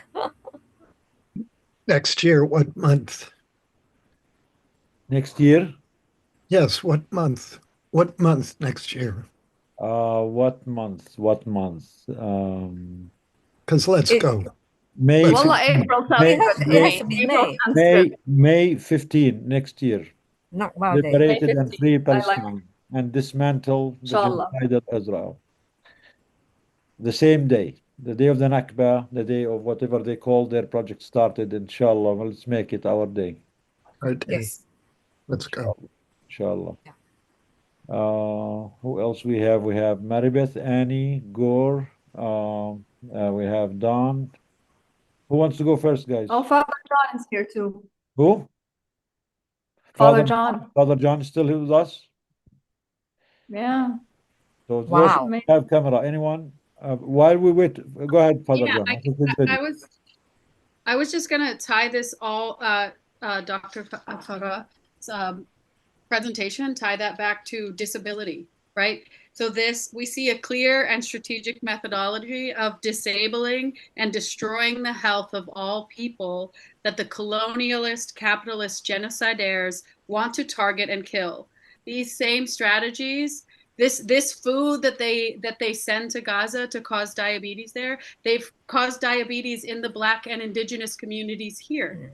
So these are constantly being shared. These strategies are constantly being shared between these genocidal states. They practice all of these things in their little pockets of genocide all around the world, and they share these with one another, and disability being at the core of that, because disabling people makes them less able to fight back, makes them dependent on these health systems, which are really anti-health.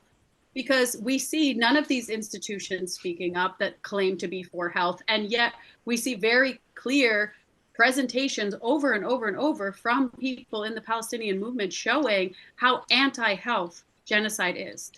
We have like DAG has the medical model of genocide, and all of these institutions refuse to recognize that all of these institutions are complicit and are anti-health. They are not about the health of people, because they are not actually supporting our work here and the work of Palestinians and the work of all people who have experienced genocide and have brought forth all of these, you know, these tactics of feeding people trash, these tactics of disabling people, of generational destruction of health, of destabilizing communities, of bombing and destroying like strong communities of resistance. So just, you know, it's disability justice. Everything we do is so rooted in that, because they are a mass disabling force, and that is part of their strategies.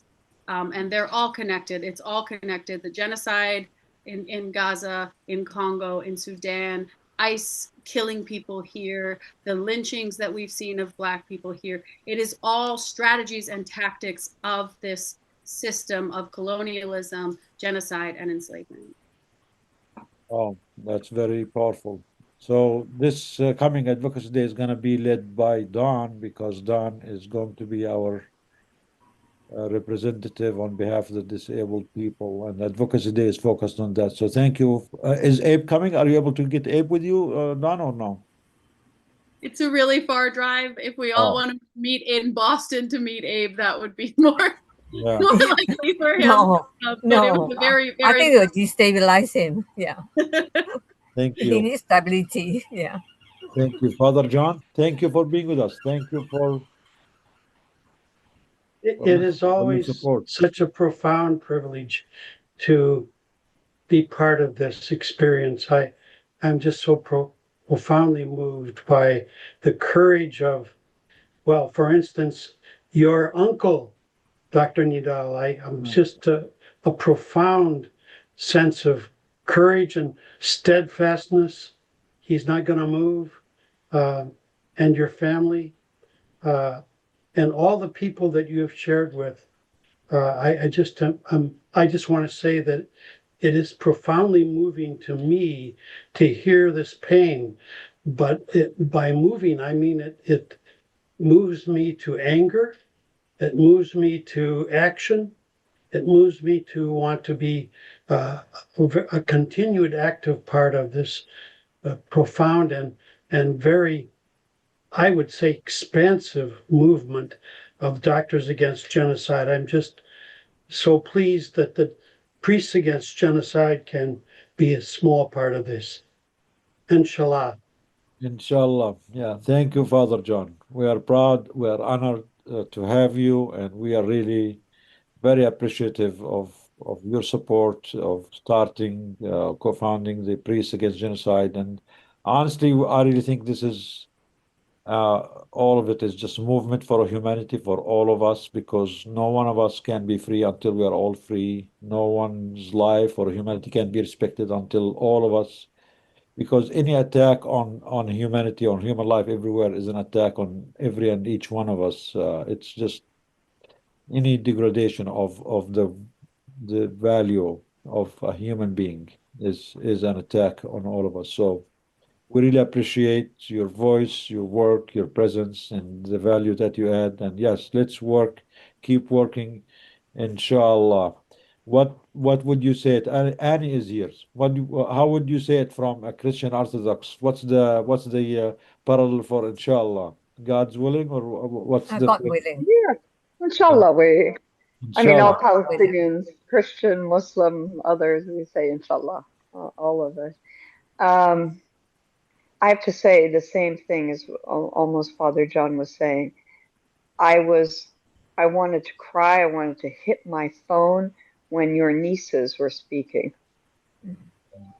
And what really struck me was how defenseless, all of them, not just children, defenseless they are every day to these gangs who come. I mean, these are armed gangs, settler, blah, blah, blah, almost makes them sound normal. These are armed gangs. Many of them come from Brooklyn, where I was born, because I recognize that accent when I hear it on social media.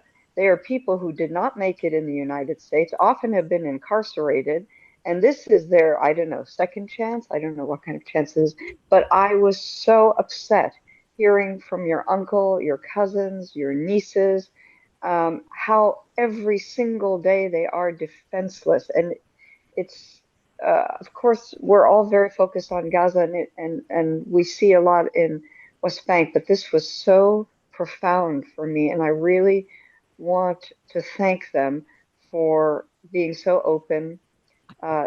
Your uncle being dragged away and then left in some remote place at the end of having been outside in the sun all day, I'm sure verbally assaulted and physically assaulted, and then just deposited somewhere. I mean, this really, this was so something. I do want to say something about football. Today is the most watched event of the world every 4 years. 1.5 billion people watch the World Cup. And what's maybe most significant about this World Cup, we're at halftime right now, is that Spain is playing. And Spain has been the most valiant, brave defender of Palestine. Not just the players, the government, the people, everybody in Spain. So a victory for Spain today will be a victory for Palestine. And the world knows that. And if Trump, who is sitting right out, I saw images of him, has to hand the trophy to Spain, who he hates right now, this will be a moment for all of us. I know it's not a victory in Gaza. I know it's not a victory in the West Bank, but the victories are coming. The victories are coming. And I'm just, whatever happens in the game, so proud of Spain and so proud of them representing Palestine. Yeah, I share this with you. I'm proud of Spain as a government, as a country, as people. I know many of the players actually were very outspoken in support of Palestine. I just hope Trump and his gangs do not affect the referee in one way or another to take away from them. And yeah, I'm hoping for this, but I did not want to publicly say it, fearing that they might lose. But just for them being there and making it there is something to be proud of. Yeah, thank you, Annie. And Oh, for those of you who are not watching, I will say I am watching, not, I mean, I'm listening to us, but watching them. The first half, Spain owned it. The first half was all theirs. So, vamos. Inshallah. Oh, we asked Father John to pray. Inshallah, let's pray for Spain. And what makes the situation of my family even worse, I mean, today's was extraordinarily heavy on me. It's personal. But just thinking that my tax dollars from here are taken away from me and giving to those thugs, to those criminals from Brooklyn to go and terrorize my sister, my nieces, my nephews, to expel them from their land, it's just extraordinarily painful. So it is a heavy day, but I mean, that's why we're all here. We need to fix this, and we cannot fix it soon enough. 1 year, guys, 1 year. If you can dream it, you can make it. Inshallah. You know, we've seen the people of Sinjar. Yeah. We've seen the people in Sinjar standing up to the thugs, and it's you know, people need to stand up for themselves, and we need to support them. Yeah. That's basically the reality, is that they're unprotected, and the people, the communities are stepping up and coming together to support their own communities, because the world seems to be just watching. Yeah, I usually don't drink yeah. water, but today made me extraordinarily thirsty. Scott? Yes. Adele, you always bare your soul privately and publicly, like here. So I hate to call on you again. After seeing your family, how do you cope? How do you cope here when they're telling the whole world their pain? I'm not And coping. That's their why I'm pain here. is their pain. How do you cope? I'm not coping. That's why I'm here with you guys. We need to help them. The only thing I can do to cope is do everything I can to help them. That's the only thing. That's the only thing that's keeping us sane. Otherwise, I think we will just go crazy. So thank you for every and each one of you. It's just your presence, your humanity that making my family even my uncle and my sister and cousins and nephews know that there is someone out there who cares about them, who's willing to support them. The same thing that we hear from our people in Gaza, just knowing, even if we're not able to actually help them, just knowing that there is someone, there are people out there who care about them is by itself comforting. And honestly, I don't know what coping means. You cannot cope with this huge injustice, with this huge humanity. I mean, honestly, I used to say this all the time. All the problems in the world can be fixed immediately. There is enough in this world for all of us. None of us, even Palestine, even the fact that they came illegally, 8 million of them from all over the world, and they don't have the right to be there. Even then, there is still enough place in Palestine for all of us. We can all live together. We can all be equal. There is enough food for everyone. No autistic kid. No one needs to go without, while Musk and the billionaires, just for them to make more trillions of dollars. Why? I mean, why are there children who are starving all over the world? Why are children being killed, exploited? There is enough resources in the whole world for all of us to live happily in peace. Everyone is equal. Everyone is dignified. I don't know, humanity advanced on so many levels and on the materialistic part, technology part, but when it comes to the basic principles of life, it seems that we did not learn anything. We're still fighting for the same things that people were fighting for 3,000 years ago, as if we learned nothing from history. Especially now with this technology, with this advancement, there is enough literally for all of us. No one needs to have $1 trillion in his bank account, while children in Palestine, in Africa, everywhere are starving, while children in Detroit don't have the basics, they don't have the education. No one needs to have all Palestine emptied from its own people, while all what they need is just a house. There is enough for all of us. Why you're taking other people's stuff? Go ahead, Phil. I wanted to add to what Scott just said. One of the thoughts I had earlier was I don't know anybody personally in Gaza. I know a few people in the West Bank. I'm close friends with a Palestinian here in the U.S. whose family is in the West Bank. But my feelings and anger and so forth are a little bit abstract because of that. But for you, it's your flesh and blood that is suffering. And that's why there's an emphasis in this organization that the leadership, the true leadership, are the Palestinians. And that's you and Karama and Maiza and so forth. And it's you who are our connection to the real suffering. And so we're here to help. We're here to support you as well. And I think that's just something we should all remember all the time. Thank you, Phil. And we thank you.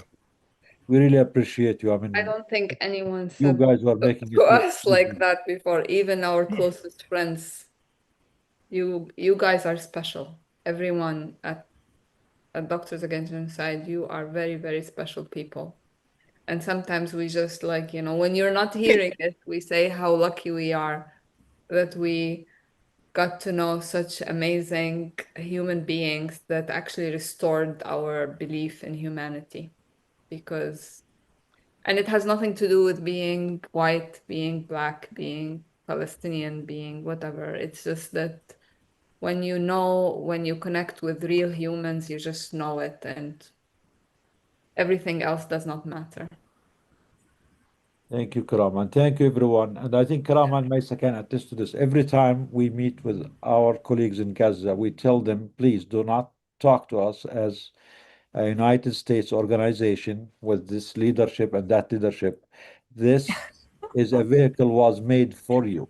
You own DAG. It's not us. We are just the platform. When we talk to Sudan, when we talk to Congo, and Elvis is here, please do not. I don't consider ourselves the leadership. I think we all are just the vehicle creating this platform for the people who need it, whether it's the victims of ICE here, whether it's the black child in Detroit who doesn't have access to education, or the child in Gaza or Sudan or Congo. The least we can do for them is to build this platform, this vehicle, to spread and to emphasize and to uplift humanity. So you are all leaders.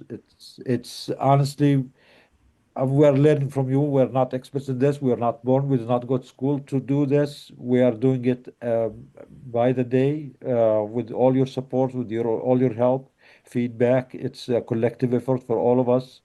And I think, I don't know, I mentioned that yesterday to someone. As bad as hard the genocide has been on us, the Palestinians, it really also brought the best of humanity. There is no way we could have met all of us, all these great people of all colors, all faiths, all nationalities, all ethnicities together, if it wasn't for what happened, the sacrifice of the people in Gaza. It's bringing the worst of humanity, but it's also bringing the best out of humanity. And for that, we're really grateful for each and every one of you. Thank you. Mary Beth?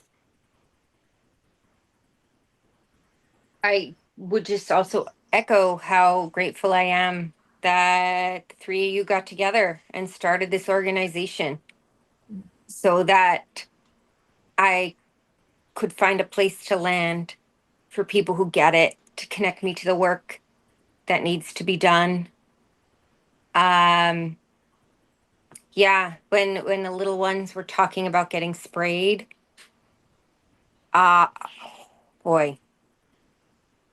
And to think about how the parents have to really control their parental rage and instinct because it just could make things even more dangerous.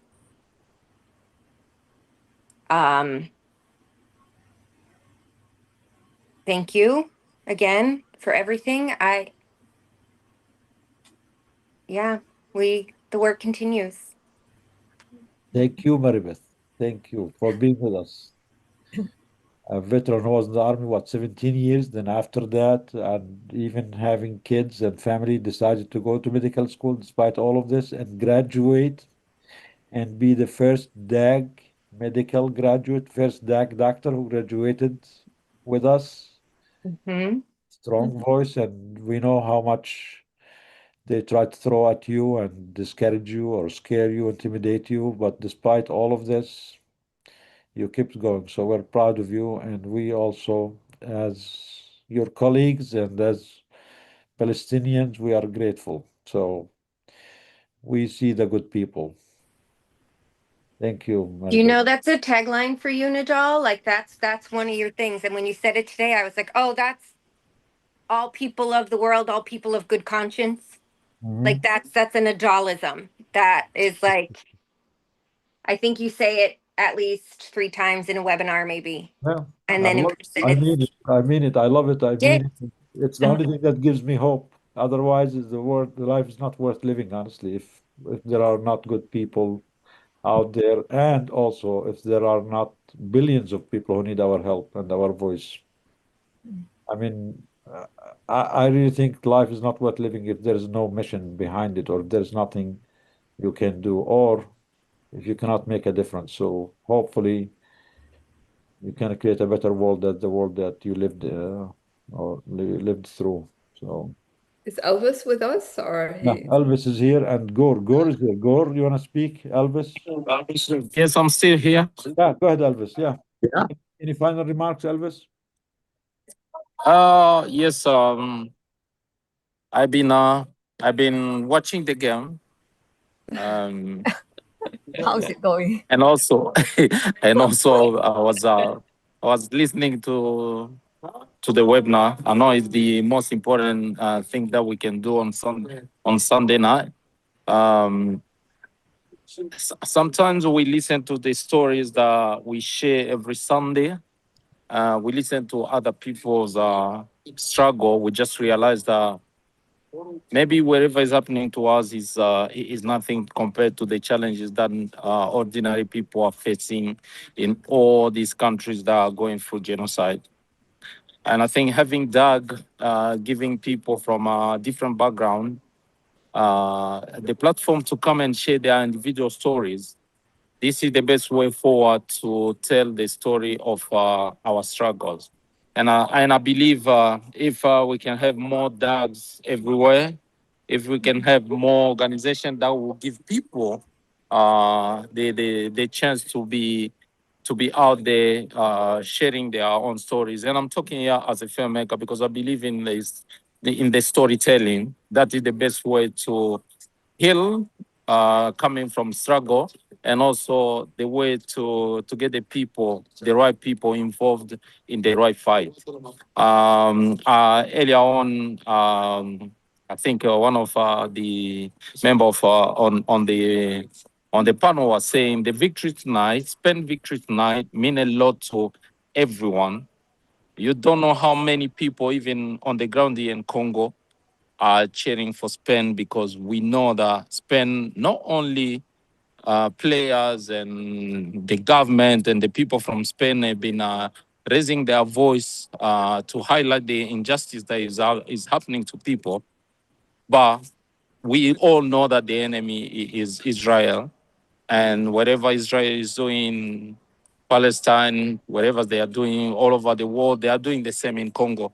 They are behind the genocide going on in our country, in Sudan, and everywhere else. So, Doug, as always, we always end up by saying thanks to the team for thinking about us, for giving us the opportunity to be among the right people, because we do believe that this is the right place that we're supposed to be when we are crying, when we are trying to find solution to our own problem. This is the place to be. So thank you very much once again, Doug, and keep on pushing the stories of our people so that one day we can see the genocide end in all those countries. Inshallah. Thank you, Alvis, for your voice, for your humanity, for all what you do for your humanity, for being one of us. And congratulations for Congo. Actually, Congo did very well. They qualified for the World Cup this year. Their showing was amazing. Despite all the difficulties, I think they made a significant statement. So inshallah, next World Cup, there will be no genocide in Congo, and they can also advance to the final stages too. Oh, thank you very Along much. with Palestine. If they stop killing the Yes. soccer players, Palestinian soccer players. Yes. Thank you. Thank you, Elvis. Gore? Yeah, I just want to echo what everyone else said. You all have created an amazing platform that really brings the best of humanity together. It's such a testament to everything that you all are doing. And at the same time, listening to Nadal, your family today, and listening to Dr. El Fada's presentation, I just keep thinking about, just the literally bottomless pit that we're dealing with Zionists and Zionism. And I just keep also just thinking about, like, are we at this point where Zionism has literally produced and this literally produced a different kind of person, because the depravity required to treat your family this way, and the depravity required to systematically think about the type of food you're letting in order to cause further damage. And even there was news this week of settlers stealing aid at the borders for themselves. you have to start asking, like, does a philosophy, Zionism, that depends on another's dehumanization for its existence, and that's been around for so long, does it actually end up producing a different type of human? And I know that's not I know traditional Western, left thought is that the oppressor is always, even the oppressor is redeemable. But I think this puts that idea to a real test. And so when I think about the best of humanity that's coming together, one of the things that we will have to absolutely contend with is that this worst of humanity is becoming so endemic to our reality. So I don't know. That's those are my thoughts from today. But anyway, on equal measure, just really, really, really appreciative for this platform and for everyone here. Thank you, Gore. Thank you for your support. Thank you for all your help. Gore is a great helper for us. Maybe not necessarily in front of the screen, in front of the cameras, but he's helping a lot with DAG mission, with the media, with the connections. So we really appreciate that, Gore. Coming from you means a lot. And again, it is a heavy day on me and all of us. But that's why we need to keep doing more, try everything we can to fix it. And thank you, your presence at least make things a little bit easier. Karama, it's all yours, Karama. Well, خلاص. خلاص, yeah, you close it up. يلا, final conclusion, everything. We're all working. To take a break. It's very difficult to end this because it feels so good to be with all of you. We still have a lot of people listening on Zoom. We still have a lot of people in YouTube. Come back next weekend. We will continue. It's heavy subject, but I think we all agree that we feel a little bit lighter and a little bit less drained when we see each other. So thank you, everyone. Appreciate so every much. single one of you. Nidal's family was, I know we heard a lot of misery there, but they were a hit. Everyone loved them, and it's we should have them back. So, inshallah. Yes. We're gonna quote you. You said Yatta is a lively group. Yatta is a very lively group. Yes. As hard as the situation is there in Yatta, it's the best people. My son Omar is a very lively kind of guy. We were together in Palestine, and he was so angry because he saw all the settlements, and the only way to calm him down was to send him to Yatta. Yeah. Actually, I took him to He the very went to place. Yatta and things were fine. Wow. I took him to the very place that my family called from today, from the place that threatened. At that time, actually, this was 2 years ago, that land was not taken away. Since then, actually, at that time we made a joke because he looks like blonde and blonde hair. And my cousin said, "Oh, he looks like a settler guy." So actually we made a joke that we gave him a stick and pretend you're a settler, but little that we knew that this is gonna become a reality, not just a joke. But he was very happy there. Omar likes Very happy. yeah. Yeah. With the sheep, with the olive groves. Hopefully, you guys will take them back, everything. Inshallah. Okay, guys. For Maribeth, are you coming to DC or no? This I know residency might be hard, huh? No, I pretty much won't be able to come on any Wednesdays from here on out because they're very strict with didactics days. What Like, you about can't Thursday? miss. But Thursday, so like I already have the September date in the calendar to request off. Also, have to request off for October for the public health conference, right? But it's no problem, right? All my fellow interns are like Gen Z people who they're not dying to work, and they're not working till they're dead. They're not having it. They're taking their time. So it's fine. Wow. Okay. Yeah. Thank you. Good luck with the residency. Thursdays it seems are more convenient for many people. So I mean, I know this one we picked Wednesday because it's the Disability Advocacy Day, but maybe most of the time we're going to be doing Thursdays more often. So thank you everyone. For those who can join us in DC, please join us. Keep speaking up for Dr. Hussam. Tomorrow we start again. We are not going to give up. Please, starting tomorrow morning, we start picking up the phone and calling. We speak up for Dr. Hussam, for his colleagues, speak up for the children, wherever they are. All the children are ours. We cannot forget them. We appreciate all of you. Thank you. Thank you. It's only your presence that makes it a little bit easier. And we have to keep joining forces, keep adding new faces and new people until we all win, inshallah. 1 year. Yalla, salam. Yeah. Salam. Thank you. And pray for Salam. Spain, please. Thank you. Yes, we'll pray for Spain.